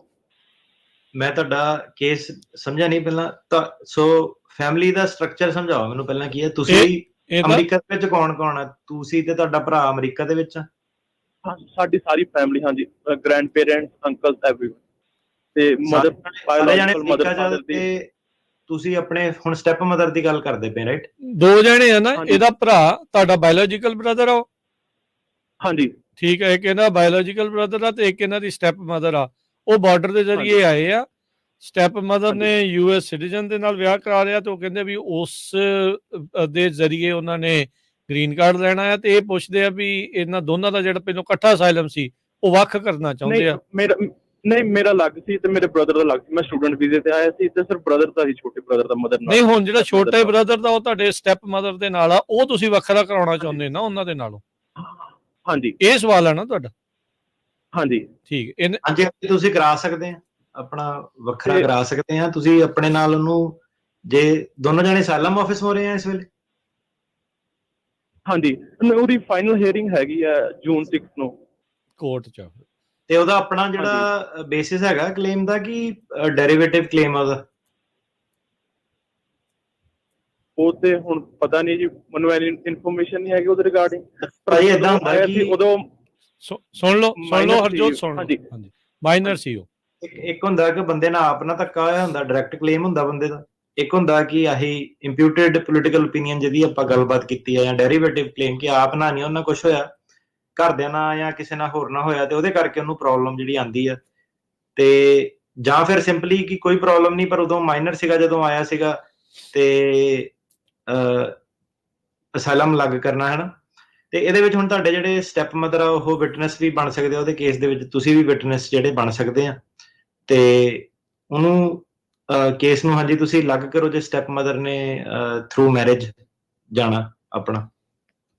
ਓਕੇ, ਤੇ ਕੀ ਮੈਂ ਆਪਣਾ ਕੇਸ ਉਹਦੇ ਨਾਲ ਜੁਆਇਨ ਕਰਾ ਸਕਦਾ ਜੀ? ਮੈਂ ਸਟੂਡੈਂਟ ਵੀਜ਼ੇ ਤੇ ਆਇਆ ਸੀ ਇੱਥੇ। ਤੁਹਾਡਾ ਅਸਾਈਲਮ ਆਫਿਸ ਹੋ ਰਿਹਾ ਕੇਸ? ਹਾਂਜੀ, ਅਸਾਈਲਮ ਆਫਿਸ। ਨਹੀਂ, ਤੁਸੀਂ ਜੁਆਇਨ ਨਹੀਂ ਕਰਾ ਸਕਦੇ ਕਿਉਂਕਿ ਤੁਸੀਂ ਨਾ ਡਿਫਰੈਂਟ ਫੋਰਮ ਦੇ ਅੱਗੇ ਹੈਗੇ ਆ। ਜਿਹੜਾ ਸੇਮ ਅਸਾਈਲਮ ਆਫਿਸ ਦਾ ਅਸਾਈਲਮ ਆਫਿਸ ਜੁਆਇਨ ਹੋ ਸਕਦਾ, ਇਮੀਗ੍ਰੇਸ਼ਨ ਕੋਰਟ ਚ ਬੰਦਾ EOIR ਸਿਸਟਮ ਉਰੇ ਹੋਵੇ, ਮਹਿਕਮਾ ਤੁਹਾਡਾ ਅਲੱਗ-ਅਲੱਗ, ਸੋ ਇਹ ਕੇਸ ਜੁਆਇਨ ਨਹੀਂ ਹੋ ਸਕਦੇ, ਪਰ ਤੁਸੀਂ ਗਵਾਹੀ ਦੇ ਸਕਦੇ ਹੋ ਉਹਦੇ ਕੇਸ ਦੇ ਵਿੱਚ ਜ਼ਰੂਰ। ਜੀ, ਓਕੇ, ਮਿਹਰਬਾਨੀ ਜੀ। ਹਰਵਿੰਦਰ। ਹਾਂਜੀ ਹਰਵਿੰਦਰ। ਹਾਂਜੀ, ਸਤਿ ਸ੍ਰੀ ਅਕਾਲ ਭਾਜੀ। ਸਤਿ ਸ਼੍ਰੀ ਅਕਾਲ। ਹਾਂਜੀ ਭਾਜੀ, ਆਪਣਾ ਮੇਰਾ ਸਵਾਲ ਸੀਗਾ ਭਾਜੀ, ਮੇਰੀ ਫਾਈਨਲ ਕੋਰਟ ਡੇਟ ਸੀਗੀ 18 ਦਸੰਬਰ, ਤੇ ਜੱਜ ਨੇ ਡਿਸੀਜਨ ਨਹੀਂ ਦਿੱਤਾ ਸੀਗਾ। ਜੱਜ ਨੇ ਹੋਲਡ ਤੇ ਪਾ ਲਿਆ ਸੀ, ਉਹ ਕਹਿੰਦੇ 60 ਦਿਨਾਂ ਦੇ ਵਿੱਚ ਡਿਸੀਜਨ ਦੇਵਾਂਗੇ। ਤੇ ਭਾਜੀ ਕੱਲ 60 ਦਿਨ ਮੇਰੇ ਪੂਰੇ ਹੋ ਗਏ, ਪਰ ਕੋਈ ਡਿਸੀਜਨ ਨਹੀਂ ਆਇਆ, ਮਤਲਬ ਹੋਲਡ ਤੇ ਹੀ ਆ। ਹਾਂਜੀ ਭਾਜੀ, ਉਹ ਜ਼ਿਆਦਾ ਵੀ ਟਾਈਮ ਲੈ ਸਕਦੇ ਆ, ਕੋਈ ਜ਼ਰੂਰੀ ਨਹੀਂ ਉਹਨਾਂ ਦਾ। ਉਹ ਤਾਂ ਉਹੀ ਗੱਲ ਆ ਆਪਣਾ, ਜਿੱਦਾਂ ਹੁਣ ਲਾਰਾ ਲਾ ਦਿੰਦੇ ਆ ਲੋਕੀ, ਕੰਮ ਛੇਤੀ ਹੋ ਜਾਣਾ ਪਰ ਨਹੀਂ ਹੁੰਦਾ, ਤੇ ਸੇਮ ਥਿੰਗ ਹੀ ਕੋਰਟਾਂ ਦੀ ਉਹਦੇ ਕਰ ਜਾਂਦੇ ਆ ਭਾਜੀ। ਮਤਲਬ ਵੇਟ ਹੀ ਕਰਨੀ ਪਊਗੀ ਹਜੇ, ਮਤਲਬ ਕੋਈ ਮੋਸ਼ਨ ਵਗੈਰਾ ਵੀ ਪਾ ਸਕਦੇ ਕਿ ਨਹੀਂ? ਨਹੀਂ ਭਾਜੀ, ਜੱਜ ਆ ਉਹ, ਹੁਣ ਨਹੀਂ ਸੁਣਦਾ ਭਾਜੀ। ਫੈਸਲਾ ਦੇਣਾ ਉਹਨੂੰ, ਤੁਸੀਂ ਕੰਨ ਨਹੀਂ ਉਹਦਾ ਮਰੋੜ ਸਕਦੇ ਕਿ ਛੇਤੀ ਕਿਉਂ ਨਹੀਂ ਦਿੱਤਾ। ਹਾਂਜੀ, ਨਹੀਂ, ਕਿਉਂਕਿ ਉਹਨੇ ਕਿਹਾ ਸੀ, ਮੈਂ ਤਾਂ ਪੁੱਛਿਆ ਸੀ ਕਿਉਂਕਿ ਉਹਨੇ। ਠੀਕ ਹੈ, ਤੁਹਾਡਾ ਸਵਾਲ ਵੀ ਜਾਇਜ਼ ਆ, ਕੋਈ ਗੱਲ ਨਹੀਂ, ਪਰ ਇਹ ਆ ਵੀ ਇਹ ਹੋ ਰਿਹਾ ਏਦਾਂ। ਪਰ ਸਰਕਾਰੀ ਨੌਕਰੀ ਆ, ਵਿੱਚ ਕਈ ਮਸਲੇ ਹੋਰ ਜਿਹੜੇ ਆ ਜਾਂਦੇ ਆ, ਤੇ ਕਹੇ ਦਾ ਮਤਲਬ ਇਹ ਨਹੀਂ ਕਿ ਉਹਨੇ ਪੱਥਰ ਤੇ ਲਕੀਰ ਉਹਦਾ ਹੈਗਾ ਵਾ, ਤੇ ਉਹਨੇ ਟਾਈਮ ਵੀ ਲੱਗ ਜਾਂਦਾ, ਕਹਿਣ ਦਾ ਮਤਲਬ ਇੰਤਜ਼ਾਰ ਹੀ ਕਰਨਾ। ਸਰਕਾਰੀ ਵਕੀਲ ਵੱਲੋਂ ਤਾਂ ਨਹੀਂ ਕੋਈ ਰੀਜ਼ਨ ਹੋ ਸਕਦਾ, ਕਿਉਂਕਿ ਸਰਕਾਰੀ ਵਕੀਲ ਨੇ ਪਹਿਲਾਂ ਜੀ RKK ਫਾਈਲ ਕੀਤਾ ਸੀਗਾ ਜਿੱਦਾਂ, ਤੇ ਉਹ ਤਾਂ ਜੱਜ ਨੇ RKK ਡਿਸਮਿਸ ਕਰਤਾ। ਕੀ ਕੀਤਾ ਉਹਨੇ? ਜਦੋਂ RKK ਫਾਈਲ ਕੀਤਾ ਸੀਗਾ, ਮਤਲਬ ਇੱਕ ਦਿਨ ਕੋਰਟ ਡੇਟ ਤੋਂ 2 ਦਿਨ ਪਹਿਲਾਂ, ਜਿੱਦਾਂ 5 ਦਸੰਬਰ ਨੂੰ ਮੇਰੀ ਕੋਰਟ ਡੇਟ ਸੀਗੀ ਜਿੱਦਾਂ, ਤੇ RKK ਫਾਈਲ ਕੀਤਾ ਤਾਂ ਮੇਰੇ ਵਕੀਲ ਨੇ ਜਦੋਂ ਉਹਨਾਂ ਨੂੰ ਉਹਨਾਂ ਦੇ ਆਨਸਰ ਜੋ ਵੀ ਉਹ ਫਾਈਲ ਕਰਕੇ ਦਿੱਤਾ, ਤਾਂ ਫਿਰ ਜੱਜ ਨੇ ਉੱਦਾਂ ਮੇਰੀ ਮਤਲਬ ਕੋਰਟ ਡੇਟ ਚੱਲੀ ਸੀਗੀ ਮੇਰੀ ਜਿੱਦਾਂ, ਤੇ ਉਦੋਂ ਜੱਜ ਕੋਰਟ ਆਪਣੇ ਕੇਸ ਚੱਲਦੇ ਦੇ ਜੱਜ ਬਿਮਾਰ ਹੋ ਗਏ ਸੀਗੇ, ਉਹਨੇ ਮੈਨੂੰ ਅਗਲੀ ਡੇਟ 18 ਦੇ ਦਿੱਤੀ ਸੀਗੀ। 18 ਦੇ ਵਿੱਚ ਵੀ ਫਿਰ ਮੇਰੇ ਤੋਂ ਸਰਕਾਰੀ ਵਕੀਲ ਨੇ ਹੀ ਸਵਾਲ ਪੁੱਛੇ, ਕਿਉਂਕਿ ਸਰਕਾਰੀ ਵਕੀਲ ਮੇਰੇ ਤੋਂ ਉੱਦਾਂ ਦੇ ਹੀ ਸਵਾਲ ਪੁੱਛ ਰਿਹਾ ਸੀ ਜਾਣ ਕੇ, ਮਤਲਬ ਉਹ ਪਹਿਲੇ ਦਿਨ ਤੋਂ ਹੀ ਲੱਗਦਾ ਸੀ ਕਿ ਉਹ ਨੈਗੇਟਿਵ ਜਿਹੜਾ ਸਵਾਲ ਪੁੱਛਿਆ ਹਰਵਿੰਦਰ, ਜਿਹੜਾ ਸਵਾਲ ਪੁੱਛਿਆ ਇਹਨਾਂ ਨੇ ਵੀ RKK ਜੱਜ ਨੇ ਡਿਸਮਿਸ ਕੀਤਾ ਸੀ ਕਿ ਨਹੀਂ ਕੀਤਾ ਸੀ? ਹਾਂਜੀ ਡਿਸਮਿਸ ਕੀਤਾ ਸੀ। ਠੀਕ ਹੈ, ਮਤਲਬ RKK ਵਾਲਾ ਮੁੱਦਾ ਖਤਮ ਹੋ ਗਿਆ ਸੀਗਾ ਕਿ RKK ਦੇ ਉੱਤੇ ਤੁਹਾਨੂੰ ਜਿਹੜੀ ਜਵਾਬਦੇਹੀ ਦੇਣੀ ਪਈ ਸੀਗੀ ਕੋਰਟ ਦੇ ਵਿੱਚ? ਨਹੀਂ, RKK ਦੇ ਬਾਰੇ ਫਿਰ ਮੈਨੂੰ ਕੋਈ ਸਵਾਲ ਨਹੀਂ ਪੁੱਛਿਆ, ਬਸ ਮੇਰੇ ਕੇਸ ਦੇ ਰਿਲੇਟਡ ਹੀ ਮੇਰੇ ਤੋਂ ਬਾਕੀ ਸਵਾਲ ਜਿਹੜੇ ਕੋਰਟ ਡੇਟ ਚੱਲੀ ਸੀਗੀ ਉਹ ਹੋਏ ਸੀ ਬਸ। RKK ਜਿਹੜਾ ਹੁੰਦਾ ਨਾ, ਉਹ ਕ੍ਰੈਡੀਬਿਲਿਟੀ ਬੰਦੇ ਦੀ ਜਿਹੜੀ ਇਫੈਕਟ ਕਰਦਾ। ਦੋ ਇਹਦੇ ਵਿੱਚ ਚੀਜ਼ਾਂ ਹੁੰਦੀਆਂ, ਇੱਕ ਹੁੰਦਾ ਕਿ ਜੱਜ ਕਵੇ ਕਿ ਨਹੀਂ RKK ਐਪਲੀਕੇਬਲ ਹੀ ਨਹੀਂ ਹੈਗਾ, ਤੇ RKK ਨੂੰ ਵਕੀਲ ਨੇ ਆਪਣੀ ਆਬਜੈਕਸ਼ਨਸ ਜਾਂ ਆਰਗੂਮੈਂਟਸ ਉਹਦੀਆਂ ਪੇਸ਼ ਕਰਨੀਆਂ ਹੁੰਦੀਆਂ। ਜੋ ਵੀ ਤੁਹਾਡੇ ਡਿਊ ਪ੍ਰੋਸੈਸ ਰਾਈਟਸ ਆਰਗੂਮੈਂਟ ਹੈਗੀਆਂ, ਕੋਈ ਵੀ ਤੁਹਾਡੀਆਂ ਜਿਹੜੀਆਂ ਆਰਗੂਮੈਂਟ ਹੈਗੀਆਂ ਤੁਸੀਂ ਪੇਸ਼ ਕਰਦੇ ਆ, ਤੇ ਜੇ ਜੱਜ ਕਵੇ ਕਿ ਨਹੀਂ RKK ਦੇ ਬਾਰੇ ਆਪਾਂ ਸੁਣਨਾ ਵਾ, ਤੇ ਉਹਦੇ ਵਿੱਚ ਫਿਰ ਕੀ ਹੁੰਦਾ ਕਿ ਬੰਦੇ ਨੂੰ ਇੱਕ ਓਪਰਚੁਨਿਟੀ ਟੂ ਐਕਸਪਲੇਨ ਜਿਹੜੀ ਰਿਸਪੋਂਡੈਂਟ ਨੂੰ ਦੇਣੀ ਹੁੰਦੀ ਹੈ, ਕਲਾਇੰਟ ਨੂੰ, ਤੂੰ ਦੱਸ ਬਈ ਕਿਉਂ ਨਹੀਂ ਹੈਗਾ। ਸੋ ਜਿੱਦਾਂ ਇਹ ਕਹਿੰਦੇ ਆ ਕਿ ਵਕੀਲ ਨੇ ਇਹਦੇ ਸਬਮਿਟ ਕੀਤਾ ਸੀਗਾ, ਤੇ ਉਸ ਤੋਂ ਬਾਅਦ ਕੀ ਹੁੰਦਾ ਕਿ ਇਹ ਚੈੱਕ ਕਰ ਲਿਓ ਆਪਣੇ ਵਕੀਲ ਨਾਲ, ਮੈਨੂੰ ਨਹੀਂ ਲੱਗਦਾ ਤੁਹਾਨੂੰ ਇਹਦੇ ਬਾਰੇ ਪੂਰੀ ਜਾਣਕਾਰੀ ਆ। ਆਰਕੇ ਮਤਲਬ ਜੱਜ ਨੇ ਅਪਲਾਈ ਕੀਤਾ ਕਿ ਨਹੀਂ ਕੀਤਾ। ਜੇ ਉਹਨਾਂ ਨੇ ਆਰਕੇ ਅਪਲਾਈ ਕੀਤਾ ਫਿਰ ਕੀ ਸੀਗਾ ਕਿ ਤੁਹਾਨੂੰ ਕੋਰਟ 'ਚ ਆਪਣੀ ਟੈਸਟਮਨੀ ਦੇ ਵਿੱਚ ਵੀ ਇਹ ਆਰਕੇ ਕਵਰ ਕਰਨਾ ਚਾਹੀਦਾ ਸੀਗਾ। ਤੇ ਹੁਣ ਜੱਜ ਨੇ ਕੀ ਹੈ ਕਿ ਸਾਰੇ ਜਿਹੜੇ ਬਿਆਨ ਸੁਣ ਕੇ ਸਾਰਾ, ਤੇ ਉਹਦੇ ਬੇਸ ਤੇ ਉਹਨੇ ਜਿਹੜਾ ਫੈਸਲਾ ਲੈਣਾ। ਆਰਕੇ ਜਿਹੜਾ ਤੁਹਾਡੀ ਫਾਈਲਿੰਗ ਹੋਣੀ ਆ, ਉਹ ਵੇਟ ਕਿੰਨਾ ਉਹਦਾ ਜੱਜ ਨੇ ਦੇਣਾ, ਉਹਦੇ ਉੱਤੇ ਉਹਨੇ ਜਿਹੜਾ ਫੈਸਲਾ ਉਹ ਕਰਨਾ। ਤੇ ਆਰਕੇ ਲਈ ਹੁਣ ਵੇਟ ਕਰੋ ਤੁਸੀਂ, ਇਹ 60 ਦਿਨ ਵਾਲਾ ਤੇ ਇਹਦੇ ਵਿੱਚ ਕੋਈ ਰੌਲਾ ਨਹੀਂ, ਇਹ ਬਹੁਤ ਜ਼ਿਆਦਾ ਟਾਈਮ ਵੀ ਜਿਹੜਾ ਲੱਗ ਸਕਦਾ ਵਾ। ਠੀਕ ਹੈ ਜੀ, ਠੀਕ ਹੈ ਜੀ, ਓਕੇ, ਥੈਂਕ ਯੂ ਜੀ। ਜਸਪ੍ਰੀਤ। ਹਾਂਜੀ ਭਾਈ, ਸਤਿ ਸ਼੍ਰੀ ਅਕਾਲ ਜੀ। ਸਤਿ ਸ਼੍ਰੀ ਅਕਾਲ ਜੀ। ਸਰ ਮੇਰਾ ਕੁਐਸਚਨ ਇੱਕ ਛੋਟਾ ਜਿਹਾ, ਮੇਰੀ ਮੰਮੀ ਇੱਥੋਂ ਗਏ ਸੀਗੇ ਇੰਡੀਆ, ਗ੍ਰੀਨ ਕਾਰਡ ਹੋਲਡਰ ਹੈ, ਤੇ ਉਹਨਾਂ ਨੂੰ 6 ਮਹੀਨੇ ਹੋ ਜਾਣੇ 7 ਮਾਰਚ ਨੂੰ, ਤੇ ਉਹ ਫਿਰ ਜੇ 15 ਤੋਂ 20 ਦਿਨ ਓਵਰ ਹੋ ਜਾਣ ਤਾਂ ਕੋਈ ਦਿੱਕਤ ਤਾਂ ਨਹੀਂ ਹੈਗੀ ਜੀ? 6 ਮਹੀਨੇ ਤੋਂ ਉੱਤੇ ਤੇ ਸਾਲ ਤੋਂ ਥੱਲੇ, ਉਹਦੇ ਵਿੱਚ ਜਿਹੜਾ ਬੰਦਾ ਵਾਪਸ ਆਉਂਦਾ, ਉਹਨੂੰ ਇਹ ਸਵਾਲ ਜਵਾਬ ਪੁੱਛਿਆ ਜਾਊਗਾ ਕਿ ਅਮਰੀਕਾ 'ਚ ਆਪਣੇ ਪਰਮਾਨੈਂਟ ਰੈਜ਼ੀਡੈਂਸ ਦਾ ਸਬੂਤ ਦਿਓ, ਬੈਂਕ ਦਾ, ਇੰਸ਼ੋਰੈਂਸ ਦਾ, ਘਰ ਦਾ, ਲੀਜ਼ ਦਾ, ਏਦਾਂ ਦਾ।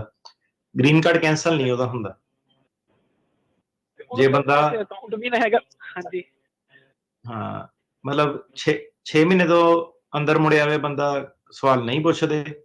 6 ਮਹੀਨੇ ਤੇ ਸਾਲ ਦੇ ਵਿੱਚ ਜਦੋਂ ਮੁੜੇ ਕੇ ਆਵੇ, ਉਹਦੇ ਵਿੱਚ ਬਹੁਤ ਸਵਾਲ ਪੁੱਛਦੇ ਆ ਕਿ ਇਹ ਸ਼ੋ ਕਰਨਾ ਪੈਂਦਾ ਕਿ ਕਿਤੇ ਬੰਦਾ ਛੱਡ ਕੇ ਤਾਂ ਨਹੀਂ ਚਲ ਗਿਆ ਸੀਗਾ। ਤੇ ਸਾਲ ਤੋਂ ਵੱਧ ਜੇ ਬਾਹਰ ਆ ਜਾਵੇ ਫਿਰ ਗ੍ਰੀਨ ਕਾਰਡ ਕੈਂਸਲ ਵੀ ਕਰ ਦਿੰਦੇ ਆ। ਠੀਕ ਹੈ ਜੀ, ਓਕੇ, ਠੀਕ ਹੈ ਜੀ, ਧੰਨਵਾਦ ਜੀ। Thank you so much. Satwinder. ਹਾਂਜੀ, ਸਤਿ ਸ਼੍ਰੀ ਅਕਾਲ ਭਾਜੀ। ਸਤਿ ਸ਼੍ਰੀ ਅਕਾਲ ਜੀ। ਸਭ ਤੋਂ ਪਹਿਲਾਂ ਹੈਪੀ ਬਰਥਡੇ ਭਾਜੀ ਨੂੰ, ਭਾਜੀ ਦਾ ਬਰਥਡੇ ਅੱਜ। ਥੈਂਕ ਯੂ ਜੀ। ਜੀ। ਆਪਣਾ ਸਰ ਮੇਰਾ ਇੱਕ ਕੁਐਸਚਨ ਆ, ਮੇਰੀ ਅਸਾਈਲਮ ਕੇਸ ਲੱਗਾ, ਮੈਂ 2017 'ਚ ਆਇਆ ਸੀਗਾ US 'ਚ ਇਲੀਗਲ ਵੇ ਨਾਲ, ਆਪਣਾ ਬਾਰਡਰ ਕ੍ਰੋਸ ਕਰਕੇ ਜੀ। ਤੇ ਮੇਰਾ ਸਰ ਹੁਣ ਉਹ ਅੱਗੇ ਦੀ ਅੱਗੇ ਡੇਟਸ ਪਈ ਜਾ ਰਹੀਆਂ ਸੀਗੀਆਂ, ਤੇ ਹੁਣ ਮੇਰੀ ਡੇਟ ਨੈਕਸਟ ਈਅਰ ਸੀਗੀ ਅਸਾਈਲਮ ਦੀ। ਹੁਣ ਉਹਨਾਂ ਨੇ ਫਿਜ਼ਨਲ ਕਾਉਂਟੀ ਹੋਣ ਦਾ ਕਰਕੇ ਉਹਨਾਂ ਨੇ ਕੰਕਰਡ ਟ੍ਰਾਂਸਫਰ ਕਰਤਾ ਕੇਸ, ਤੇ ਆਹ ਸਾਲ 1 ਸਾਲ ਪਿੱਛੇ ਕਰਤੀ, ਹੁਣ ਇਸੇ ਸਾਲ ਕਰਤੀ ਆ ਅਸਾਈਲਮ ਦੀ। ਜੀ। ਮੇਰਾ ਮੈਰਿਜ ਹੋਈ ਨੂੰ 1 ਈਅਰ ਹੋ ਗਿਆ ਜੀ, ਤੇ I-130 ਮੈਂ ਫਾਈਲ ਕੀਤਾ ਹੋਇਆ, ਮੇਰੇ ਵਾਈਫ ਸਿਟੀਜ਼ਨ ਨੇ ਜੀ। ਤੇ ਮੈਨੂੰ ਜਸਟ ਇੱਕ ਚੀਜ਼ ਦੀ ਕਨਫਿਊਜ਼ਨ ਆ, ਮੈਨੂੰ ਕੋਈ ਕਲੀਅਰ ਨਹੀਂ ਕਰ ਰਿਹਾ ਕਿ ਜੇ ਮੰਨ ਲਓ ਮੈਂ ਅਸਾਈਲਮ ਆਪਣਾ ਜਾਣਦਾ ਵਾਂ ਜਾਂ ਅਸਾਈਲਮ ਦਾ ਕੇਸ ਲੜਦਾ ਵਾਂ, ਜੇ ਰੱਬ ਨਾ ਕਰੇ ਉਹਦੇ 'ਚ 1% ਕੀ ਰਿਜੈਕਟ ਹੋ ਜਾਵੇ ਜਾਂ ਕੁਛ ਹੋ ਜਾਵੇ, ਉਹਦੇ ਨਾਲ ਬਾਅਦ ਫਿਰ ਮੇਰੇ ਮੈਰਿਜ ਕੇਸ ਤੇ ਇਫੈਕਟ ਪਊਗਾ ਜੀ? ਹਾਂਜੀ ਹਾਂਜੀ, ਬਿਲਕੁਲ ਪਊਗਾ। ਜੇ ਤੁਸੀਂ ਮੈਰਿਜ ਵਾਲੇ ਰਾਸਤੇ ਤੇ ਜਾਣਾ ਨਾ, ਤੁਸੀਂ ਅਸਾਈਲਮ ਦਾ ਕੇਸ ਪਹਿਲਾਂ ਬੰਦ ਕਰਾ ਕੇ ਮੈਰਿਜ ਵਾਲੇ ਪਾਸੇ ਜਾਓ, ਤੇ ਉਹਦੇ ਵਿੱਚ ਤੁਹਾਨੂੰ ਨਾ ਆਪਸ਼ਨਸ ਲੱਭ ਜਾਂਦੀਆਂ ਸਿੱਧੇ।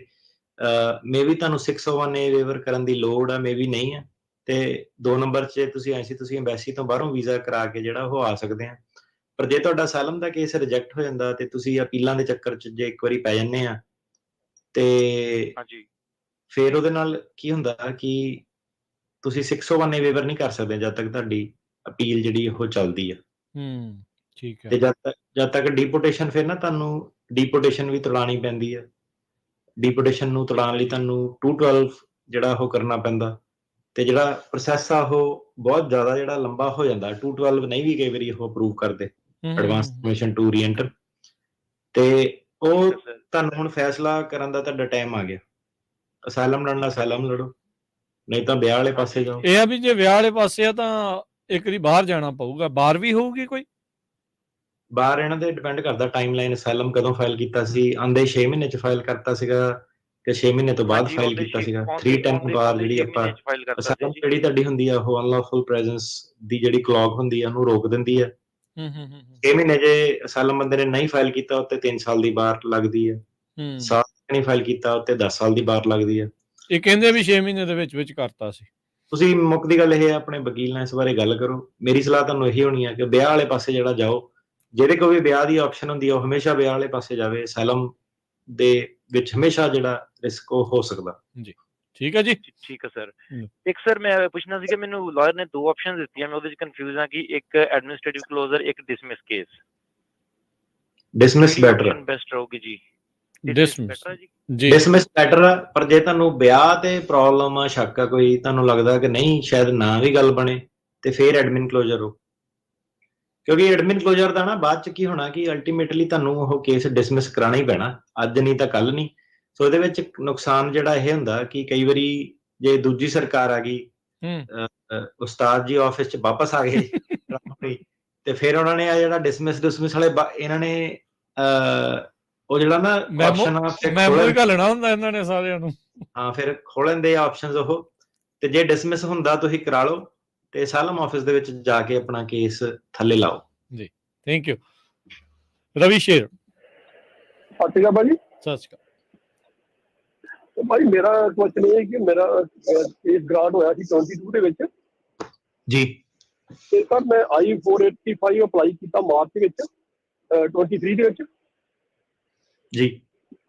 ਤੇ ਸਰ ਮੈਨੂੰ ਹੁਣ ਜਨਵਰੀ ਵਿੱਚ ਲੈਟਰ ਆ ਗਈ ਕਿ ਮੇਰਾ ਉਹ ਗ੍ਰੀਨ ਕਾਰਡ ਡਿਨਾਈ ਕਰਤਾ ਕਿ ਤੁਹਾਨੂੰ ਸਾਲ ਤੋਂ ਉੱਪਰ ਨਹੀਂ ਹੋਇਆ, ਤੁਸੀਂ ਪਹਿਲਾਂ ਅਪਲਾਈ ਕਰਤਾ। ਇਸ ਵਾਸਤੇ ਆਏ 290B ਦੀ ਉਹ ਦੀ ਭਰ ਕੇ ਦਿਓ ਮੈਨੂੰ। ਉਹ ਸਰ ਮੈਂ ਪੁੱਛਣਾ ਚਾਹੁੰਦਾ ਵੀ ਕੀ ਰੀਜਨ ਹੈਗਾ ਜੀ? ਤੁਸੀਂ ਅਸਾਈਲਮ ਆਪਣਾ ਬੇਸ ਤੇ ਗ੍ਰੀਨ ਕਾਰਡ ਕੀਤਾ ਸੀ ਕਿ ਵਿਆਹ ਦੇ ਬੇਸ ਤੇ ਕੀਤਾ ਸੀ? ਮੈਂ ਅਸਾਈਲਮ ਬੇਸ ਤੇ ਮੇਰਾ ਕੇਸ ਗ੍ਰਾਂਟ ਹੋਇਆ ਸੀ। ਹਾਂਜੀ, ਅਸਾਈਲਮ ਬੇਸ ਤੇ ਸਾਡਾ ਵੀ ਇਹਨਾਂ ਨੇ ਇੱਕ ਕੇਸ ਜਿਹੜਾ ਡਿਨਾਈ ਕੀਤਾ ਹੈਗਾ, ਤਾਂ ਮੈਂ ਦੱਸਦਾ ਇਹਦੀ ਵੀਡੀਓ ਵੀ ਇੱਕ ਟਿਕਟੋਕ ਤੇ ਆ। ਹੁਣ ਤੁਸੀਂ ਫਾਈਲ ਜਿਹੜਾ ਕੇਸ ਆ ਉਹ ਰਾਈਟ ਵੇ ਕਰ ਸਕਦੇ ਆ ਗ੍ਰੀਨ ਕਾਰਡ ਵਾਲਾ ਅਸਾਈਲਮ ਪਾਸ ਹੋਣ ਤੋਂ ਬਾਅਦ। ਠੀਕ ਹੈ। ਸ਼ਰਤ ਉਹਨਾਂ ਦੀ ਬਸ ਇਹ ਆ ਕਿ ਤੁਹਾਡਾ ਜਦੋਂ ਇਮੀਗ੍ਰੇਸ਼ਨ ਨੇ ਫੈਸਲਾ ਦੇਣਾ ਗ੍ਰੀਨ ਕਾਰਡ ਤੇ, ਤੁਹਾਡੇ ਅਸਾਈਲਮ ਪਾਸ ਹੋਏ ਨੂੰ ਸਾਲ ਹੋ ਜਾਣਾ ਚਾਹੀਦਾ। ਸੋ ਫਾਈਲ ਤੁਸੀਂ ਪਹਿਲਾਂ ਕਰਦੇ ਆ। ਤਾਂ ਸਾਡੇ ਜ਼ਿਆਦਾਤਰ ਤਾਂ ਕੇਸ ਨਿਕਲ ਗਏ ਸੀਗੇ। ਇੱਕ ਕੇਸ 'ਚ ਉਹਨੇ ਪਹਿਲਾਂ ਹੀ ਫੈਸਲਾ ਦੇ ਦਿੱਤਾ ਸਾਲ ਤੋਂ, ਉਹਦੇ ਕੁਝ ਟਾਈਮ ਕਾਲੇ ਪੈ ਗਏ, ਕਈ ਉਹ ਕਾਲੇ ਪੈ ਗਏ। ਤੇ ਕਈ ਕੇਸਾਂ ਦੇ ਵਿੱਚ ਏਦਾਂ ਅਫਸਰ ਵਧੀਆ ਵੀ ਉਹ ਰੁਕ ਕੇ ਨਾ ਜਿਹੜਾ ਆਪਣਾ 5-10 ਦਿਨ ਰੁਕ ਕੇ ਫੈਸਲਾ ਦਿੰਦੇ ਆ। ਉਹ ਹੁਣ ਬੰਦੇ ਦੀ ਕਿਸਮਤ ਆ ਕਿੱਦਾਂ ਨਾ, ਉਹ ਤੁਸੀਂ ਦੇਖੋ ਕਿ ਅੱਗੋਂ ਕੌਣ ਟੱਕਰਿਆ ਤੁਹਾਨੂੰ। ਤੇ ਇੱਕ ਦਾ ਤਾਂ ਹੁਣ ਜਿਹਦੀ ਵੀਡੀਓ ਪਾਈ ਸੀ ਉਹਦਾ ਤਾਂ ਆਪਾਂ ਨਾਲ ਹੀ ਫਾਈਲ ਕਰਤਾ ਸੀਗਾ। ਸਾਲ ਤੋਂ ਜਿਹੜਾ ਕੁਛ ਇੱਕ 5-10 ਦਿਨਾਂ ਬਾਅਦ ਉਹਦਾ ਉਹਨਾਂ ਨੇ ਫੈਸਲਾ ਜਿਹੜਾ ਦੇ ਦਿੱਤਾ, ਗ੍ਰੀਨ ਕਾਰਡ ਆ ਗਿਆ। ਤੇ ਜਿਹੜਾ ਲਾਅ ਉਹ ਇਹ ਹੈ ਕਿ ਤੁਸੀਂ ਫਾਈਲ ਪਹਿਲਾਂ ਕਰ ਸਕਦੇ ਆ, ਪਰ ਗ੍ਰੀਨ ਕਾਰਡ ਦੇ ਆਉਣ ਦੇ ਟਾਈਮ ਤੇ ਅਪਰੂਵ ਹੋਣ ਦੇ ਕੇਸ ਦੇ ਟਾਈਮ ਤੇ ਘੱਟੋ ਘੱਟ ਸਾਲ ਹੋਣਾ ਚਾਹੀਦਾ। ਸਾਲ ਹੋਣਾ ਚਾਹੀਦਾ। ਸੋ ਉਹਦੀ ਤੁਹਾਡੀ ਹੁਣ ਕਿਸਮਤ ਆ। ਉਹ ਤੁਸੀਂ ਜੇ ਜਲਦੀ ਗ੍ਰੀਨ ਕਾਰਡ ਦਾ ਲਾਭ ਚੱਕਣਾ ਜਿਹੜਾ ਚਾਹੁੰਦੇ ਆ, ਫਿਰ ਤੁਹਾਨੂੰ ਉਹ ਵਾਲਾ ਰਿਸਕ ਲੈਣਾ ਪੈਣਾ। ਸੋ ਇਹ ਜਿਹੜਾ 290B ਵਗੈਰਾ ਕੁਝ ਕਹਿ ਰਹੇ, ਇਹ ਕੀ ਚੀਜ਼ ਹੈ ਫਿਰ? 290B ਅਪੀਲ ਹੁੰਦੀ ਹੈ, ਮੋਸ਼ਨ ਟੂ ਰੀਓਪਨ। 290B ਜਿਹੜਾ ਤੁਸੀਂ ਫਾਈਲ ਕਰਦੇ ਆ, ਉਹਦੇ ਵਿੱਚ ਤੁਸੀਂ ਆਪਣੇ ਵਕੀਲ ਰਾਹੀਂ ਆਰਗੂ ਕਰ ਸਕਦੇ ਕਿ ਜਿਹੜੀ ਲਾਅ ਸੀਗੀ ਮੈਂ ਤੇ ਰਿਲਾਈ ਕੀਤਾ ਤੇ ਜੱਜ ਦਾ ਜਿਹੜਾ USCIS ਦਾ ਫੈਸਲਾ ਗਲਤ ਆ, ਤੇ ਹੁਣ ਕਿਉਂਕਿ ਮੈਨੂੰ ਦੁਬਾਰਾ 290B ਪੈਂਡਿੰਗ ਦੇ ਵਿੱਚ ਟਾਈਮ ਹੋ ਗਿਆ ਤੇ ਮੇਰਾ ਕੇਸ ਜਿਹੜਾ ਰੀਓਪਨ ਜਿਹੜਾ ਉਹ ਕੀਤਾ ਜਾਵੇ, ਕਿ ਮੈਨੂੰ ਸਾਲ ਹੋ ਗਿਆ ਹੁਣ, ਹੈ ਨਾ। ਤੁਹਾਨੂੰ ਹੁਣ ਸਾਲ ਹੋ ਗਿਆ ਰਵੀ ਜੀ? ਸਰ ਸਾਲ ਮੈਨੂੰ ਨਵੰਬਰ ਚ ਹੋ ਗਿਆ। ਸਾਲ ਤੋਂ ਉੱਤੇ ਮੇਰਾ ਡਿਸੀਜਨ ਆਇਆ। ਸਾਲ ਤੋਂ ਬਾਅਦ ਨਹੀਂ, ਪਰ ਤੁਸੀਂ ਹੁਣੇ ਆਪ ਹੀ ਤਾਂ ਦੱਸਿਆ ਵੀ ਉਹਨਾਂ ਨੇ ਇਹ ਕਿਹਾ ਸੀਗਾ ਵੀ ਸਾਲ ਦੇ ਵਿੱਚ ਆ ਗਿਆ, ਇਸ ਲਈ ਤੈਨੂੰ ਰਿਜੈਕਟ ਕੀਤਾ।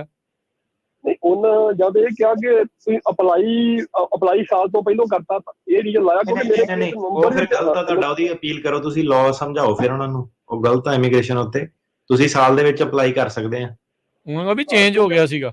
ਹਾਂ, ਉਹ ਫਿਰ ਆਫਿਸਰ ਨਾ ਕਈਆਂ ਨੂੰ ਪਤਾ ਨਹੀਂ ਹੈਗਾ ਇਹ, ਫਿਰ ਉਹਨੂੰ ਤੁਸੀਂ ਕਾਨੂੰਨ ਪੜ੍ਹਾਓ ਯਾਰ 290B ਫਾਈਲ ਕਰਕੇ। ਉਹਨਾਂ ਨੂੰ ਉਹਨਾਂ ਦੀ ਕਿਤਾਬ 'ਚ ਕਾਨੂੰਨ ਪੜ੍ਹਾਓ ਜੀ। 290B ਕਰੀਏ ਕਿ ਨਿਊ ਕਰੀਏ? ਫਿਰ ਮੈਂ ਤੇ ਇਹ ਪੁੱਛਣਾ ਸੀ ਤੁਹਾਨੂੰ। ਨਵੇਂ ਸਿਰ ਤੋਂ ਕਰਨ ਕਿ ਇਸੇ ਨੂੰ ਰੀਓਪਨ ਕਰਾ ਲੈਣ, ਇਹਨੂੰ 290B ਫਾਈਲ ਕਰੋ, ਇਹਨੂੰ 290B ਕਰ। ਕਈ ਵਾਰੀ ਇਹੋ ਜਿਹੜਾ ਮੋਸ਼ਨ ਟੂ ਰੀਕਨਸੀਡਰ ਆ ਨਾ, ਜਿਹੜਾ ਸੇਮ ਅਫਸਰ ਕੋ ਜਾਂਦਾ ਵਾ ਤੇ 60 ਦਿਨ ਦਾ ਉਹਨੂੰ ਟਾਈਮ ਹੈਗਾ ਕਿ ਉਹਨੇ ਜੇ ਆਪਣਾ ਇਰਾਦਾ ਬਦਲਣਾ। ਅੱਛਾ, ਅਟਾਰਨੀ ਟਰਕੀਆਨਾ ਜੀ, ਇਹ ਜਿਹੜਾ ਸੇਮ ਟਾਈਮ ਦੇ ਉੱਤੇ ਪਾਸ ਹੁੰਦੇ ਆ ਸਾਰ ਜਿਹੜਾ ਅਪਲਾਈ ਕਰਨ ਵਾਲਾ ਸਿਲਸਿਲਾ, ਇਹ ਕਿਹੜੇ ਮਹੀਨੇ ਤੋਂ ਆ? ਜੇ ਉਸ ਤੋਂ ਪਹਿਲਾਂ ਕਿਸੇ ਨੇ ਕੀਤਾ ਆ, ਉਹਦੇ ਤੇ ਉਹ ਲਾਅ ਲਾਗੂ ਹੋਣਾ ਆ, ਜਾਂ ਉਹ ਤਰੀਕ ਤੋਂ ਬਾਅਦ ਦੇ ਵਿੱਚ ਇਹ ਹੋਣਾ ਆ? ਇਹ ਵੀ ਕੋਈ ਫਰਕ ਆ? ਮੇਰਾ ਜਿੱਦਾਂ ਕੁਐਸਚਨ ਆ, ਇਹਨਾਂ ਨੇ ਰੀਸੈਂਟਲੀ USCIS ਨੇ ਇਹ ਚੇਂਜ ਕੀਤਾ ਨਾ ਵੀ ਜਦੋਂ ਤੁਹਾਡਾ ਇਮੀਗ੍ਰੇਸ਼ਨ ਪਾਸ ਹੋ ਜਾਂਦਾ, ਅਸਾਈਲਮ ਦਾ ਪਾਸ ਹੋ ਜਾਂਦਾ, ਤੁਸੀਂ ਤੁਰੰਤ ਕਰ ਸਕਦੇ ਆ ਗ੍ਰੀਨ ਕਾਰਡ ਦੇ ਲਈ ਅਪਲਾਈ। ਕੀ ਇਹ ਕੋਈ ਕੱਟ ਆਫ ਡੇਟ ਆ? ਜੇ ਉਸ ਤਰੀਕ ਤੋਂ ਪਹਿਲਾਂ ਕਿਸੇ ਨੇ ਕੀਤਾ ਹੋਇਆ, ਸਾਲ ਤੋਂ ਪਹਿਲਾਂ ਉਹਨਾਂ ਦੇ ਫੈਸਲਾ ਆਏ ਤੋਂ ਸਾਲ ਤੋਂ ਪਹਿਲਾਂ ਕੀਤਾ, ਕੀ ਉਹਨਾਂ ਦੇ ਉੱਤੇ ਪੁਰਾਣਾ ਕਾਨੂੰਨ ਲਾਗੂ ਹੁੰਦਾ ਹੈ ਜਾਂ ਨਵਾਂ ਹੀ ਜਿਹੜਾ ਉੱਤੇ ਲਾਗੂ ਹੋਣਾ ਆ? ਪੁਰਾਣਾ ਉਹਨਾਂ ਦੇ ਹੋ ਸਕਦਾ ਫਿਰ ਇਹਨਾਂ ਦਾ ਫਿਰ ਪੁਰਾਣੇ ਵਾਲਾ ਹੋਵੇ, ਫਿਰ ਇਹਨਾਂ ਨੂੰ ਸਾਲ ਵੇਟ ਕਰਨਾ ਪੈਣਾ ਸੀਗਾ ਜੇ ਉਹ ਕੱਟ ਆਫ ਡੇਟ ਤੋਂ ਉਹਨਾਂ ਨੇ ਪਹਿਲਾਂ ਅਪਲਾਈ ਕੀਤਾ ਹੋਇਆ ਸੀਗਾ। ਹਾਂਜੀ, ਨਹੀਂ ਸਾਲ ਨਹੀਂ, ਕਾਨੂੰਨ ਦੇ ਪਾਸ ਹੋਣ ਤੋਂ ਬਾਅਦ ਉਹ ਜਦੋਂ ਮਰਜ਼ੀ ਫਾਈਲ ਕਰ ਸਕਦੇ। ਠੀਕ ਹੈ, ਜੇ ਉਹ ਤੋਂ ਪਹਿਲਾਂ ਕੀਤਾ ਹੋਇਆ ਤੇ ਫਿਰ ਉਹ ਪੁਰਾਣਾ ਹੀ ਕਾਨੂੰਨ ਲਾਗੂ ਹੋਣਾ ਉਹਨਾਂ ਤੇ। ਹਾਂਜੀ ਠੀਕ ਆ, ਸੋ ਮੇ ਬੀ ਤੁਹਾਡਾ ਜੀ। ਹਰਪ੍ਰੀਤ, ਇੱਕ ਜਿਹੜਾ ਸੀਗੇ ਨਾ ਉਹ ਮਾਸਟਰ ਹੀਅਰਿੰਗ ਵਾਲੀ ਜਿਹੜੀ ਕਾਲ ਆਈ ਸੀ, ਉਹ ਮਾਸਟਰ ਹੀਅਰਿੰਗ ਹੀ ਆ, ਸਟਾਫ ਨੇ ਚੈੱਕ ਕਰ ਲਿਆ ਸੀਗਾ, ਮਾਸਟਰ ਹੀਅਰਿੰਗ ਉਹਨਾਂ ਦੀ ਹੈਗੀ ਆ। ਤੇ ਉਹ ਕਹਿੰਦੇ ਸੀ ਉਹਨਾਂ ਨੂੰ ਇਨਫੋਰਮ ਵੀ ਕਰਤਾ ਸੀਗਾ ਕਿ ਮਾਸਟਰ ਹੀਅਰਿੰਗ ਆ ਮਾਰਚ 4 ਨੂੰ 1 ਵਜੇ। ਠੀਕ, ਈਮੇਲ ਆਪਣੀ ਉਹ ਚੈੱਕ ਕਰ ਲੈਣ ਜੀ, ਜੇ ਤੁਹਾਨੂੰ ਕੋਈ ਭੁਲੇਖਾ ਆਇਆ ਤਾਂ। ਪਰਮਿੰਦਰ ਹੀ ਸੀ ਸ਼ਾਇਦ ਉਹਨਾਂ ਦਾ ਨਾਮ। ਹਾਂਜੀ ਹਾਂਜੀ ਹਰਪ੍ਰੀਤ। ਸਤਿ ਸ਼੍ਰੀ ਅਕਾਲ ਜੀ। ਜੀ ਸਤਿ ਸ਼੍ਰੀ ਅਕਾਲ ਸਰ, ਉਹ ਮੇਰਾ ਕੁਐਸਚਨ ਸੀਗਾ ਜੀ, ਮੇਰੀ ਫਾਈਨਲ ਹੀਅਰਿੰਗ ਹੋ ਗਈ ਸੀਗੀ ਤੇ 1.5 ਸਾਲ ਹੋ ਗਿਆ, ਉਹਦਾ ਡਿਸੀਜਨ ਨਹੀਂ ਸੀਗਾ ਦਿੱਤਾ ਜੱਜ ਨੇ, ਤੇ ਹੁਣ ਉਹਦੀ ਇੰਡੀਵਿਜੂਅਲ ਫਿਰ ਦੁਬਾਰਾ ਸ਼ੋਅ ਹੋਣ ਡਿਆ ਪਈ ਹੈ ਸਰ, ਤੇ ਕੀ ਉਹਦੇ ਵਿੱਚ ਫਿਰ ਦੁਬਾਰਾ ਤੋਂ ਓਪਨ ਕਰਨਗੇ ਕੇਸ ਜਾਂ ਫਿਰ ਡਿਸੀਜਨ ਹੀ ਦੇਣਗੇ? ਨਹੀਂ, ਉਹ ਤਾਂ ਤੁਹਾਨੂੰ ਵਕੀਲ ਤੋਂ ਪੁੱਛੋ। ਤਾਂ ਕਈ ਵਾਰੀ ਜੱਜ ਟੈਸਟੀਮਨੀ ਕੰਪਲੀਟ ਕਰ ਦਿੰਦਾ ਸਾਰਾ ਕੁਝ, ਤੇ ਫਿਰ ਉਹ ਡਿਸੀਜਨ ਵਾਸਤੇ ਹੀ ਸੱਦਦਾ, ਤੇ ਕਈ ਵਾਰੀ ਮੁੱਦੇ ਰਹਿ ਜਾਂਦੇ ਆ, ਤੇ ਫਿਰ ਉਹ ਦੁਬਾਰਾ ਵੀ ਹੋਰ ਸਵਾਲ ਜਵਾਬ ਵੀ ਪੁੱਛ ਸਕਦੇ। ਹਾਂਜੀ, ਟੈਸਟੀਮਨੀ ਟੋਟਲੀ ਕੰਪਲੀਟ ਹੋ ਗਈ ਸੀਗੀ ਐਂਡ ਤੱਕ। ਹਾਂਜੀ, ਸੋ ਕਈ ਵਾਰੀ ਸਿਰਫ ਡਿਸੀਜਨ ਨਹੀਂ ਪੜ੍ਹਨ ਨੂੰ ਸੁਣਾਉਂਦੇ ਆ, ਤੇ ਕਈ ਵਾਰੀ ਪਹਿਲਾਂ ਵੀ ਲਿਖ ਕੇ ਡਿਸੀਜਨ ਦੇ ਦਿੰਦੇ ਆ, ਤੇ ਕਈ ਵਾਰੀ ਜੱਜ ਕਹਿੰਦੇ ਆ ਕਿ ਮੇਰੇ 10-15 ਮਿੰਟ ਦੇ ਸਵਾਲ ਹੋਰ। ਠੀਕ ਹੈ, ਠੀਕ ਹੈ ਜੀ, ਮਤਲਬ ਮੈਨੂੰ ਜਾਣਾ ਚਾਹੀਦਾ ਕੋਰਟ 'ਚ? ਹਾਂਜੀ ਠੀਕ ਹੈ, ਥੈਂਕ ਯੂ।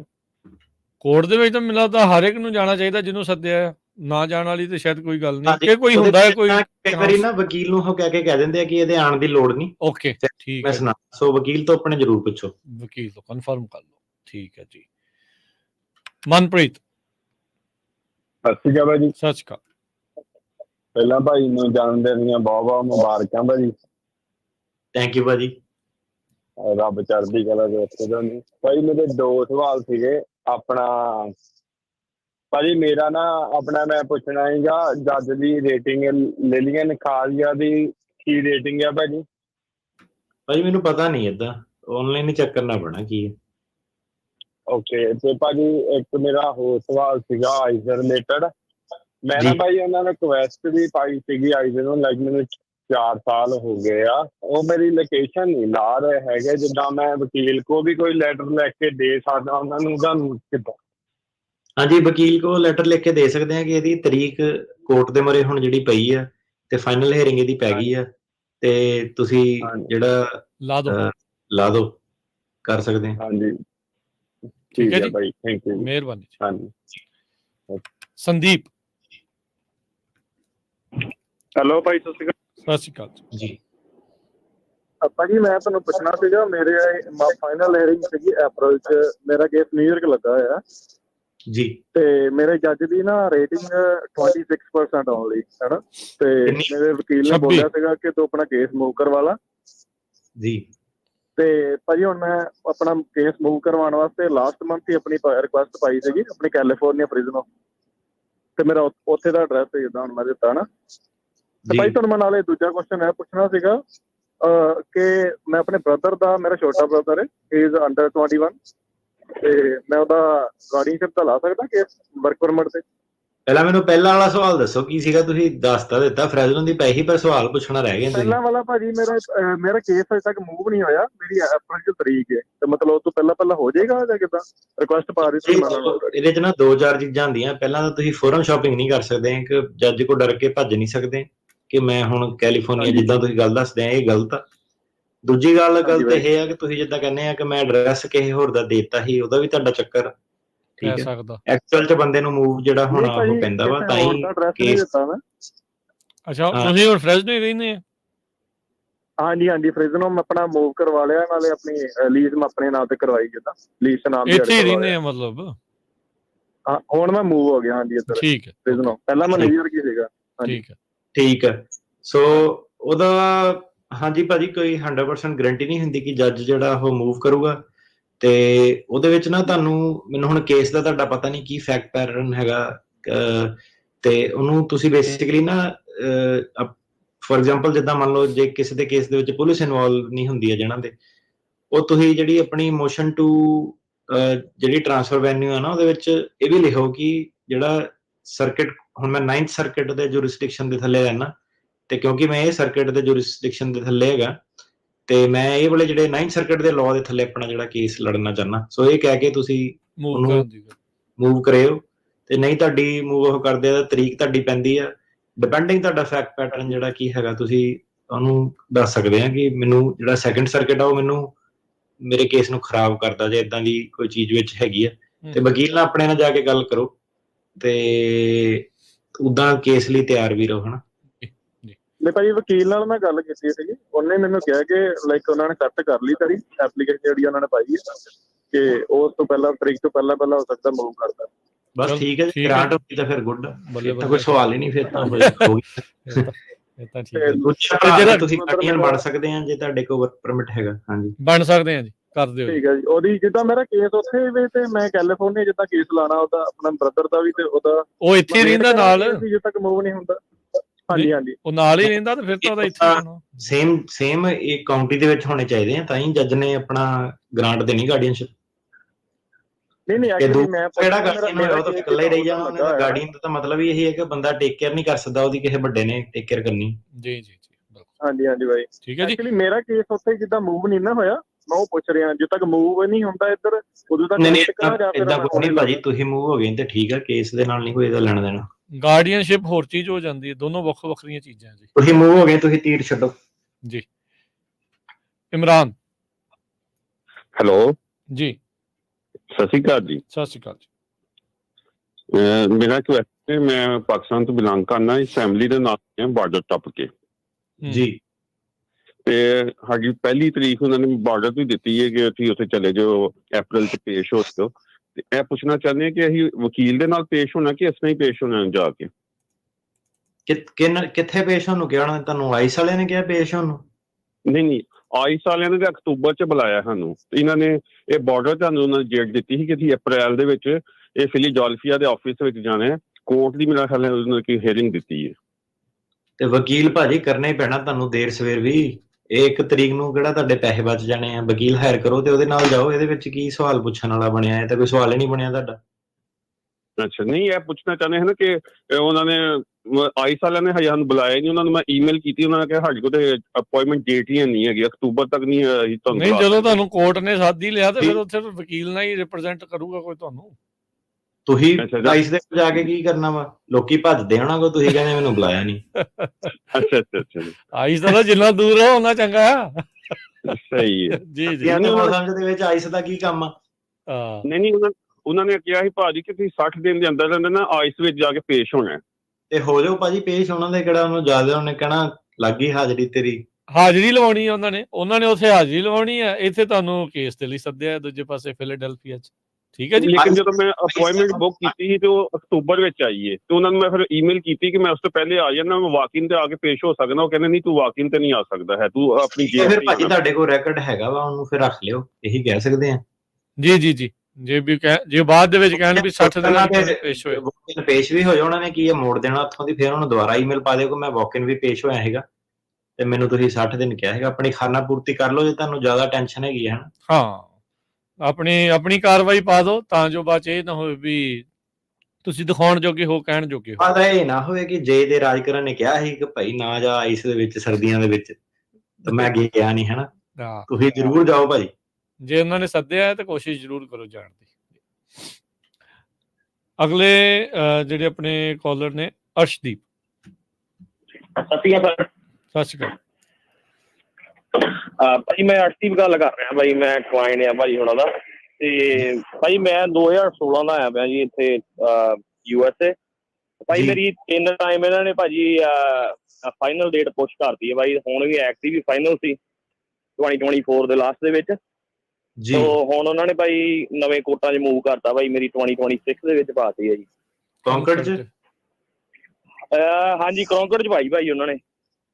ਹਾਂਜੀ ਭਾਜੀ, ਉਹ ਤਾਂ ਨਾ ਇਹਨਾਂ ਨੇ ਦੇਖੋ ਕੋਰਟ ਇਹਨਾਂ ਦਾ ਬਣਿਆ ਸਰਕਾਰੀ ਲੈਵਲ ਤੇ, ਪਿੱਛੋਂ ਹੀ ਫੈਡਰਲ ਲੈਵਲ ਤੇ ਇਹਨਾਂ ਨੇ ਆਪਣੇ ਬਜਟ ਐਲੋਕੇਟ ਕੀਤੇ ਆ। ਪਲਾਨ ਇਹਨਾਂ ਦਾ ਬਣਿਆ। ਜੱਜ ਜੁੱਜ ਇਹਨਾਂ ਨੇ ਕੋਰਟ ਉੱਚ ਤਾਂ ਇਹਨਾਂ ਨੇ ਕੁਛ ਨਹੀਂ ਪੁੱਛਣਾ ਤੁਹਾਡੇ ਕੋਲ। ਕੋਈ ਸਲਾਹ ਨਹੀਂ ਇਹਨਾਂ ਨੇ ਲੈਣੀ ਕਿਸੇ ਦੀ। ਚੱਕ ਕੇ ਇਹਨਾਂ ਨੇ ਠਾਹ ਕਰਕੇ ਕੇਸ ਜਿਹੜਾ ਪਾਣਾ ਵਾ ਉਹਦੇ ਵਿੱਚ ਤੁਸੀਂ ਮੋਸ਼ਨ ਟੂ ਐਡਵਾਂਸ ਟਰਾਈ ਕਰ ਸਕਦੇ ਆ। ਗਾਰੰਟੀ ਕੋਈ ਨਹੀਂ, ਮਤਲਬ ਸੇਮ ਚੀਜ਼ ਹੀ ਹੈ ਨਾ, ਕੋਈ ਰਸ਼ ਰੁਸ਼ ਜ਼ਿਆਦਾ ਵਾ। ਤੇ ਅਲਟੀਮੇਟਲੀ ਜੇ ਤੁਹਾਡਾ ਕੇਸ ਆਪਣਾ ਤਿਆਰ ਹੋ ਗਏ ਸੀਗੇ ਡਾਕੂਮੈਂਟ ਵਗੈਰਾ ਸਾਰੇ? ਹਾਂਜੀ ਭਾਜੀ, ਉਹ ਤਾਂ ਮੇਰੇ 2019 ਦੇ ਵਿੱਚ ਹੀ ਸਾਰਾ ਕੁਝ ਤਿਆਰ ਕੀਤਾ ਪਿਆ, ਪਹਿਲਾਂ 19 ਦੇ ਵਿੱਚ ਵੀ, 21 ਦੇ ਵਿੱਚ ਭਾਈ, ਫਿਰ 23 ਦੇ ਵਿੱਚ, ਹੁਣ 24 ਤੇ ਹੁਣ 26 ਚ ਭਾਜੀ। ਤੇ ਨਹੀਂ, ਜਿਹੜੀ ਆਪਣੇ ਸਾਡੇ ਆਫਿਸ ਤੋਂ ਤੁਹਾਡੇ ਡਾਕੂਮੈਂਟ ਸਾਰੇ ਤਿਆਰ ਹੋ ਕੇ ਫਾਈਲ ਹੋ ਗਏ ਸੀ ਕਿ ਨਹੀਂ ਹੋਏ ਸੀਗੇ ਅਜੇ? ਸਾਡੇ ਕੋਈ ਫੋਇਬਾ ਕੋਈ ਫਾਈਲ ਆ ਭਾਜੀ, ਉਹਦੀ ਕੋਈ ਵੇਟ ਕਰ ਰਿਹਾ ਸੀ, ਉਹ ਮੈਂ ਈਮੇਲ ਕੀਤੀ, ਅਜੇ ਤੱਕ ਹੋਇਆ ਭਾਜੀ, ਜਵਾਬ ਨਹੀਂ ਮਿਲਿਆ। ਫਿਰ ਫਾਈਲਾਂ ਨਿਕਲ ਲੈਂਦੇ ਹੋ ਭਾਜੀ? ਸੌਰੀ ਹਾਂਜੀ, ਕੋਈ ਗੱਲ ਨਹੀਂ।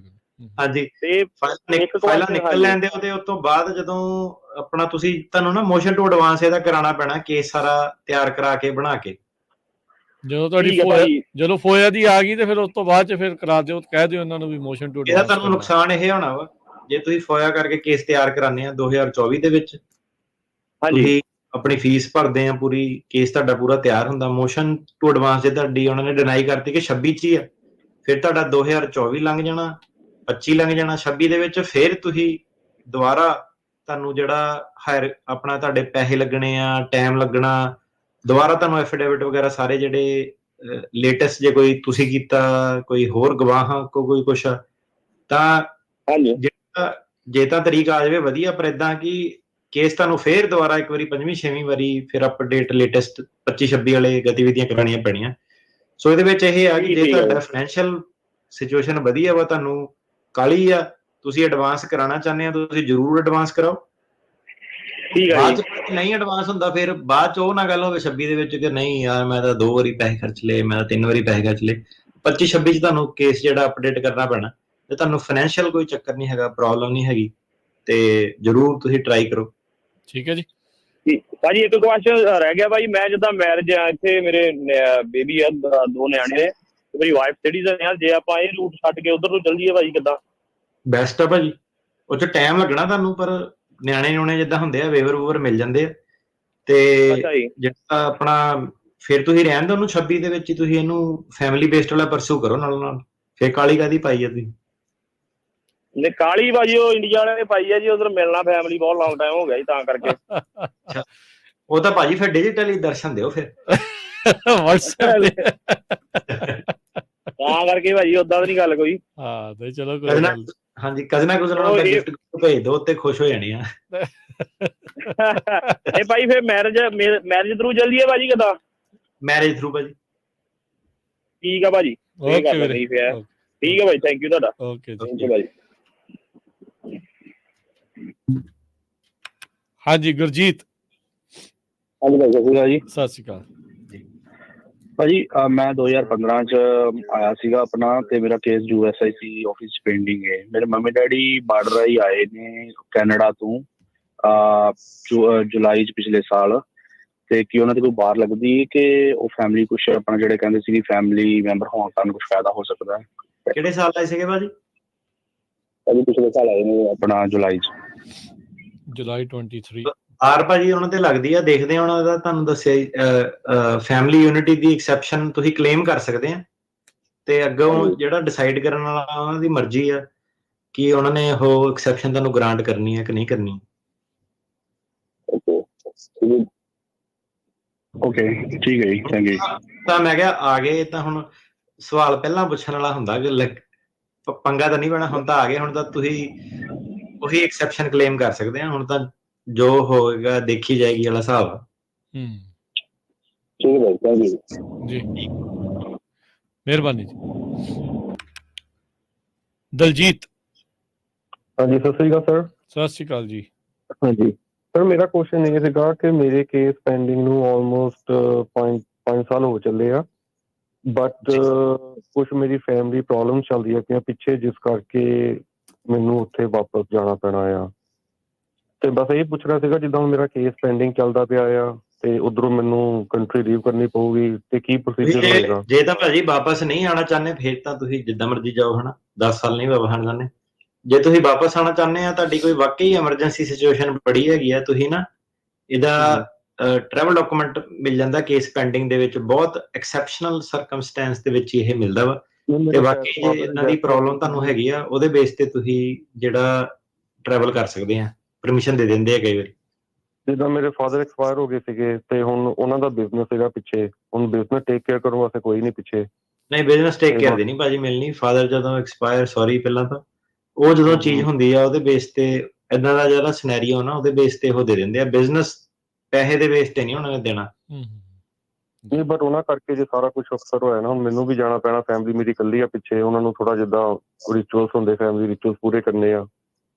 ਤੁਹਾਡੇ ਭਾਜੀ ਆਪਣੇ ਦੇਖੋ ਉਹ ਤਾਂ ਹੁਣ ਮੈਨੂੰ ਪਤਾ ਨਹੀਂ, ਜਿੱਦਾਂ ਤੁਸੀਂ ਦੱਸਦੇ ਆ ਬਿਜ਼ਨਸ ਆ, ਜੇ ਤੁਸੀਂ ਪੈਸੇ ਪੂਸੇ ਵਾਲੇ ਬੰਦੇ ਆ ਫਿਰ ਤਾਂ ਫੈਮਿਲੀ ਤੁਸੀਂ ਕਿਹਨੂੰ ਕਹਿੰਦੇ ਆ? ਆਪਣੇ ਵਾਈਫ ਉਹਨਾਂ ਨੂੰ ਕਹਿੰਦੇ ਆ ਕਿ ਮਾਤਾ ਉਹਨਾਂ ਨੂੰ ਕਹਿੰਦੇ ਆ? ਨਹੀਂ ਤੁਹਾਨੂੰ ਪਤਾ ਆਪਣੇ ਪੰਜਾਬੀ ਦਾ ਫੈਮਿਲੀ ਸਾਰਿਆਂ ਨੂੰ ਕਹਿੰਦੇ ਆ, ਬਟ ਇਹਨਾਂ ਦੀ ਭਾਸ਼ਾ ਹੀ ਤਾਂ ਇੱਥੇ ਫੈਮਿਲੀ ਵਾਈਫ ਤੇ ਬੱਚੇ ਹੀ ਹੁੰਦੇ ਆ।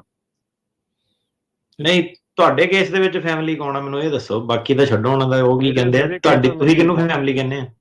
ਮੇਰੀ ਵਾਈਫ ਤੇ ਮੇਰੀ ਬੇਟੀ। ਵਾਈਫ ਤੇ ਉਹ ਆ ਨਾ ਫਿਰ ਭਾਜੀ ਉਹਨਾਂ ਦਾ ਨਾ ਜਿਹੜਾ ਆਪਣਾ $1 ਮਿਲੀਅਨ ਜੇ ਹੈਗਾ ਤੁਹਾਡੇ ਕੋਲ, ਹੁਣ ਮੈਨੂੰ ਪਤਾ ਨਹੀਂ ਕਿਹੜੇ ਲੈਵਲ ਦੇ ਬਿਜ਼ਨਸ ਦੀ ਤੁਸੀਂ ਗੱਲ ਕਰਦੇ ਆ, ਉਹਨਾਂ ਦਾ ਤੁਸੀਂ ਸਿੱਧੇ ਜਿਹੜਾ employment base green card file ਕਰ ਦਿਓ ਉੱਥੋਂ ਦੀ। 3 ਸਾਲਾਂ 'ਚ ਉਹਨਾਂ ਨੇ ਉਹਦੇ ਬੇਸ ਤੇ ਆ ਜਾਣਾ ਵਾ। ਜੇ ਤੁਹਾਡੇ ਕੋਲ ਪੈਸਾ ਹੈਗਾ ਉਹਨੂੰ ਵਾਈਂਡ ਅਪ ਕਰੋ, ਵੇਚੋ ਉਹਨੂੰ ਤੇ ਉਹਨਾਂ ਨੂੰ ਸਿੱਧੇ ਮੰਗਾਓ, ਗ੍ਰੀਨ ਕਾਰਡ ਹੋਲਡਰ ਆਉਗੇ ਇੱਥੇ। ਠੀਕ ਹੈ ਜੀ। ਤੇ ਭਾਈ ਜਿਹੜਾ ਟਰੈਵਲ ਡਾਕੂਮੈਂਟ ਆ, ਜਿੱਦਾਂ ਜਾਂਦੇ ਆ, ਕਿੰਨੇ ਟਾਈਮ ਵਾਸਤੇ ਉੱਥੇ ਸਟੇ ਕਰ ਸਕਦੇ ਆ? ਬਿਜ਼ਨਸ ਤੁਹਾਨੂੰ ਕਰਨ ਲਈ ਉਹਨਾਂ ਨੇ ਟਰੈਵਲ ਡਾਕੂਮੈਂਟ ਨਹੀਂ ਦੇਣਾ।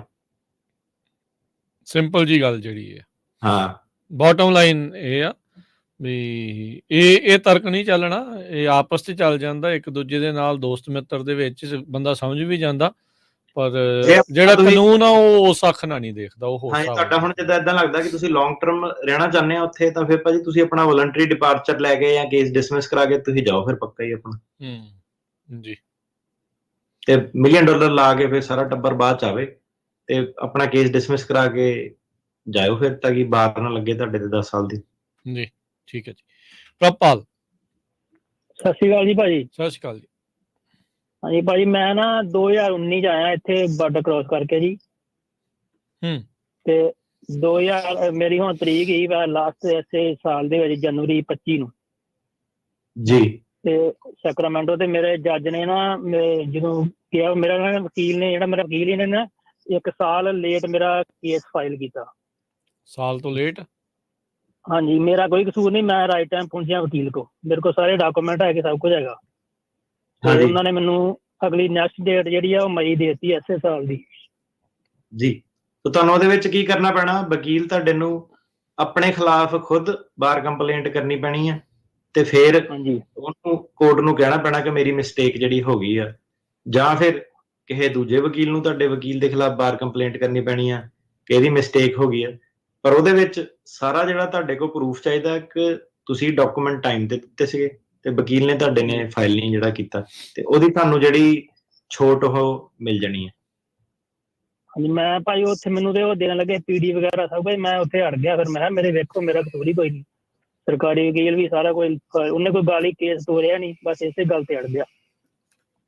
ਅੱਛਾ ਜੀ ਹਾਂਜੀ। ਹੁਣ ਇਹੀ ਹੈ ਜੀ ਦੋ ਚਾਰੇ, ਜਾਂ ਤੁਹਾਡਾ ਵਕੀਲ ਆਪਣੇ ਖਿਲਾਫ ਆਪ ਕੰਪਲੇਂਟ ਕਰੇ ਤੇ ਜਾਂ ਕਿਸੇ ਹੋਰ ਨੂੰ ਕਹਿ ਦੋ, ਜਾ ਕੇ ਕਹਿ ਮੇਰੀ ਤੇਰੇ ਨਾਲ ਦੁਸ਼ਮਣੀ ਕੋਈ ਨਹੀਂ। ਸਿੱਧੇ ਜਿਹੜੇ ਵਧੀਆ ਵਕੀਲ ਆ ਭਾਜੀ ਉਹ ਨਾ ਕਦੀ ਜਦੋਂ ਉਹਨਾਂ ਦੀ ਗਲਤੀਆਂ ਮੰਨ ਲੈਂਦੇ ਆ, ਤੇ ਕਈ ਮਾੜੇ ਵਕੀਲ ਵੀ ਉਦਾਂ ਹੀ ਵਕੀਲਾਂ ਨੂੰ ਟੰਗੀ ਜਾਂਦੇ ਬਿਨਾਂ ਮਤਲਬ ਦੇ ਨਾ। ਸੋ ਏਦਾਂ ਕਿ ਵਕੀਲ ਨੂੰ ਜਾ ਕੇ ਕਹਿ ਯਾਰ ਏਦਾਂ ਵਾ ਕਿ ਆਹ ਜਿਹੜਾ 1 ਈਅਰ ਦਾ ਕਿਆ ਇਸ਼ੂ ਆ, ਠੀਕ ਆ। ਤੇ ਇੱਕ ਹੋਰ ਚੀਜ਼ ਸੀਗੀ, ਉਦੋਂ ਰੋਹਾ ਮੈਂਡੇਜ਼ ਕਲਾਸ ਸਰਟੀਫਿਕੇਸ਼ਨ ਹੁੰਦੀ ਸੀ। ਕਿਹੜੇ ਸਾਲ 'ਚ ਤੁਸੀਂ ਆਏ ਆ? 19 'ਚ। 19 'ਚ ਤਾਂ ਫਿਰ ਤਾਂ ਤੁਹਾਡਾ ਵਕੀਲ ਜਿਹੜਾ ਉਹ ਤਾਂ ਫਿਰ ਰੋਹਾ ਮੈਂਡੇਜ਼ ਕਲਾਸ ਸਰਟੀਫਿਕੇਸ਼ਨ ਸੀ ਉਹਦੀ। ਆਪਾਂ ਕਿੰਨੀ ਵਾਰੀ ਰੇਡੀਓ ਤੇ ਗੱਲ ਕੀਤੀ ਹੈ, ਜਿਹਨਾਂ ਦਾ ਸਾਲ 'ਚ ਫਾਈਲ ਨਹੀਂ ਹੋਇਆ। April 2022 ਤੱਕ ਉਹਨਾਂ ਨੇ ਨੋਟਿਸ ਦਿੱਤਾ ਸੀਗਾ ਕਿ ਜਿਹਨਾਂ ਦੇ ਉਦੋਂ ਸਰਕਾਰ ਕਿਉਂਕਿ ਨੇਟਿਵ ਭਾਸ਼ਾ ਦੇ ਵਿੱਚ ਦੱਸਦੀ ਨਹੀਂ ਸੀਗੀ, ਤੇ ਉਹ ਰੋਹਾ ਮੈਂਡੇਜ਼ ਕਲਾਸ ਥੱਲੇ ਤਾਂ ਉਦਾਂ ਹੀ ਐਕਸੈਪਸ਼ਨ ਜਿਹੜੀ ਦੇ ਦਿੰਦੇ ਸੀ। ਤੁਹਾਡੇ ਵਕੀਲ ਦੇ ਮੇਰੇ ਹਿਸਾਬ ਨਾਲ, ਹੁਣ ਬਾਕੀ ਪੇਪਰ ਦੇਖ ਕੇ ਪਤਾ ਲੱਗਣਾ, ਉਹਦੇ 2 ਵਾਰ ਕੰਪਲੇਂਟਾਂ ਬਣਦੀਆਂ। ਇੱਕ ਉਹਨੇ ਆਪ ਫਾਈਲ ਨਹੀਂ ਕੀਤਾ, ਦੂਜਾ ਉਹਨੇ ਤੁਹਾਨੂੰ ਜਿਹੜਾ ਰੋਹਾ ਮੈਂਡੇਜ਼ ਕਲਾਸ ਸਰਟੀਫਿਕੇਸ਼ਨ ਆ ਉਹਦੇ ਬਾਰੇ ਐਡਵਾਈਜ਼ ਨਹੀਂ ਕੀਤਾ। ਤੇ ਉਹ ਰੋਹਾ ਮੈਂਡੇਜ਼ ਦੇ ਥੱਲੇ ਤੁਸੀਂ ਜਿਹੜਾ ਬਚ ਸਕਦੇ ਸੀਗੇ। ਤੇ ਉਹਨੂੰ ਵਕੀਲ ਨੂੰ ਜਾ ਕੇ ਕਹੋ, ਤੇ ਨਹੀਂ ਗੱਲ ਬਣਦੀ ਤੇ ਆਪਣਾ ਕੰਟੈਕਟ ਕਰ ਲਓ, ਵਕੀਲ ਚੇਂਜ ਕਰੋ, ਹਨਾ ਜੀ। ਉਨ੍ਹਾਂ ਦਾ ਤਰੀਕਾ ਅੱਗੇ ਲੈ ਦੇ ਜੀ। ਗੁਰਸ਼ਰਨ ਸਤਿ ਸ਼੍ਰੀ ਅਕਾਲ ਭਾਜੀ। ਸਤਿ ਸ਼੍ਰੀ ਅਕਾਲ ਭਾਜੀ, ਜਨਮ ਦਿਨ ਦੀ ਮੁਬਾਰਕਾਂ। ਧੰਨਵਾਦ ਭਾਜੀ। ਭਾਜੀ ਮੇਰਾ ਨਾ, ਮੈਂ ਮਈ ਦੇ ਐਂਡ 'ਚ ਆਇਆ ਸੀਗਾ ਤੇ ਮੈਂ ਸੈਕਰਾਮੈਂਟੋ ਮੇਰੀ ਕੋਰਟ ਆ, ਮੇਰੇ ਜੱਜ ਮਾਰਗਰੇਟ ਪੇਂਟ, ਉਹਨਾਂ ਦੀ ਰੇਟਿੰਗ ਚੈੱਕ ਕੀਤੀ, ਚੰਗੀ ਦੱਸਦੀ ਪਈ ਆ। ਤੇ ਸਟਾਰਟਿੰਗ 'ਚ ਅਗਸਤ 'ਚ ਮਾਸਟਰ ਹੀਅਰਿੰਗ ਬੋਲਦੀ ਪਈ ਸੀ, ਬਟ ਜਦੋਂ ਵਰਕ ਪਰਮਿਟ ਅਪਲਾਈ ਕੀਤਾ ਫਿਰ ਹਟ ਗਈ ਸੀਗੀ, ਹੁਣ ਵਰਕ ਪਰਮਿਟ ਆ ਗਿਆ ਆ। ਤੇ ਭਾਜੀ ਮੈਂ ਇਹ ਪੁੱਛਣਾ ਚਾਹੁੰਦਾ ਕਿ ਹੁਣ ਕਦੋਂ ਤੱਕ ਮਤਲਬ ਕਿ ਇੱਥੇ ਕਿੰਨੀ ਕੁ ਡੇਟ ਚੱਲਦੀ ਪਈ ਹੈ ਸੈਕਰਾਮੈਂਟੋ ਕੋਰਟ ਦੀ, ਟਾਈਮ ਡਿਊਰੇਸ਼ਨ ਜਿਹੜਾ ਹੈ, ਤੇ ਕਦੋਂ ਤੱਕ ਮਤਲਬ ਕਿ ਸ਼ੋ ਹੋ ਸਕਦੀ? ਉੱਦਾਂ ਆਨਲਾਈਨ ਕੇਸ ਸ਼ੋ ਹੁੰਦਾ ਤਾਂ, ਬਟ ਹੋਰ ਕੁਛ ਨੈਕਸਟ ਹੀਅਰਿੰਗ ਕੁਛ ਸ਼ੋ ਨਹੀਂ ਹੁੰਦੀ ਪਈ। ਸੈਕਰਾਮੈਂਟੋ ਤੁਸੀਂ ਦੱਸਿਆ? ਹਾਂਜੀ ਹਾਂਜੀ ਭਾਜੀ। ਸਰ ਕੁਛ ਨਹੀਂ ਪਤਾ ਭਾਜੀ, ਇਸ ਵੇਲੇ ਨਾ ਆਪਣਾ ਕੇਸ ਵਗੈਰਾ ਜਿਹੜੇ ਉਹਦੇ ਅਸਾਈਨ ਹੋ ਰਹੇ ਆ, ਮੂਵ ਕਰ ਰਹੇ ਕੌਂਕਟ ਕੂਕਟ, ਦੇਖਦੇ ਆ ਸੈਕਰਾਮੈਂਟੋ ਦਾ ਫਿਊਚਰ ਕੀ ਬਣਦਾ, ਕਿ ਇਹਨਾਂ ਨੇ ਰੱਖਣਾ ਵੀ ਹੈ ਕਿ ਬੰਦ ਕਰ ਦੇਣਾ। ਅੱਛਾ ਅੱਛਾ। ਤੇ ਬਾਕੀ ਜੱਜ ਸਰ ਠੀਕ ਨੇ ਮੇਰੇ, ਜੱਜ ਮਾਰਗਰੇਟ ਪਿੰਟੋ? ਤੁਸੀਂ ਆਪੇ ਦੱਸਿਆ ਵੀ ਦੇਖੀ ਹੈ ਰੇਟਿੰਗ, ਤੁਸੀਂ ਵਧੀਆ ਹੈ ਰੇਟਿੰਗ। ਉਹ ਸੇਮ ਹੀ ਨੰਬਰ ਬੋਲਣਾ ਆ ਜੇ ਆਪ ਵੀ ਲੱਭ ਕੇ ਦੱਸਿਆ ਤਾਂ। ਹਾਂਜੀ, ਜੱਜ ਤਾਂ ਸਾਰੇ ਵਧੀਆ ਹੁੰਦੇ, ਜਨਤਾ ਐਂਡ 'ਚ ਕਸੂਰ ਵਕੀਲ ਹੀ ਕੱਢਦੀ ਆ।